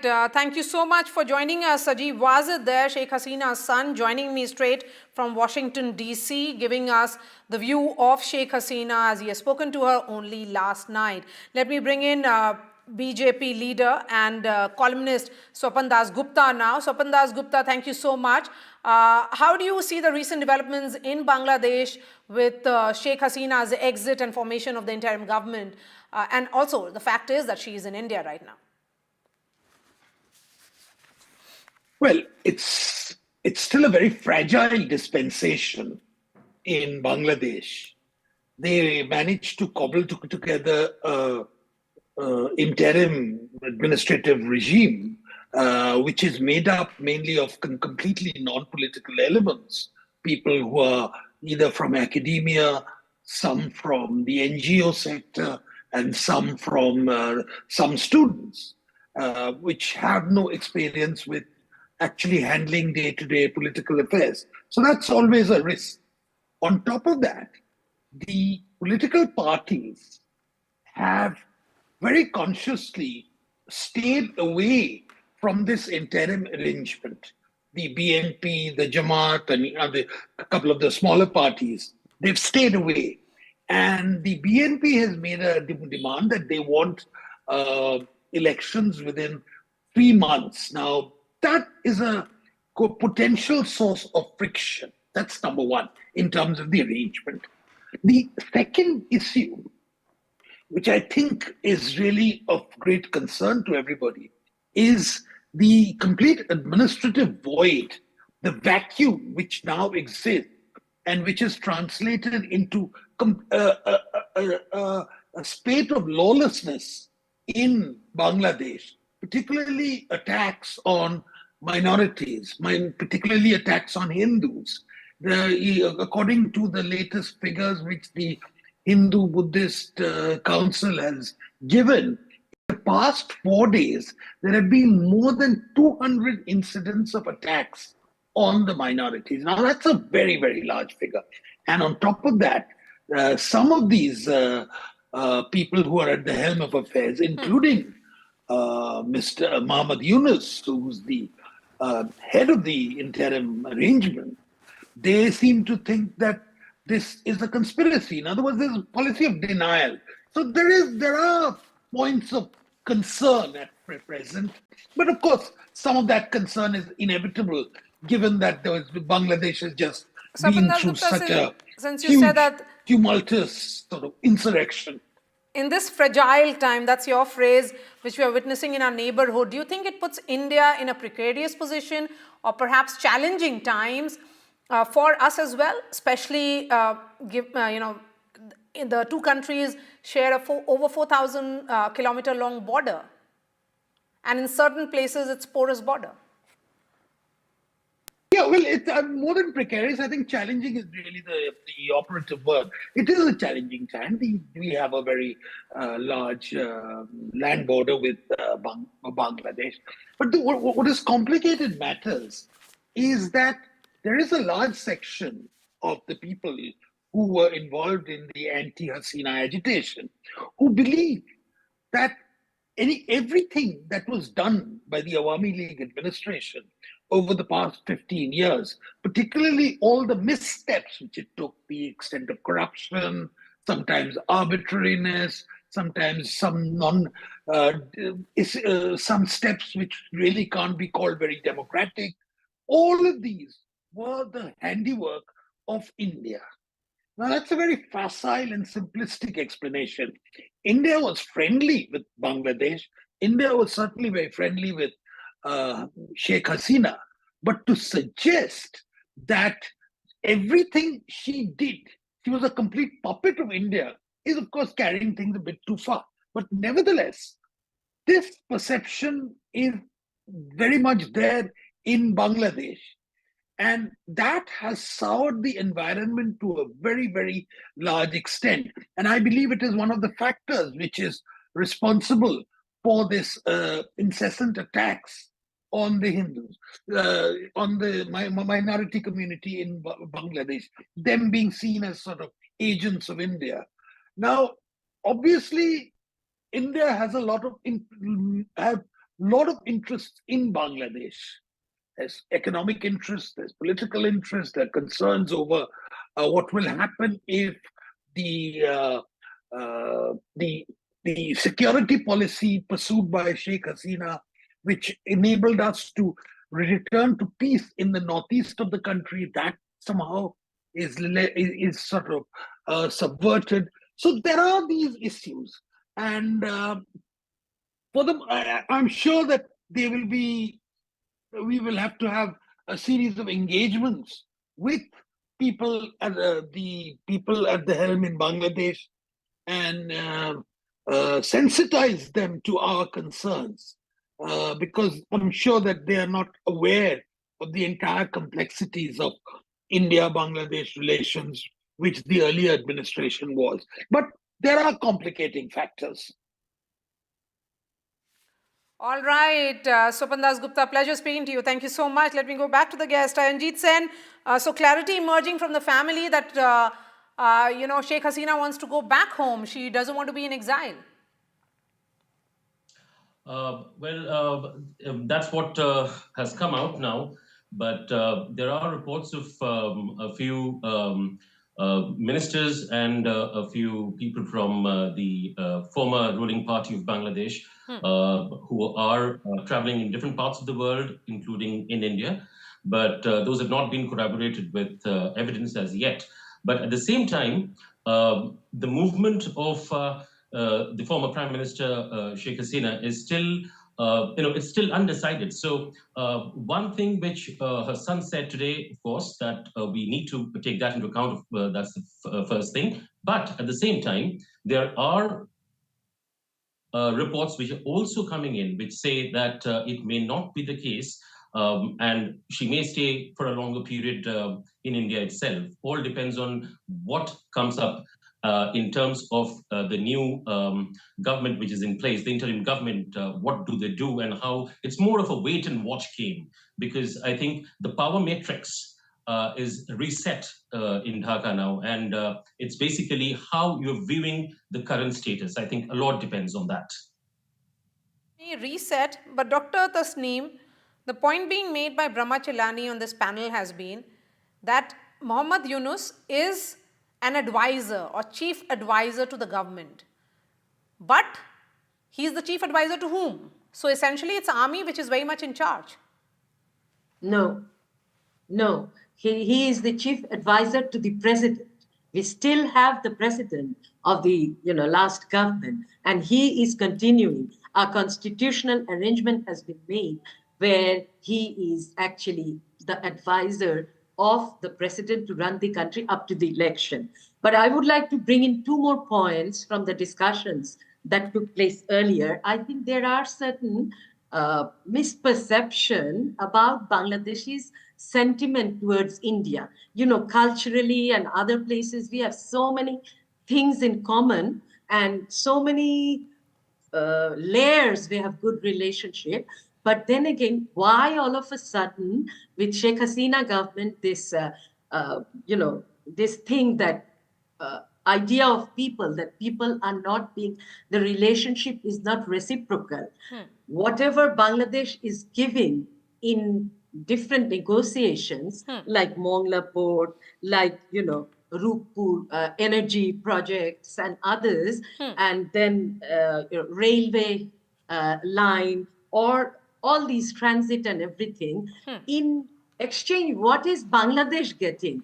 Think of this chicken corridor between Nepal and Bangladesh. Yet we wanted this for quite a long, but we didn't get it. So that is why I think this whole issue of Bangladeshis being a little upset with India is for different reason. It is for an so it's a different reason. Relationship. Okay, Sair, quickly, 40 seconds to you, and then I'll start wrapping up. I do not have much time on this discussion because I have to bring in Harshvardhan Shringla as well. Please go ahead, Sair. Thank you. I'm not sure if Mr. Sajib Joy is still on the studio or not, because he was saying that why his mother should not be brought to justice, and his mother has not done any kind of crime. In the last 3 weeks of protest, since 16th of July till the end of it, we had more than 400 people deaths confirmed, and there is still many missing. Thousands are injured in the hospital, and we had 44 headshots. 44 people were killed with his sniper guns. How does he justify that? Why would school children, school kids be killed with sniper rifles, which should be used in conventional warfare? Okay. Of course, Sheikh Hasina is responsible for that. She has instructed those murders. Okay, fine. Shamsher Choudhury? Well, I think any attempt to underplay the protest, which actually took a revolutionary form, would be a serious mistake, as some of your guests have said. It is not a so-called revolution. It is very much, it took a revolutionary form. It was peaceful. It was initially very, very peaceful. It became violent when the then Awami League Secretary General, or I guess he's still the Secretary of the Awami League, Mr. Ubaidul Qadir said, my Chhatru League is good enough to take care of these hoodlums. And he unleashed the Chhatru League on these peaceful protesters of students, girls and boys, male and female. And the Chhatru League mercilessly beat them up. And these are footages available all over the world. They went into university halls at the dead of night and started beating students and throwing them out. Dragged them out, actually. Okay. Girls were taking protection under trucks and buses, and they were dragged out and shot, and they were killing and all that people. Abu Said's image of being shot by police in point blank is for the whole world to see. Nobody can deny an image. It is a footage. A guy called Mugdho, he's a very bright student, distributing water to the protesters. He was shot dead, either by the police or somebody else, but he was shot dead from the other side. So those were crimes. Then this morphed into something more serious. It could have been avoided. Prime Minister could have been much more forthcoming at the very early stages, which everybody is saying. I was in another talk slightly a little while ago with Nina Gopal and Dr. Sridhar Dotto. Sridhar Dotto is an Indian scholar who follows Bangladesh very, very closely. She's written, and we've done a number of projects together. She has said the Prime Minister should have acted much earlier instead of being dismissive about the whole thing. Okay, Shamsher Choudhury, I have just enough time for Brahmachilani. As regards Sajib Wazir Joy's point of Sheikh Hasina returning, she has every right to return. She's a citizen of this country. She has every right to return. Nobody can stop her from returning. And if everything goes well, she can also contest in an election. There is no harm in that. Okay. The question is when will that election be held and how long? Okay, we do not really know when will the election be held. Brahmachalani, last 30 seconds to you, sir. Please go ahead. India is the world's largest democracy, but it's located in a region with long autocratic traditions. What has happened in Bangladesh happened in Sri Lanka in 2022, 2 years ago. Remember how the collapse of government authority in Sri Lanka, like it's happened in Bangladesh, caused the Rajapaksa brothers' dynastic regime to fall apart. Just as the then President Gotabaya Rajapaksa fled the country on a military jet, Hasina arrived in India suddenly aboard a Hercules plane. And just as protesters in Colombo occupied the presidential palace 2 years ago, mobs ransacked Hasina's official residence, stealing any article they could find. And I think the main lesson from Hasina's overthrow and the return of the military as the final arbiter in Bangladesh politics is that when weak state institutions allow deep centralization of power, democracy is unable to take firm roots. Bangladesh has experienced at least 24 army coups or coup attempts since 1975. Today, it will struggle to evolve into a full-fledged democracy, especially given the fact that the army has re-emerged as the power behind the throne. Okay.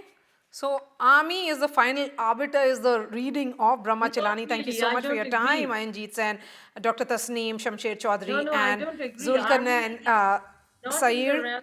Ma'am, I've come to the end because I have to bring in Dr. Harshvardhan Shringla, former Indian High Commissioner to Bangladesh, who is joining us now. Sir, thank you so much for your time. Developments in Bangladesh is being read in multiple ways.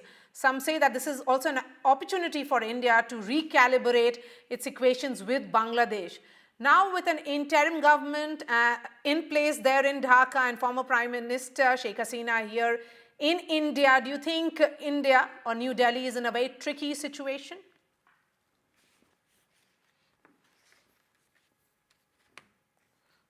Well, I think for us, it is important to engage any dispensation or government that is in power in Bangladesh.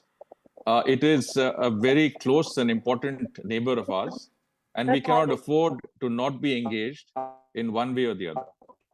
Now, the interim administration, you're right, does offer us an opportunity to,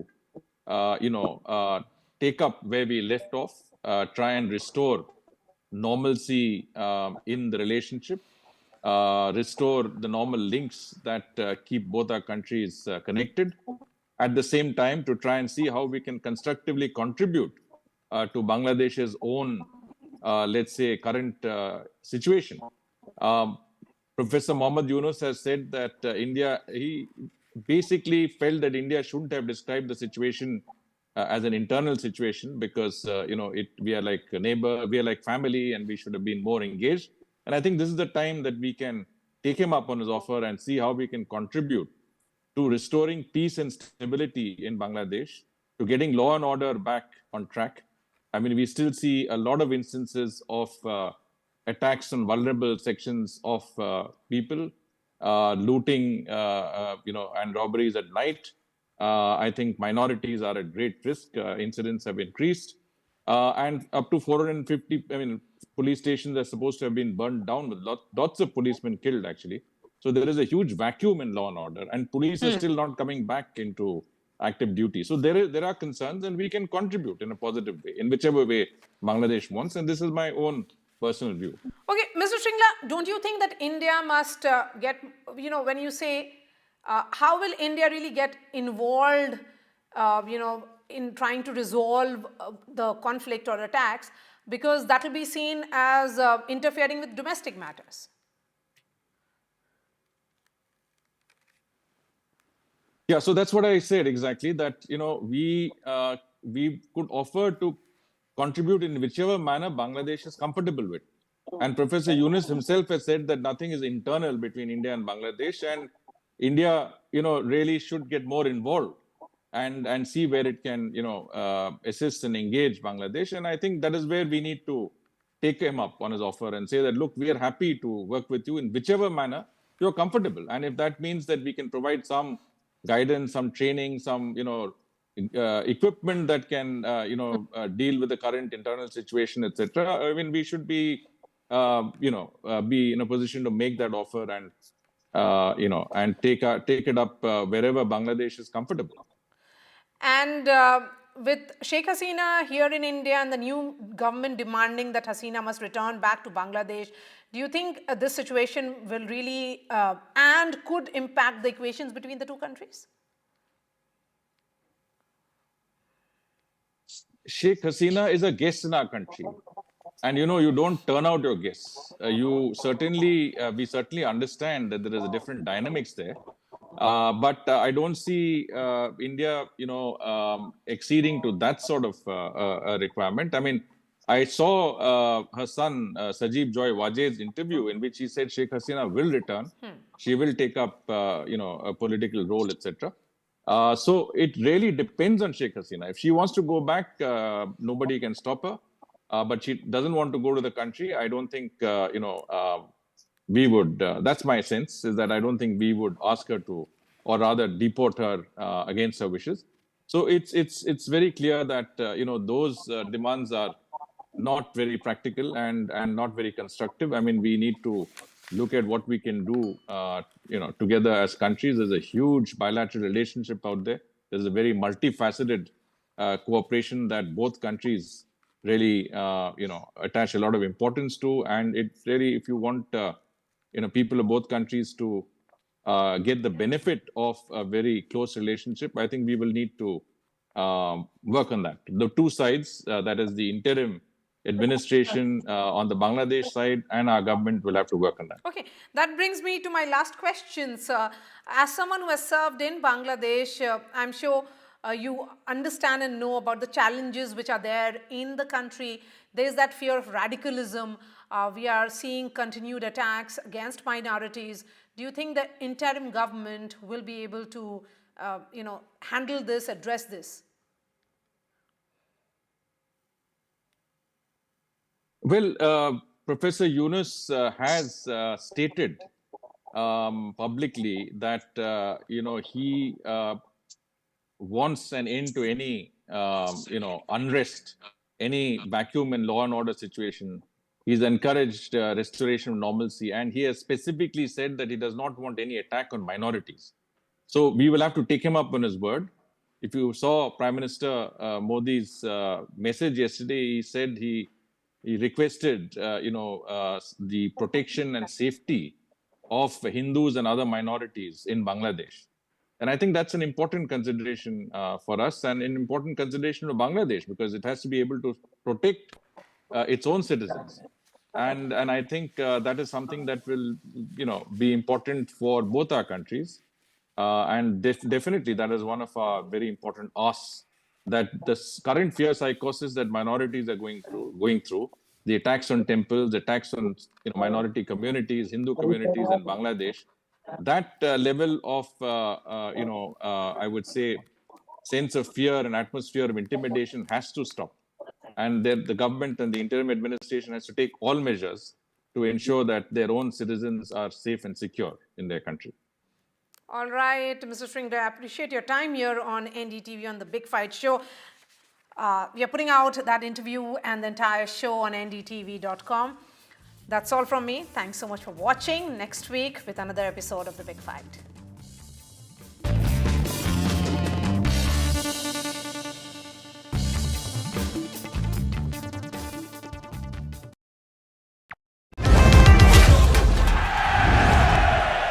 Get the magic of the best working for you now. Link your payment cards once, collect rewards forever.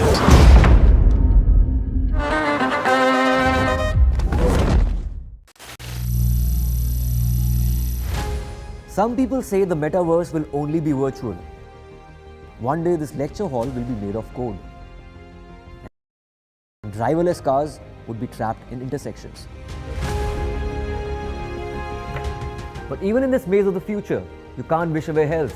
It's time to become more resilient.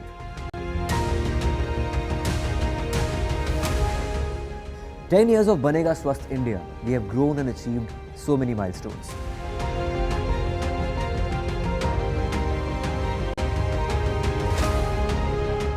And now I have a plan to beat the urgency, to stop breathing with difficulty, to relieve getting choked with inactivity.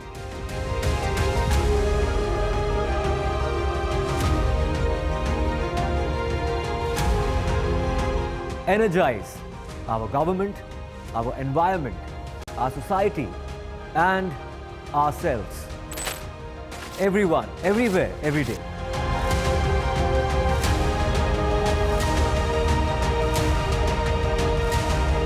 Banega Swasth India. One world hygiene.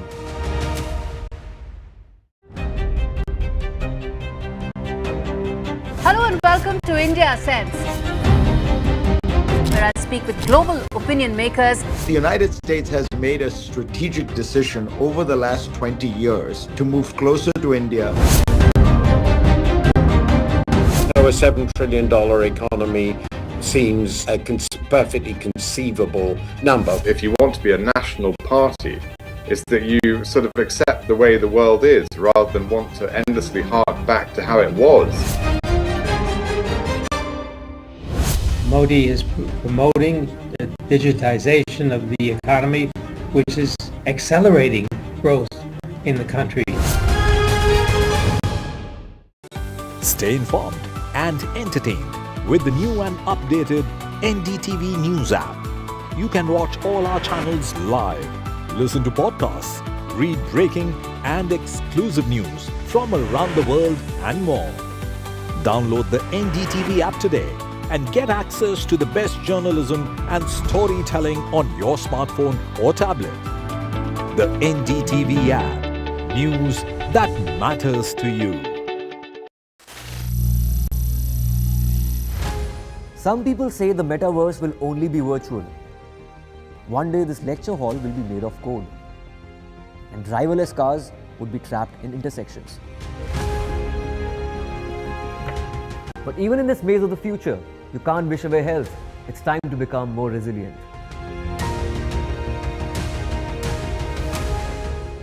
"10 years of Banega Swasth India, we have grown and achieved so many milestones.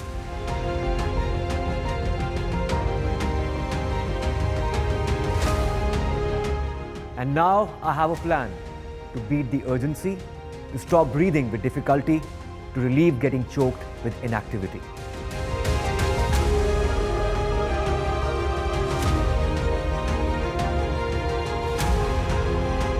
Energize our government, our environment, our society, and ourselves. Everyone, everywhere, every day.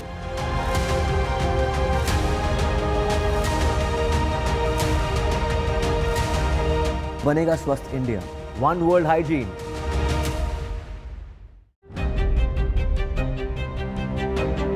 Hello and welcome to India Sense.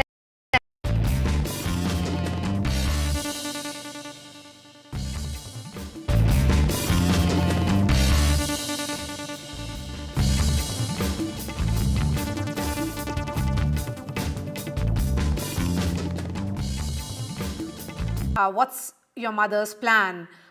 Sheikh Hasina has been in India for the last few days. When did you last speak to her, and where is she headed now? I spoke with her last night. She has no plans as of yet. She's staying put. All the rumors about her applying for visas or asylum, none of those are true. What she really wants is to eventually go back to Bangladesh, whether that's to be in politics or to retire, it doesn't matter. It's her home. She has spent most of her life there. She has grown up there. This was going to be her last term anyway. She's 76 years old. She wants to retire in her village home in Tungipara. That has been her dream. She does not want to live in exile outside of Bangladesh.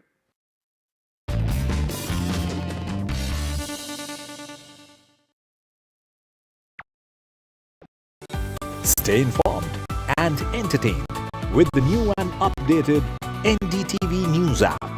You can watch all our channels live, listen to podcasts, read breaking and exclusive news from around the world and more. Download the NDTV app today and get access to the best journalism and storytelling on your smartphone or tablet.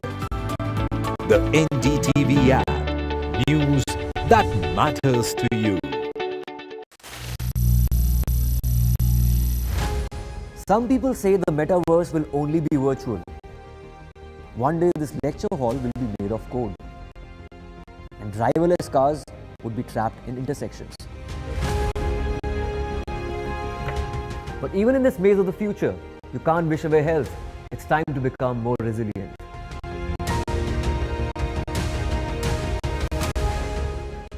"10 years of Banega Swasth India, we have grown and achieved so many milestones.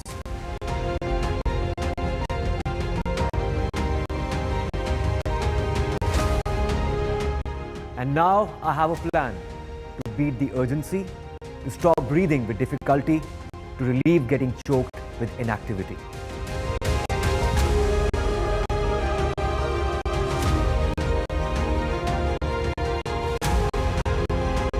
Energize our government, our environment, our society, and ourselves. Everyone, everywhere, every day.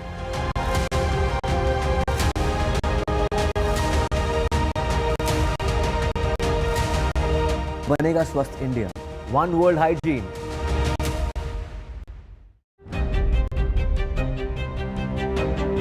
Hello and welcome to India Sense, where I speak with global opinion makers. The United States has made a strategic decision over the last 20 years to move closer to India. Our $7 trillion economy seems a perfectly conceivable number. If you want to be a national party, it's that you sort of accept the way the world is rather than want to endlessly hark back to how it was. Modi is promoting the digitization of the economy, which is accelerating growth in the country. Stay informed and entertained with the new and updated NDTV News app.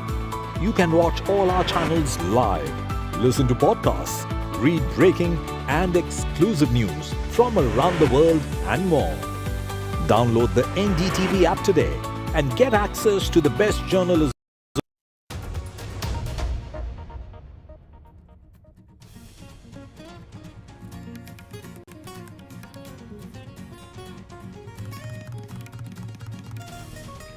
Aam Aadmi Party leader Manish Sisodia released from Delhi's Tihar jail hours after the Supreme Court granted him bail in the alleged liquor policy scam on Friday.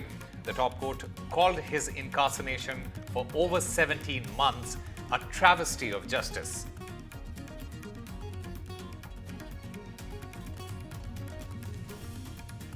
And Ashwini Vaishnav says that there are 8 big rail projects that have been approved. He says that Cabinet has approved the bill to build 3 crore new houses as well.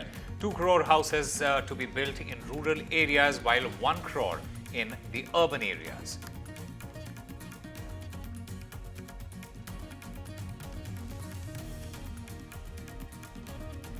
And in an NDTV exclusive, Sheikh Hasina's son hints at joining politics. He says that he will do whatever it takes.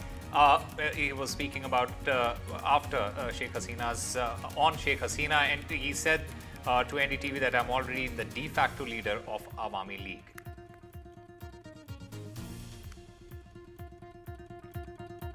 Opposition parties led by Sonia Gandhi walked out of the Rajya Sabha today in a powerful show of support for Samajwadi Party MP Jaya Bachchan after she clashed with Chairperson Jagdeep Dhankar over the tone of his voice and for her calling her Jaya Amitabh Bachchan again.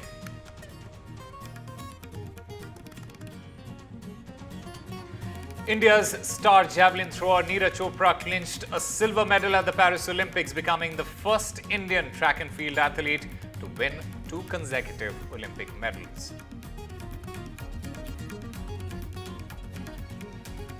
And 12 killed in Russian attack on a supermarket in Ukraine. Russian military claims a high-yield bomb strike in Kursk. Reports suggest that Ukraine's surprise attack on Russia says 1,000 Ukrainian troops had entered in its territory.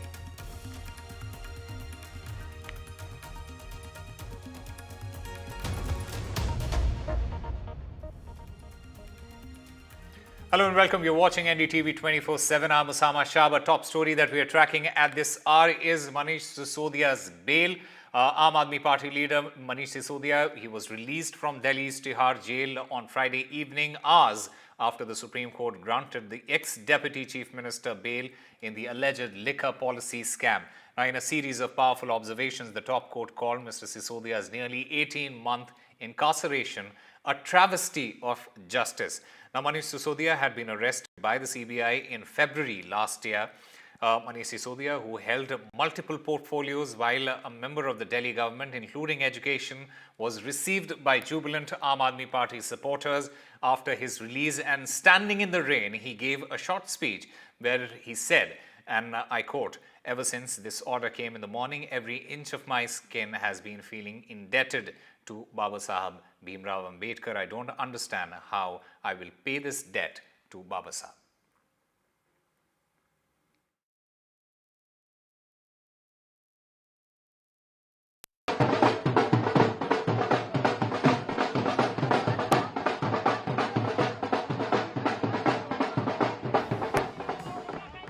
A pen, his diary, and the Bhagavad Gita. Delhi government's second most powerful man, walking out of jail with his only companions for the past 17 months in Tihar's dreaded prison number 1. Leaving behind his boss and Delhi's chief minister in a prison cell next door. A silver lining for the beleaguered Aam Aadmi Party, which is fighting an existential battle without a leader. After at least 20 dates with the courts, setback after setback in bail hearings, and a prolonged investigation, a supreme verdict calling Manish Sisodia's trial a travesty of justice. His protege Atishi, who took over the reins of the education department in Delhi, broke down while speaking at one of the government schools, considered key to Manish Sisodia's education revolution plank. I think it also underlines what we have been saying for the last 2 years, ever since this attack on Aam Aadmi Party has started, ever since this persecution and victimization of Aam Aadmi Party has started. So it's definitely a vindication. I think it's an indicator of the fact that yes, in Hindi they say, Bhagwan ke ghar mein der hai, andher nahi hai. And I think today's Supreme Court order has really vindicated all of us. The BJP gunning for the jailed chief minister said that his former deputy is still not free from charges. हम ये जानते हैं कि शराब नीति घोटाले में मनीष सिसोदिया को बेल मिली है और किसी भी अपराधी को बेल मिलना वो अपराध मुक्त होना नहीं होता है। जांच अभी चल रही है, साक्ष्य कोर्ट के सामने आएंगे। अरविंद केजरीवाल हो, मनीष सिसोदिया हो या बाकी लोग हों, इन सब ने शराब नीति घोटाले में कमीशन खाई है, दलाली खाई है और ये फैसला जनता की अदालत में सबके सामने होगा। The Supreme Court in its bail order set the record straight, invoking the precedent that bail is the norm and jail the exception. What I really admire and appreciate about judges is that they've walked the talk. They've not said it, they've actually done it. That is important. You know, just to say it, just to rhetorically declare it, but they have walked the talk. They've dealt with the matter in a very fair and a very quick and a very comprehensive manner, and they've done justice. The Aam Aadmi Party now pins its hopes on the same Supreme Court for relief to Arvind Kejriwal.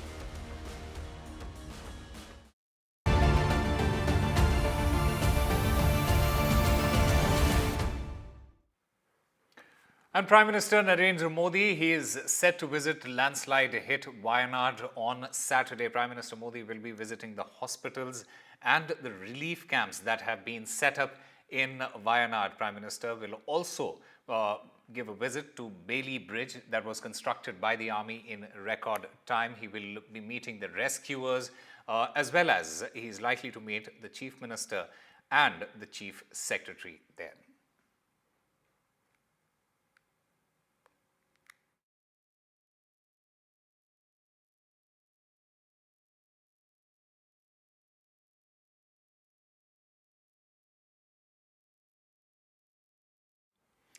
An actor, Shriya Sharan, she has in fact joined NDTV's campaign that we have been running on our channel, which is called Care of Kerala. She joins that campaign, and this is what she had to say. Hi, I'm Shriya Sharan. Kerala's Wayanad area is hit by devastating landslides, resulting in loss of lives and livelihood. Kerala needs your help right now. Let's join NDTV initiative. Come, donate. Let's rebuild Wayanad.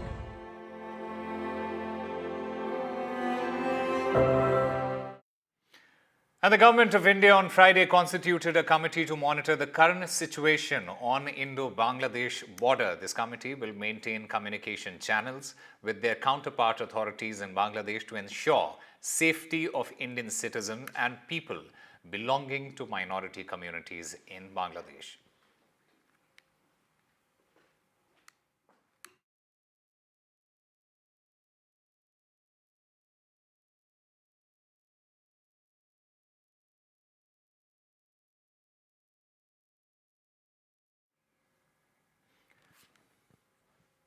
And where will the ex-Bangladesh Prime Minister Sheikh Hasina go? Well, that is a big question. Addressing the press, the MEA has said that they have no idea of the ex-Prime Minister's next move, but India is closely monitoring the evolving situation. Now, even as the political turmoil and violence continues in Bangladesh, a group of nearly 600 people from the country, they were stopped from entering India at a border point in West Bengal by the Border Security Force.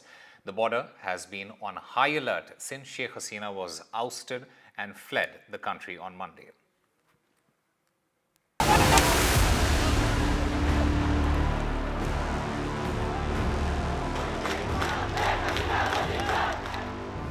A journey of desperation, an estimated 600 Bangladeshi nationals trying to enter India at the Indo-Bangladesh border.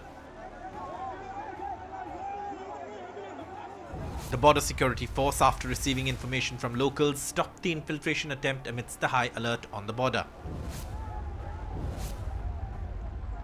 The infiltration was attempted at the Satkura border under the Dokhin Berubari Panchayat of Jalpaiguri district of West Bengal. The infiltrators appealed to the BSF, saying they feared for their lives. But the BSF explained to them that entry into India wasn't possible by infiltration. While the group retreated, some people stayed back to negotiate on their behalf.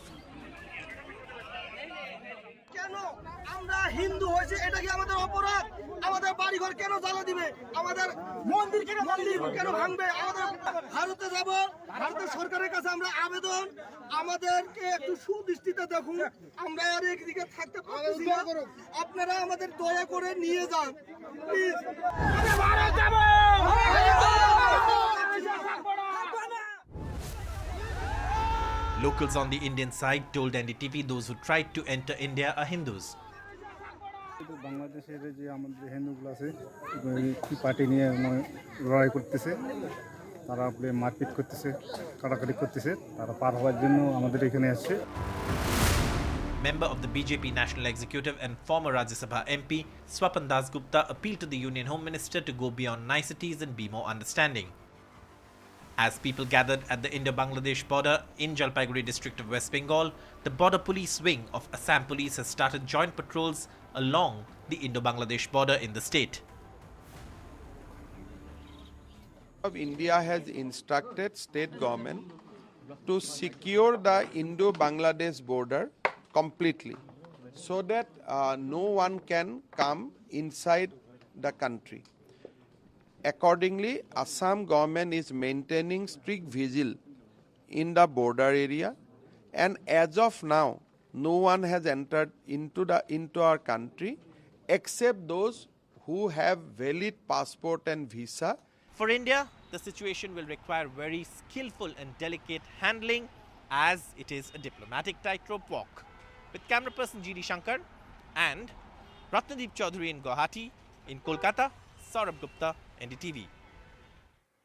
Time for a very short break. More news and updates on the other side.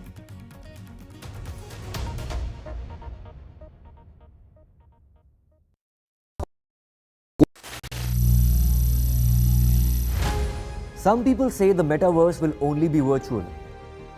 One day this lecture hall will be made of code, and driverless cars would be trapped in intersections. But even in this maze of the future, you can't wish away health. It's time to become more resilient.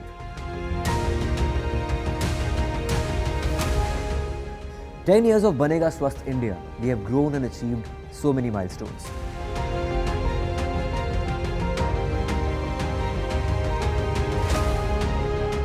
And now I have a plan to beat the urgency, to stop breathing with difficulty, to relieve getting choked with inactivity.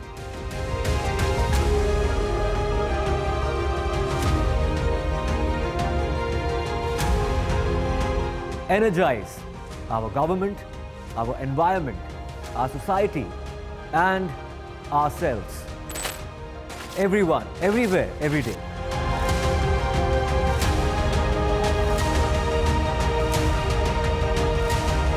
Banega Swasth India. One world hygiene.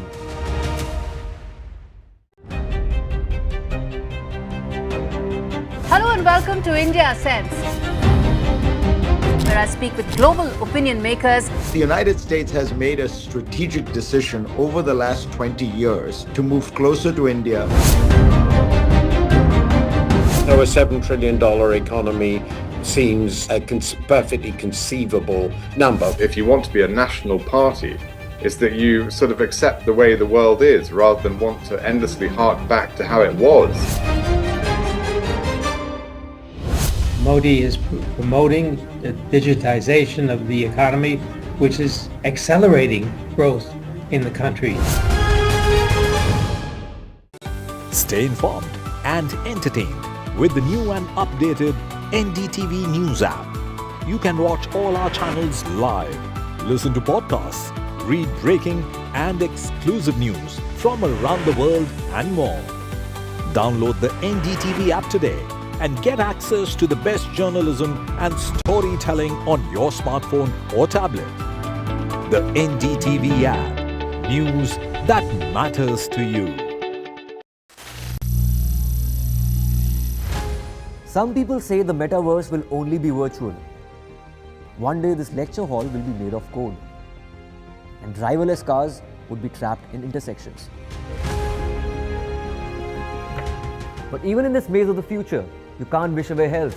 It's time to become more resilient.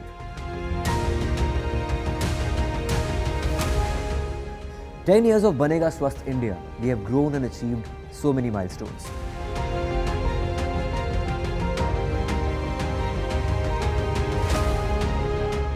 And now I have a plan to beat the urgency, to stop breathing with difficulty, to relieve getting choked with inactivity.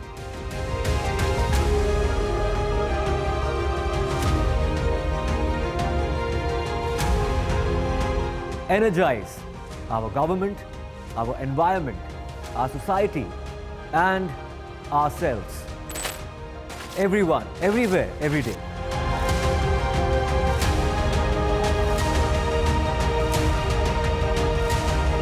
Banega Swasth India.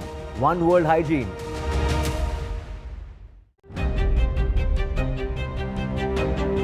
Hello and welcome to India Sense, where I speak with global opinion makers. The United States has made a strategic decision over the last 20 years to move closer to India.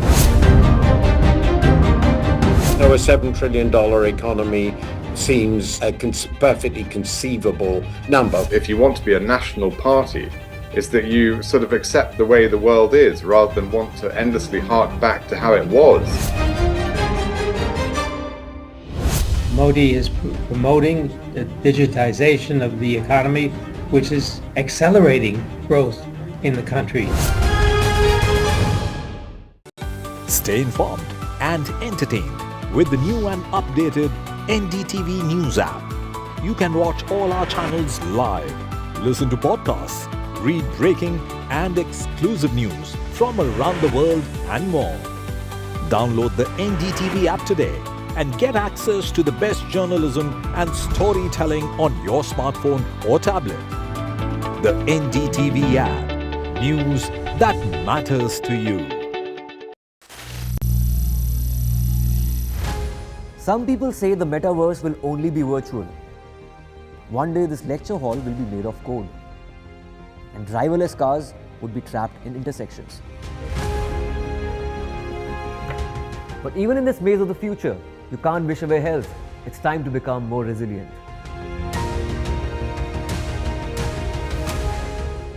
10 years of Banega Swasth India, we have grown and achieved so many milestones.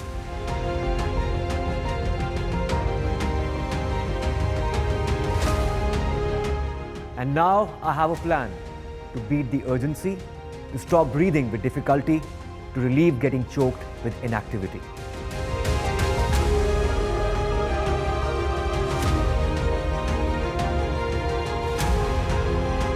Energize our government, our environment, our society, and ourselves. Everyone, everywhere, every day.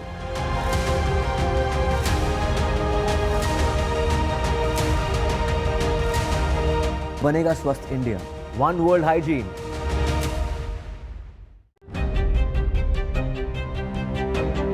Hello and welcome to India Sense, where I speak with global opinion makers. The United States has made a strategic decision over the last 20 years to move closer to India.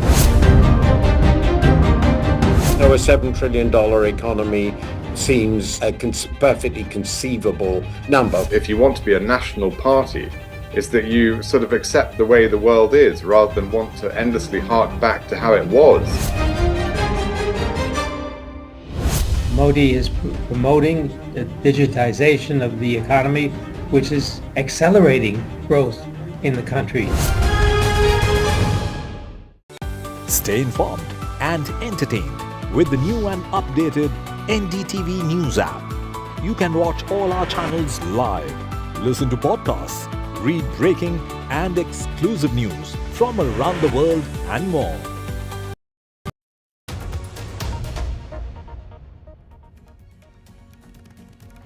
Welcome back. In a significant operation by the Anti-Corruption Bureau, a staggering amount of cash and assets were uncovered during a raid on the residence of Dasari Narendra, the superintendent and in charge, the revenue office at the Nizamabad Municipal Corporation.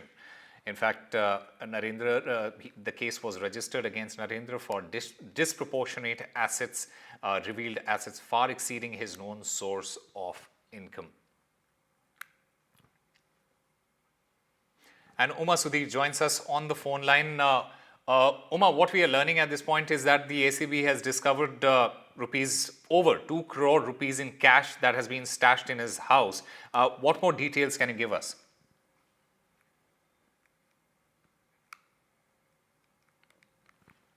All right, so from what we are learning at this moment is that apart from over 2 crore in cash that has been found at his house, a bank balance totaling rupees 1.10 crore in accounts is also being held by Narendra, his wife and his mother. Additionally, 51 tolas of gold worth rupees 6 lakh and 17 immovable properties valued at rupees 1.98 crore were seized. The total of the assets seized so far amounts to approximately rupees 6.07 crore.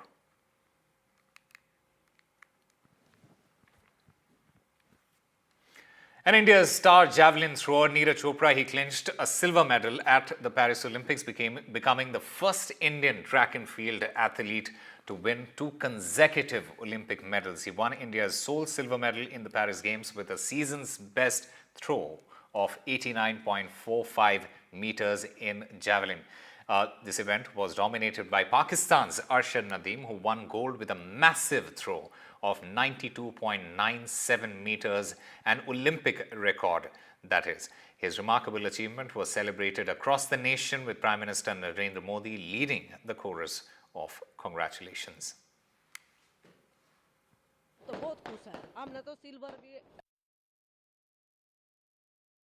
नहीं जान तो बहुत खुश है हमने तो silver भी gold वगैरह लग रहा गोल्ड उसका आ गया वो भी मारे लड़का जी मेहनत करके सब जा रहे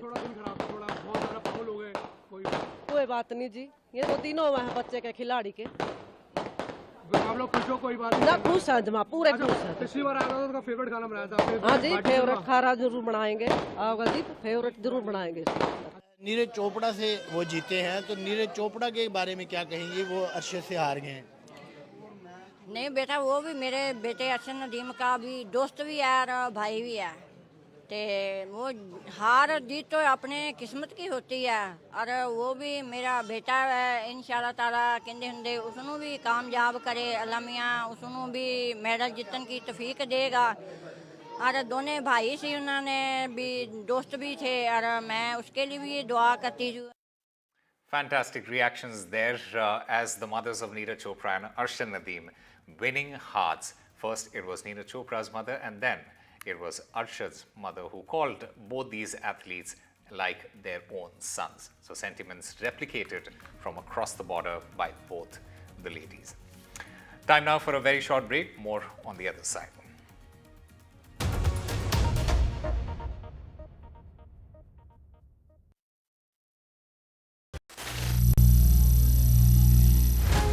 Some people say the metaverse will only be virtual. One day this lecture hall will be made of code and driverless cars would be trapped in intersections. But even in this maze of the future, you can't wish away health. It's time to become more resilient.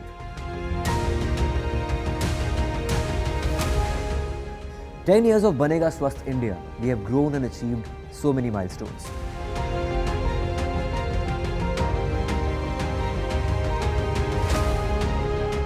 And now I have a plan to beat the urgency, to stop breathing with difficulty, to relieve getting choked with inactivity.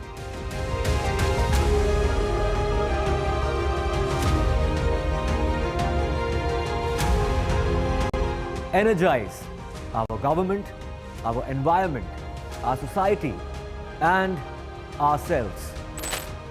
Everyone, everywhere, every day.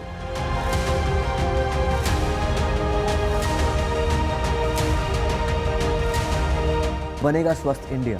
One world hygiene.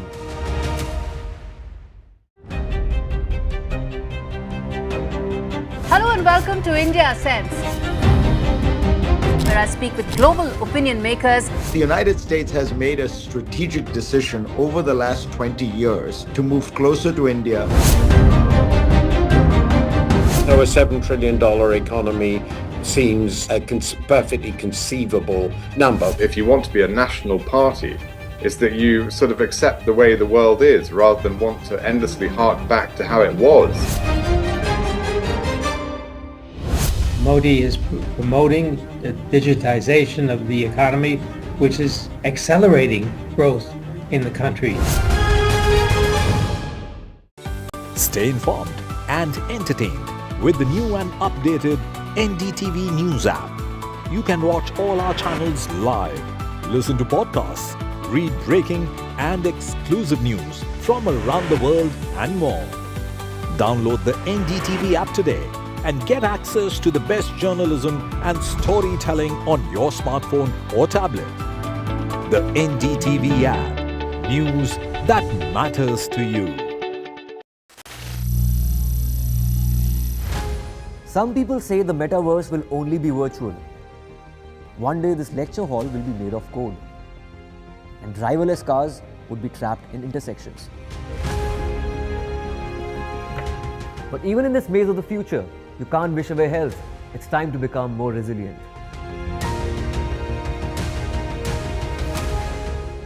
10 years of Banega Swasth India, we have grown and achieved so many milestones.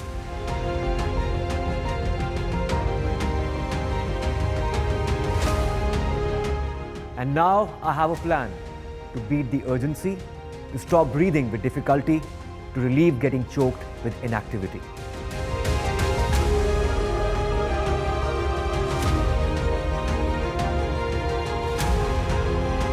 Energize our government, our environment, our society, and ourselves. Everyone, everywhere, every day.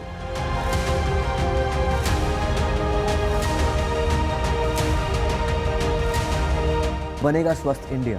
One world hygiene.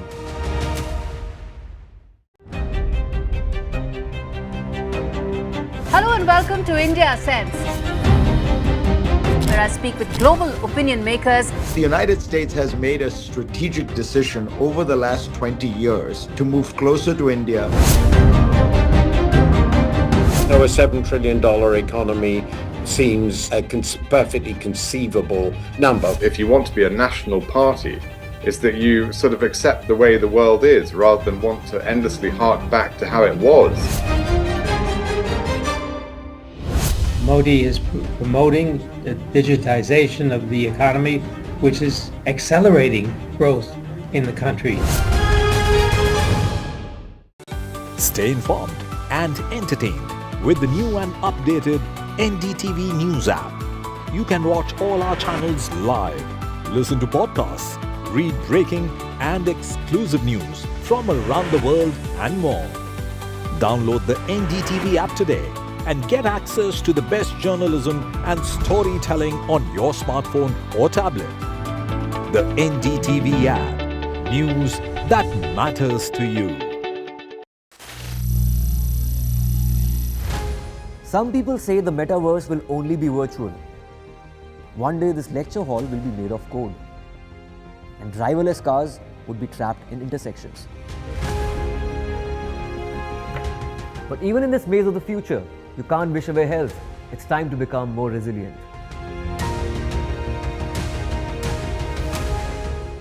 "10 years of Banega Swasth India, we have grown and achieved so many milestones.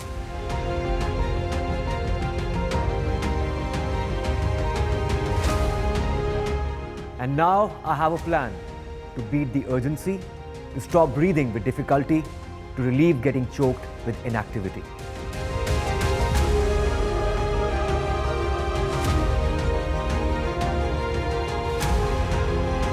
Energize our government, our environment, our society, and ourselves. Everyone, everywhere, every day.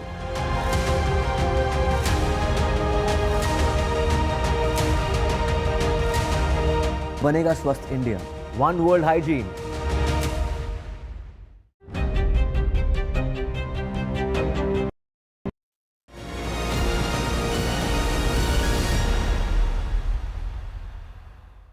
Hello and welcome to our very special broadcast from one of India's top commerce colleges. With me are students of SRCC's Global Business Operations Program, a cutting-edge postgraduate course, as we discuss what has been India's decade of great successions in big businesses. What does it mean for our big businesses? What does it mean for startups? How do we balance tradition and modernity in business? What do young entrepreneurs, budding entrepreneurs really think about it? And this, of course, after the Adani Group hinted that there's a succession plan in place. In fact, Gautam Adani made a very important point that succession in big businesses has to be organic. It's more than just a drastic move. It's a journey. What do people here really think about it? Let me start from the gentleman here. What do you think about succession or transitions in big businesses? You know, as young entrepreneurs, young businessmen, what do you think about it? What is the ideal way of transitioning from one generation to another? Thank you for asking that question, Vedant. First of all, I would like to say that while studying in classrooms, we have seen that successions which have taken in quite a quick kind of view has not been successful. So giving a good time phase of 8 to 10 years has shown internationally also that it is successful. So in case, if we talk about succession, so from G1 to going to G2, there should be a bond between tradition and innovation.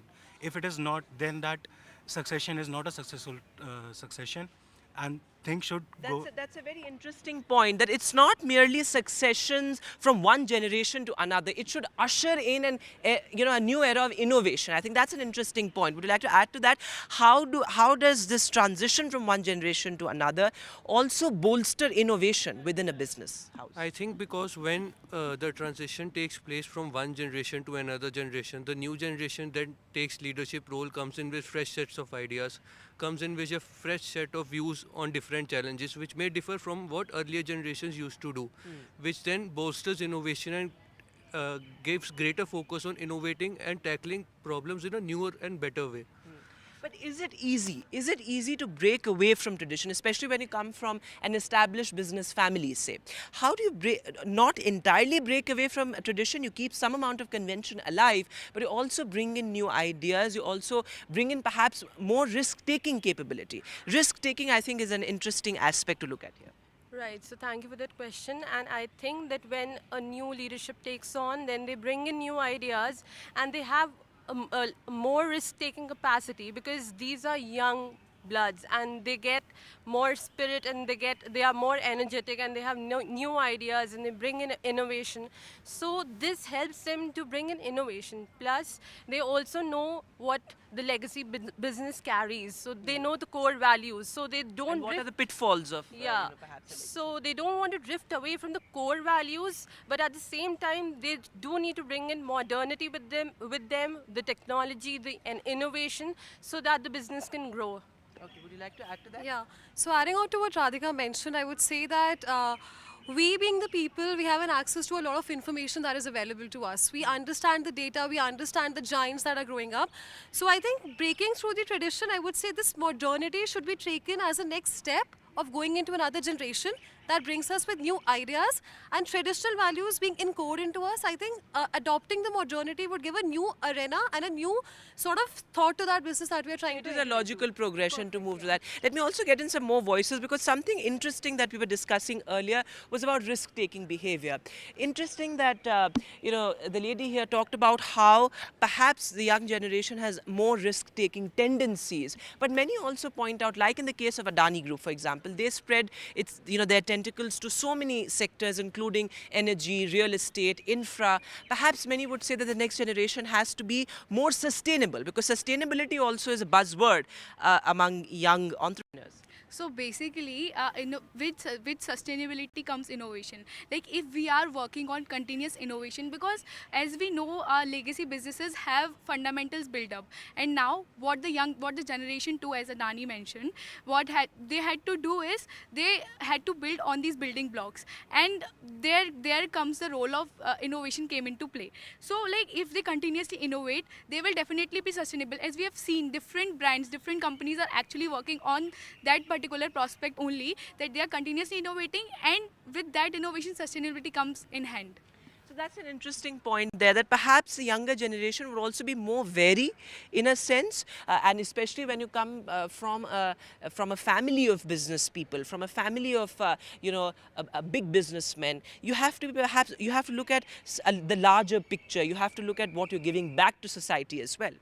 So basically it actually shows like whenever somebody is taking over, like generation 2 is coming in place of generation 1, they are actually well trained. And as you were talking about sustainability also, it's not happened in a single day. They are also trained on the sustainability aspect also, because the company know or an organization know that sustainability is a need for an hour. It's actually very important. So the succession, that's why the succession also happens gradually, because the graduation growth in that terms will actually help them to get trained on the sustainability aspect also and bringing in their innovation ideas. So that's an interesting idea that you're talking about, that perhaps when you have a new generation taking over, there's more exposure also that comes with it. So because there are new challenges, whether it's artificial intelligence, whether it's social media, there's so many new challenges in new age businesses. So as new age businesses, like newer generation is coming, so they have to take calculated risk, taking in mind like AI is coming, more and more of data is there. So people have to like take all of those things in mind and then take the risk of maybe getting into new business or sustaining what already has been there and preserving like the cash cow of the business has, and then taking any move that they might want to. So that's an interesting point there, and I think the sense I'm getting is that perhaps one has to make sure that those core values are intact as we go forward, as we look at expanding the business and also giving back to society. Because I was discussing this earlier with you guys, that performance with purpose also is something that young entrepreneurs are really looking at. Actually, all the businesses when we see today, they work on a value-giving purpose. So when a business is providing value to the customers, or let's say anything, like if it's a B2B, it is solving a purpose for the other business or the customer. So with that mindset, if any business approaches the problem, so let's take the example of startups. What startups do? They basically try to understand the customer needs, and based on that, they come up with a solution which is going to solve that particular need. So basically we can understand that it's kind of providing a value to the coming generations. And when we talk about sustainability, we can clearly see that a lot has changed in the atmosphere, and if you're not able to maintain that our environment in a better condition, it's not going to be easy for the coming generation to sustain in the coming years. So that is my take. So interesting point there, and let me take that to you. You know, we're talking about creating a product that is valuable. So is expansion more important for younger entrepreneurs, or is it creating something valuable? What takes precedence? I feel that there has to be a balance of both of them. So startups, you know, a lot of those startups right now that are operating in India, they are actually failing. The pain point is that they have not done their consumer research properly. They do not exactly know what does the consumer want. They have not done the market research properly. So it's very important to know what will work with the Indian audience. So for example, you know, the brands that are global conglomerates, whenever they launch their own products to India, they also do a market research, and then they launch customized products which have more chances of being, you know, relevant according to the Indian audience. So you know, making relevant product is important. However, expansion I feel is equally important, and it's important to strike a balance between both of them. Right. And perhaps looking at all these ideas, what is also important is that we understand that with a new generation, or with a generation change in big businesses, what also changes is the people you hire. So in a sense, your team changes as well, along with the leadership change. How do you see that? So as the other political leaders say, we do not have a plan B, we only have planet A. So along with the expansion, which increases our growth opportunities, we should also work on sustainability goals that our India is going to be carbon free by 2047. So you know, talking about you know, what I was mentioning earlier, how does a leadership change affect the very ethos of a company? You know, because you have new people that may come in, you know, the vision for hiring also changes, but perhaps the core values remain the same. I think this is not a sudden change, as the Adani succession plan mentions that Gautam Adani will retire in 2030s, and that his... So of course, that claim has been, you know, in a sense, he says that this has to be an organic process, and there is no set date as far as, you know, the succession plan is concerned. Yes, that the next generation leaders, that is Karan, Jeet and Pranav, they are basically now also they are holding some directorial positions and acting as a managing directors of the various enterprises. Yes. So I think they are experiencing the current leadership, and I think in the current times they will mix it with the blend of the new innovation and the blend of new awareness they have of the world. So I think that awareness with the mix of traditional experience will bring some more innovation, and they will definitely bring some value addition to the companies, and basically to work towards the innovation sector. So interesting there that you also believe that because of the fact that they have worked in managerial positions and directorial positions, that is something that's going to help them or bolster their leadership capability as well. So it has to be an organic process, you know. But you know, I also want to understand from you all, you're all business students. Are you more fascinated by, say, you know, this new startup wave that has gripped the nation, or is it still big businesses, legacy businesses that you think will drive the real change? See, big businesses and small businesses, they have to work with synergy. Yes. They have to work together. So, big businesses provide you with opportunities in a very specific roles, but startups, they enhance your growth in a short period of time. Let's say after a B school, you enter a startup, 3 to 4 years, you grow, you understand what you want, what you actually need, and what market needs. So collaborating everything, so what you learned in a startup, then you can move on to a big company. For example, let's say Adani's, any company. So that would only further enhance your growth and enhance the organization as well, because you have learned, you have prepared, and now you are you're ready to take on the baton.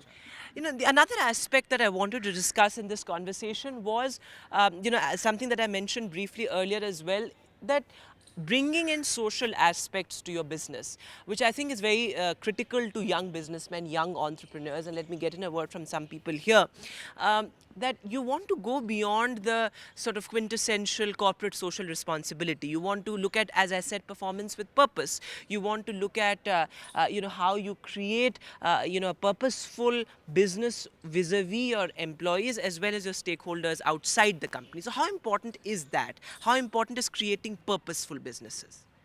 I believe every action that we take has a purpose lying underneath it. So, be it any business or be it any initiative, plans has to be there. Talking about innovation and sustainability, sustainability is, of course, the current buzzword in the scenario. So, we need to work on it.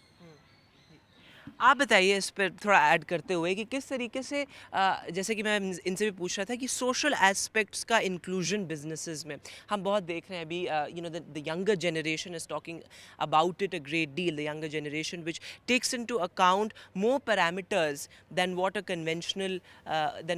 Conventionally one would think about. Yes, this is new with the new generation, which is generation 2.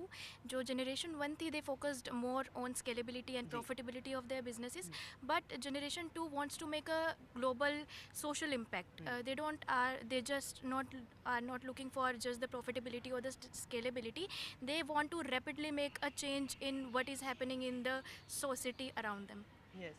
So that's an interesting point कि एक कहीं ना कहीं एक aggression भी है business में कि आप you want to drive change, whether it is doing something radical within the business, things that the earlier generation might not have thought about कि हमें कुछ radical करना है, हमें कुछ leak से हट के भी करना है और ऐसे sectors में जाना है, ऐसे areas में घुसना है जहाँ पर conventionally नहीं सोच पाते थे. Right. So these days AI ने बहुत ज़्यादा empower कर दिया है सबको. And AI and technology की वजह से this generation has ventured into new forms of business. As you can see, Amazon and Flipkart, they became tech giants after 2013. 2013 से पहले online shopping का नाम भी नहीं सुना था consumers ने, बहुत rare था. When it came to India, they captured the market in such a way that now if you see Amazon and Flipkart का इतना बड़ा customer base है, major cities में even grocery shopping तक में they have ventured into, where Blinkit has 10 minute में delivery वो customers को offer कर रहे हैं. So it's a new segment that they have ventured into. Yeah, so ये एक interesting point आपने बोला, capturing the market. That's how you make the mark. When take the example of the Adani Group, how it has managed to venture into areas like defense, real estate, infra, energy, perhaps areas that many would say were really risk-taking, very risky in that sense. So ये capturing the market का जो एक notion है, how do you make your mark? How do you venture into areas जहाँ पर आपको लगे कि ये तो बहुत cluttered market है, ये area बहुत sector बहुत cluttered है, वहाँ पर भी अपना mark, to make your mark. That is the thinking also in new age entrepreneurs. So taking on the example that my previous batchmate had given, like Blinkit, we can see that the market, the delivery market was updated from 2 days to 10 minutes.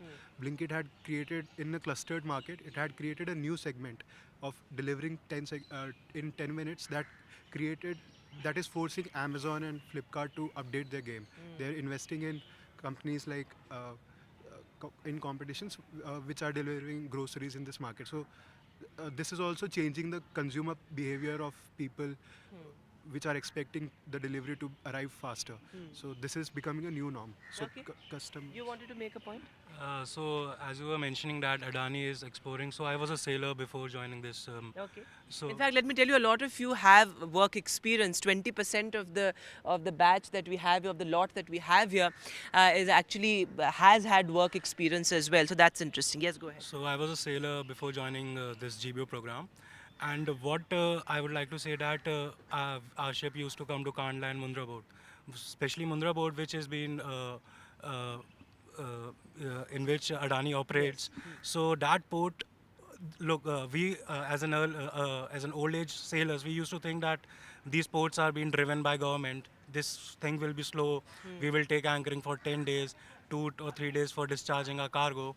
But now what Adani has done is that within 24 hours your ship is fit to go back to sail. So this time saving concept has been coming with innovation also, that we should highlight while exploring new business market or business segments. That's a very interesting point, actually, an interesting, first-hand experience that you've had as a sailor, and now that you're, studying business, you'll of course look at all those aspects of convenience, look at that aspect of, bringing in new technology. In fact, let me get in some more voices from here. नई generation के साथ एक technology में भी एक advancement आता है, because what we've seen, for example, in the Adani group, that they've been upping their game technologically as well. How important is that? So in today, to set the base for, or set the foundation for the younger generation to take over. So in today's world, technology is playing a real impact, having the AI taking over the world. People are saying too much AI. So it's important for the industries, the companies also to take up and move on and take on these important projects also, see what these technologies, how can they impact their revenues, their potential, how they can expand their market reach also there. There are certain sectors which have not been identified yet. So these technologies might be able to help them to explore and venture into these segments also. Interesting. Do you want to add? So, like when we talk about exploring new markets, so I got an opportunity to intern at Adani in these 2 months. So, I was working at a project where Adani is venturing into telecom infrastructure. So, there we can understand that the opportunity is immense, like the opportunity of the OPGW wires are there. So, that is the technological advancement. So, what happens, like Adani is into transmission lines. So it's an added advantage, that OPGW network. So in that way, when we are able to pass that extra benefit of telecom infra along with the transmission lines, so that we can see that it is providing us two benefits using one infrastructure. So in that way, we can clearly understand that how we can provide more, how we can explore new opportunities in a ways like it was not existing before. And now once it is identified, and further more work can be done in that particular domain. So that's an interesting point, and that also brings me to the aspect of diversification of businesses. What do you think about that as new age entrepreneurs, as budding businessmen? What do you think about this aspect of diversification of business? Thank you for the question. For the diversification of business, it is really important to understand the market dynamics of that sector. And before venturing into that sector, the needs, the pain points, everything should be identified. Then only we should venture, or Adani should venture into that sector. And Adani has identified its sectors very well, and that's why they are making the mark in those respective sectors, whether it's a cement or ports, etc. Yeah. All right. You wanted to make a point on that? I'll just give you a very simple example. For instance, if I own a stationery shop, a retail one, so if I just sell copies, I know that my growth will be very limited. So diversification is very crucial for growth to increase. For instance, if I bring on pens, maybe erasers, so that's when I attract more and more customers, and diversification is very crucial to expand the business, for sure. Interesting there. And also, while we talk about diversification, one must also have a sense of what one's core competence is, because that is your base, that is your foundation, what your core competence is. Anybody would like to add on that point? Sir, before launching a product into a market, it's very important to do the SWOT analysis of what your strength and weakness is. So let me brief it what SWOT analysis stands for: strength, weakness, opportunities and threats.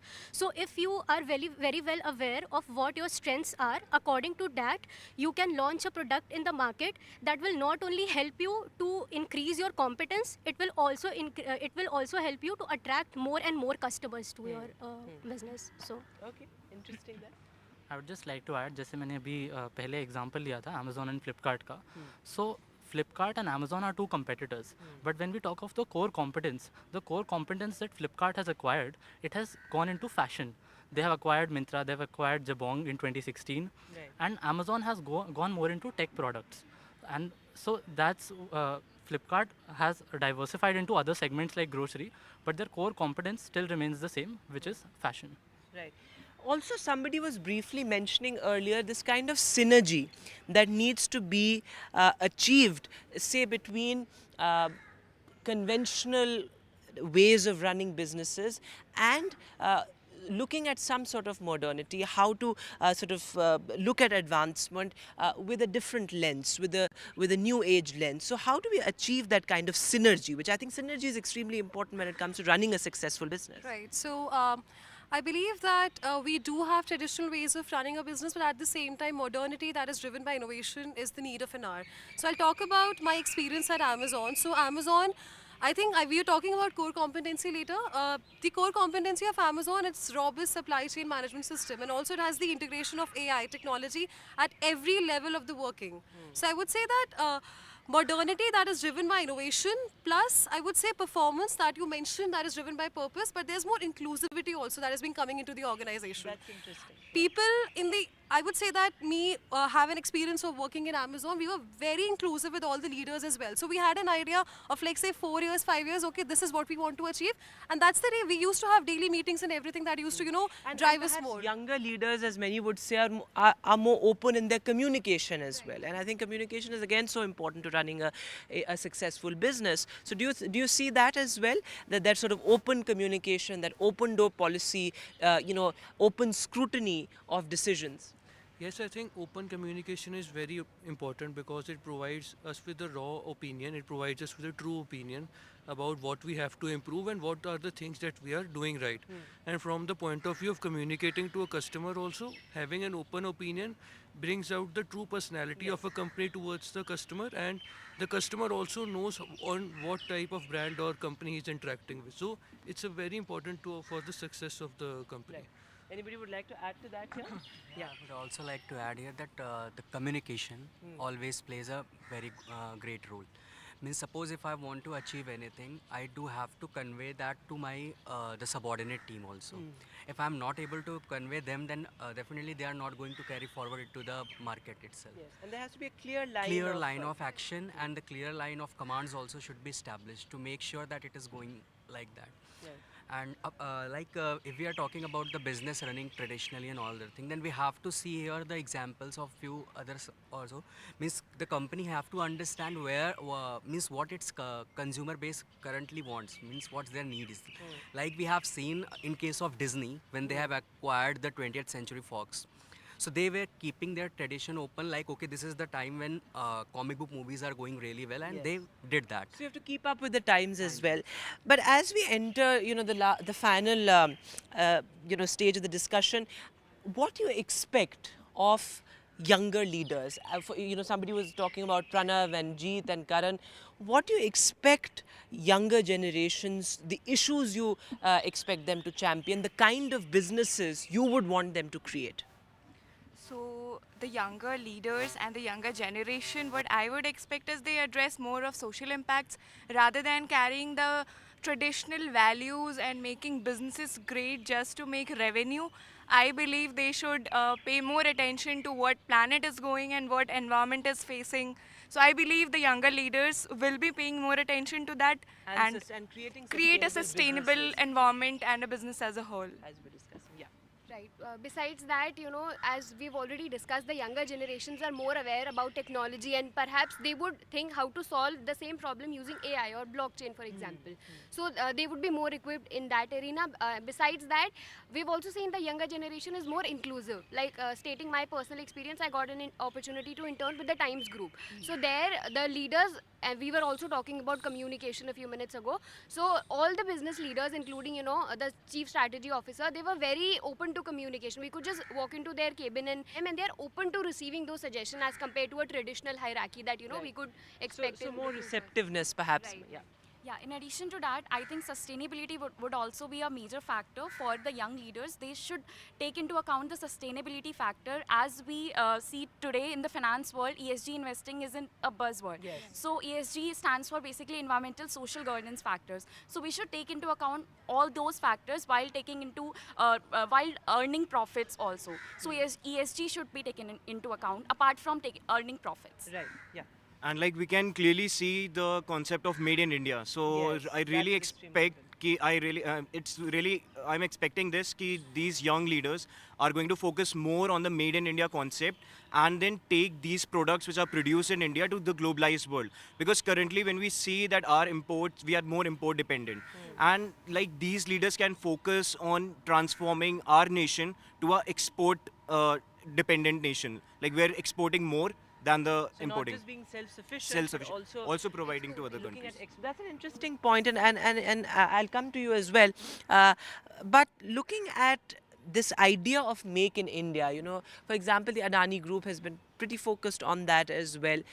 So how do you see young leaders taking that spirit forward, that spirit of make in India? So basically, as we know, the government is actually already creating an ecosystem. We have various schemes. Like we have schemes like Sagar Mala, Bharat Mala, and like schemes like PM Mitra, National Freight Dedicated Corridors, where government is actually focusing on building the ecosystem. But the role of young entrepreneurs come into play, where they actually use all these opportunities, track all these opportunities, because the entrepreneurs of young age are much more educated, much more aware about what is going on in the Western countries, and they can actually take that, work on that, and then they can build themselves according to that. So the duty of young entrepreneurs as of now is actually learn, cohort, and build on that. Okay, that's an interesting way of putting it. Yeah, yes, you wanted to say something.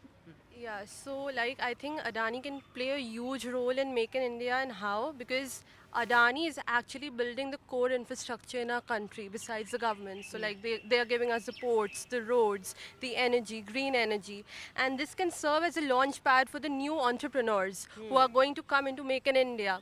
So the three main pillars of any, like for an entrepreneur are capital, then human skills and operational resources. So I think Adani is giving us the operational resources, which are the rails and the roads and the ports, and this can greatly help us, grow the Make in India program. It can serve as a great You put it very interestingly, and I think that's a good note to end the show on as well. That these foundations can actually sort of serve as launch pads, as she put it, for the younger generation. Of course, these young entrepreneurs have a lot that they expect from younger leaders, and hopefully their expectations are met with, and we create businesses that are sustainable, that are created with a long-term vision, and that ultimately provide opportunities for all. That's it from me on the show. Thanks so much for watching. Goodbye.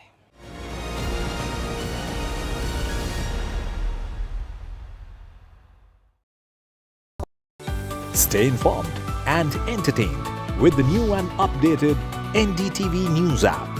You can watch all our channels live, listen to podcasts, read breaking and exclusive news from around the world and more. Download the NDTV app today and get access to the best journalism and storytelling on your smartphone or tablet. The NDTV app. News that matters to you.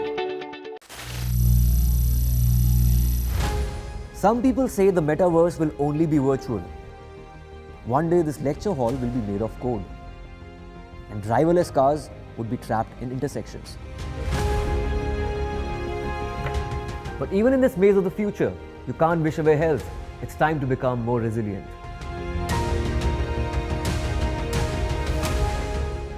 10 years of Banega Swasth India, we have grown and achieved.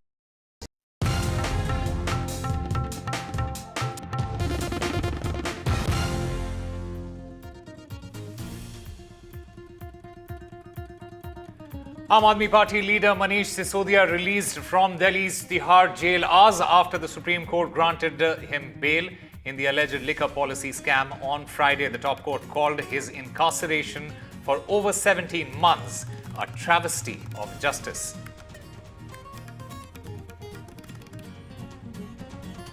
Railway Minister Ashwini Vaishnav says that 8 big rail projects have been approved by the government. The cabinet has approved the bill to build 3 crore new houses. 2 crore houses will be built in rural areas and 1 crore houses will be made in urban areas.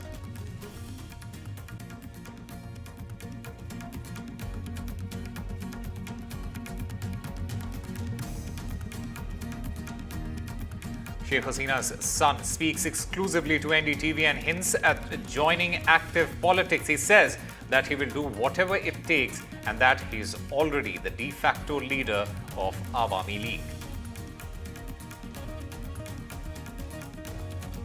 Opposition parties led by Sonia Gandhi walked out of the Rajya Sabha today in a powerful show of support for Samajwadi Party MP Jaya Bachchan after she clashed with Chairperson Jagdeep Dhankar over what she called the tone of his voice and for calling her Jaya Amitabh Bachchan again. India's star javelin thrower Neeraj Chopra clinched a silver medal at the Paris Olympics, becoming the first Indian track and field athlete to win 2 consecutive Olympic medals.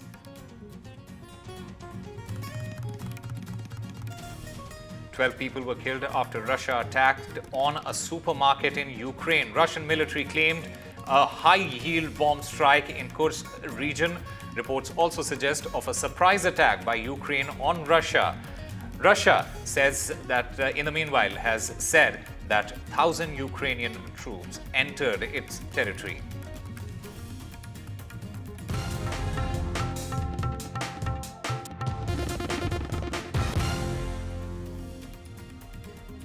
Hello and welcome. You're watching NDTV 24/7. I'm Osama Shaba. Top story at this hour, Aam Aadmi Party leader Manish Sisodia. He was released from Delhi's Tihar jail on Friday evening, hours after the Supreme Court granted the ex-Deputy Chief Minister of Delhi bail in the alleged liquor policy scam.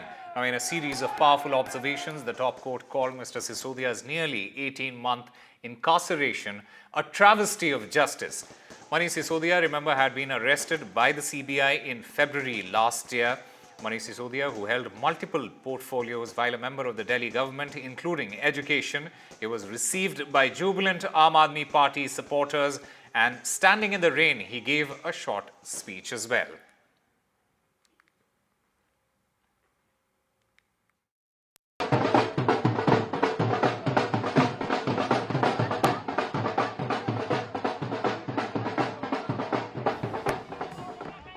A pen, his diary, and the Bhagavad Gita. Delhi government's second most powerful man, walking out of jail with his only companions for the past 17 months in Tihar's dreaded prison number 1. Leaving behind his boss and Delhi's chief minister in a prison cell next door. A silver lining for the beleaguered Aam Aadmi Party, which is fighting an existential battle without a leader. After at least 20 dates with the courts, setback after setback in bail hearings, and a prolonged investigation, a supreme verdict calling Manish Sisodia's trial a travesty of justice. His protege Atishi, who took over the reins of the education department in Delhi, broke down while speaking at one of the government schools, considered key to Manish Sisodia's education revolution plank. I think it also underlines what we have been saying for the last 2 years, ever since this attack on Aam Aadmi Party has started, ever since this persecution and victimization of Aam Aadmi Party has started. So it's definitely a vindication. I think it's an indicator of the fact that yes, in Hindi they say, Bhagwan ke ghar mein der hai, andher nahi hai. And I think today's Supreme Court order has really vindicated all of us. The BJP gunning for the jail chief minister said that his former deputy is still not free from charges. हम ये जानते हैं कि शराब नीति घोटाले में मनीष सिसोदिया को बेल मिली है और किसी भी अपराधी को बेल मिलना वो अपराध मुक्त होना नहीं होता है। जांच अभी चल रही है, साक्ष्य कोर्ट के सामने आएंगे। अरविंद केजरीवाल हो, मनीष सिसोदिया हो या बाकी लोग हो, इन सब ने शराब नीति घोटाले में कमीशन खाई है, दलाली खाई है और ये फैसला जनता की अदालत में सबके सामने होगा। The Supreme Court in its bail order set the record straight, invoking the precedent that bail is the norm and jail the exception. What I really admire and appreciate about judges is that they've walked the talk. They've not said it, they've actually done it. That is important. You know, just to say it, just to rhetorically declare it, but they have walked the talk. They've dealt with the matter in a very fair and a very quick and a very comprehensive manner, and they've done justice. The Aam Aadmi Party now pins its hopes on the same Supreme Court for relief to Arvind Kejriwal.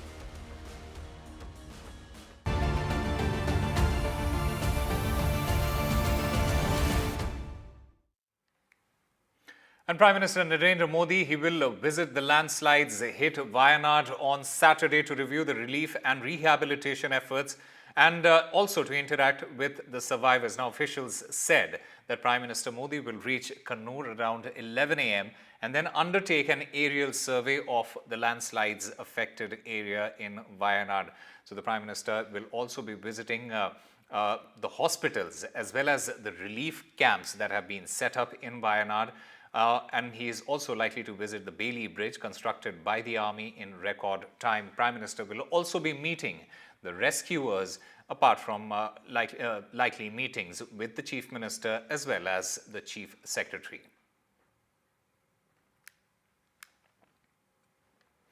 And to help the displaced people and assist in rehabilitation efforts in Wayanad, NDTV has started the Care for Kerala campaign.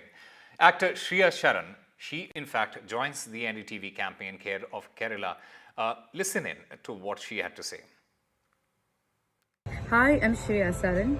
Kerala's Wayanad area is hit by devastating landslides, resulting in loss of lives and livelihood.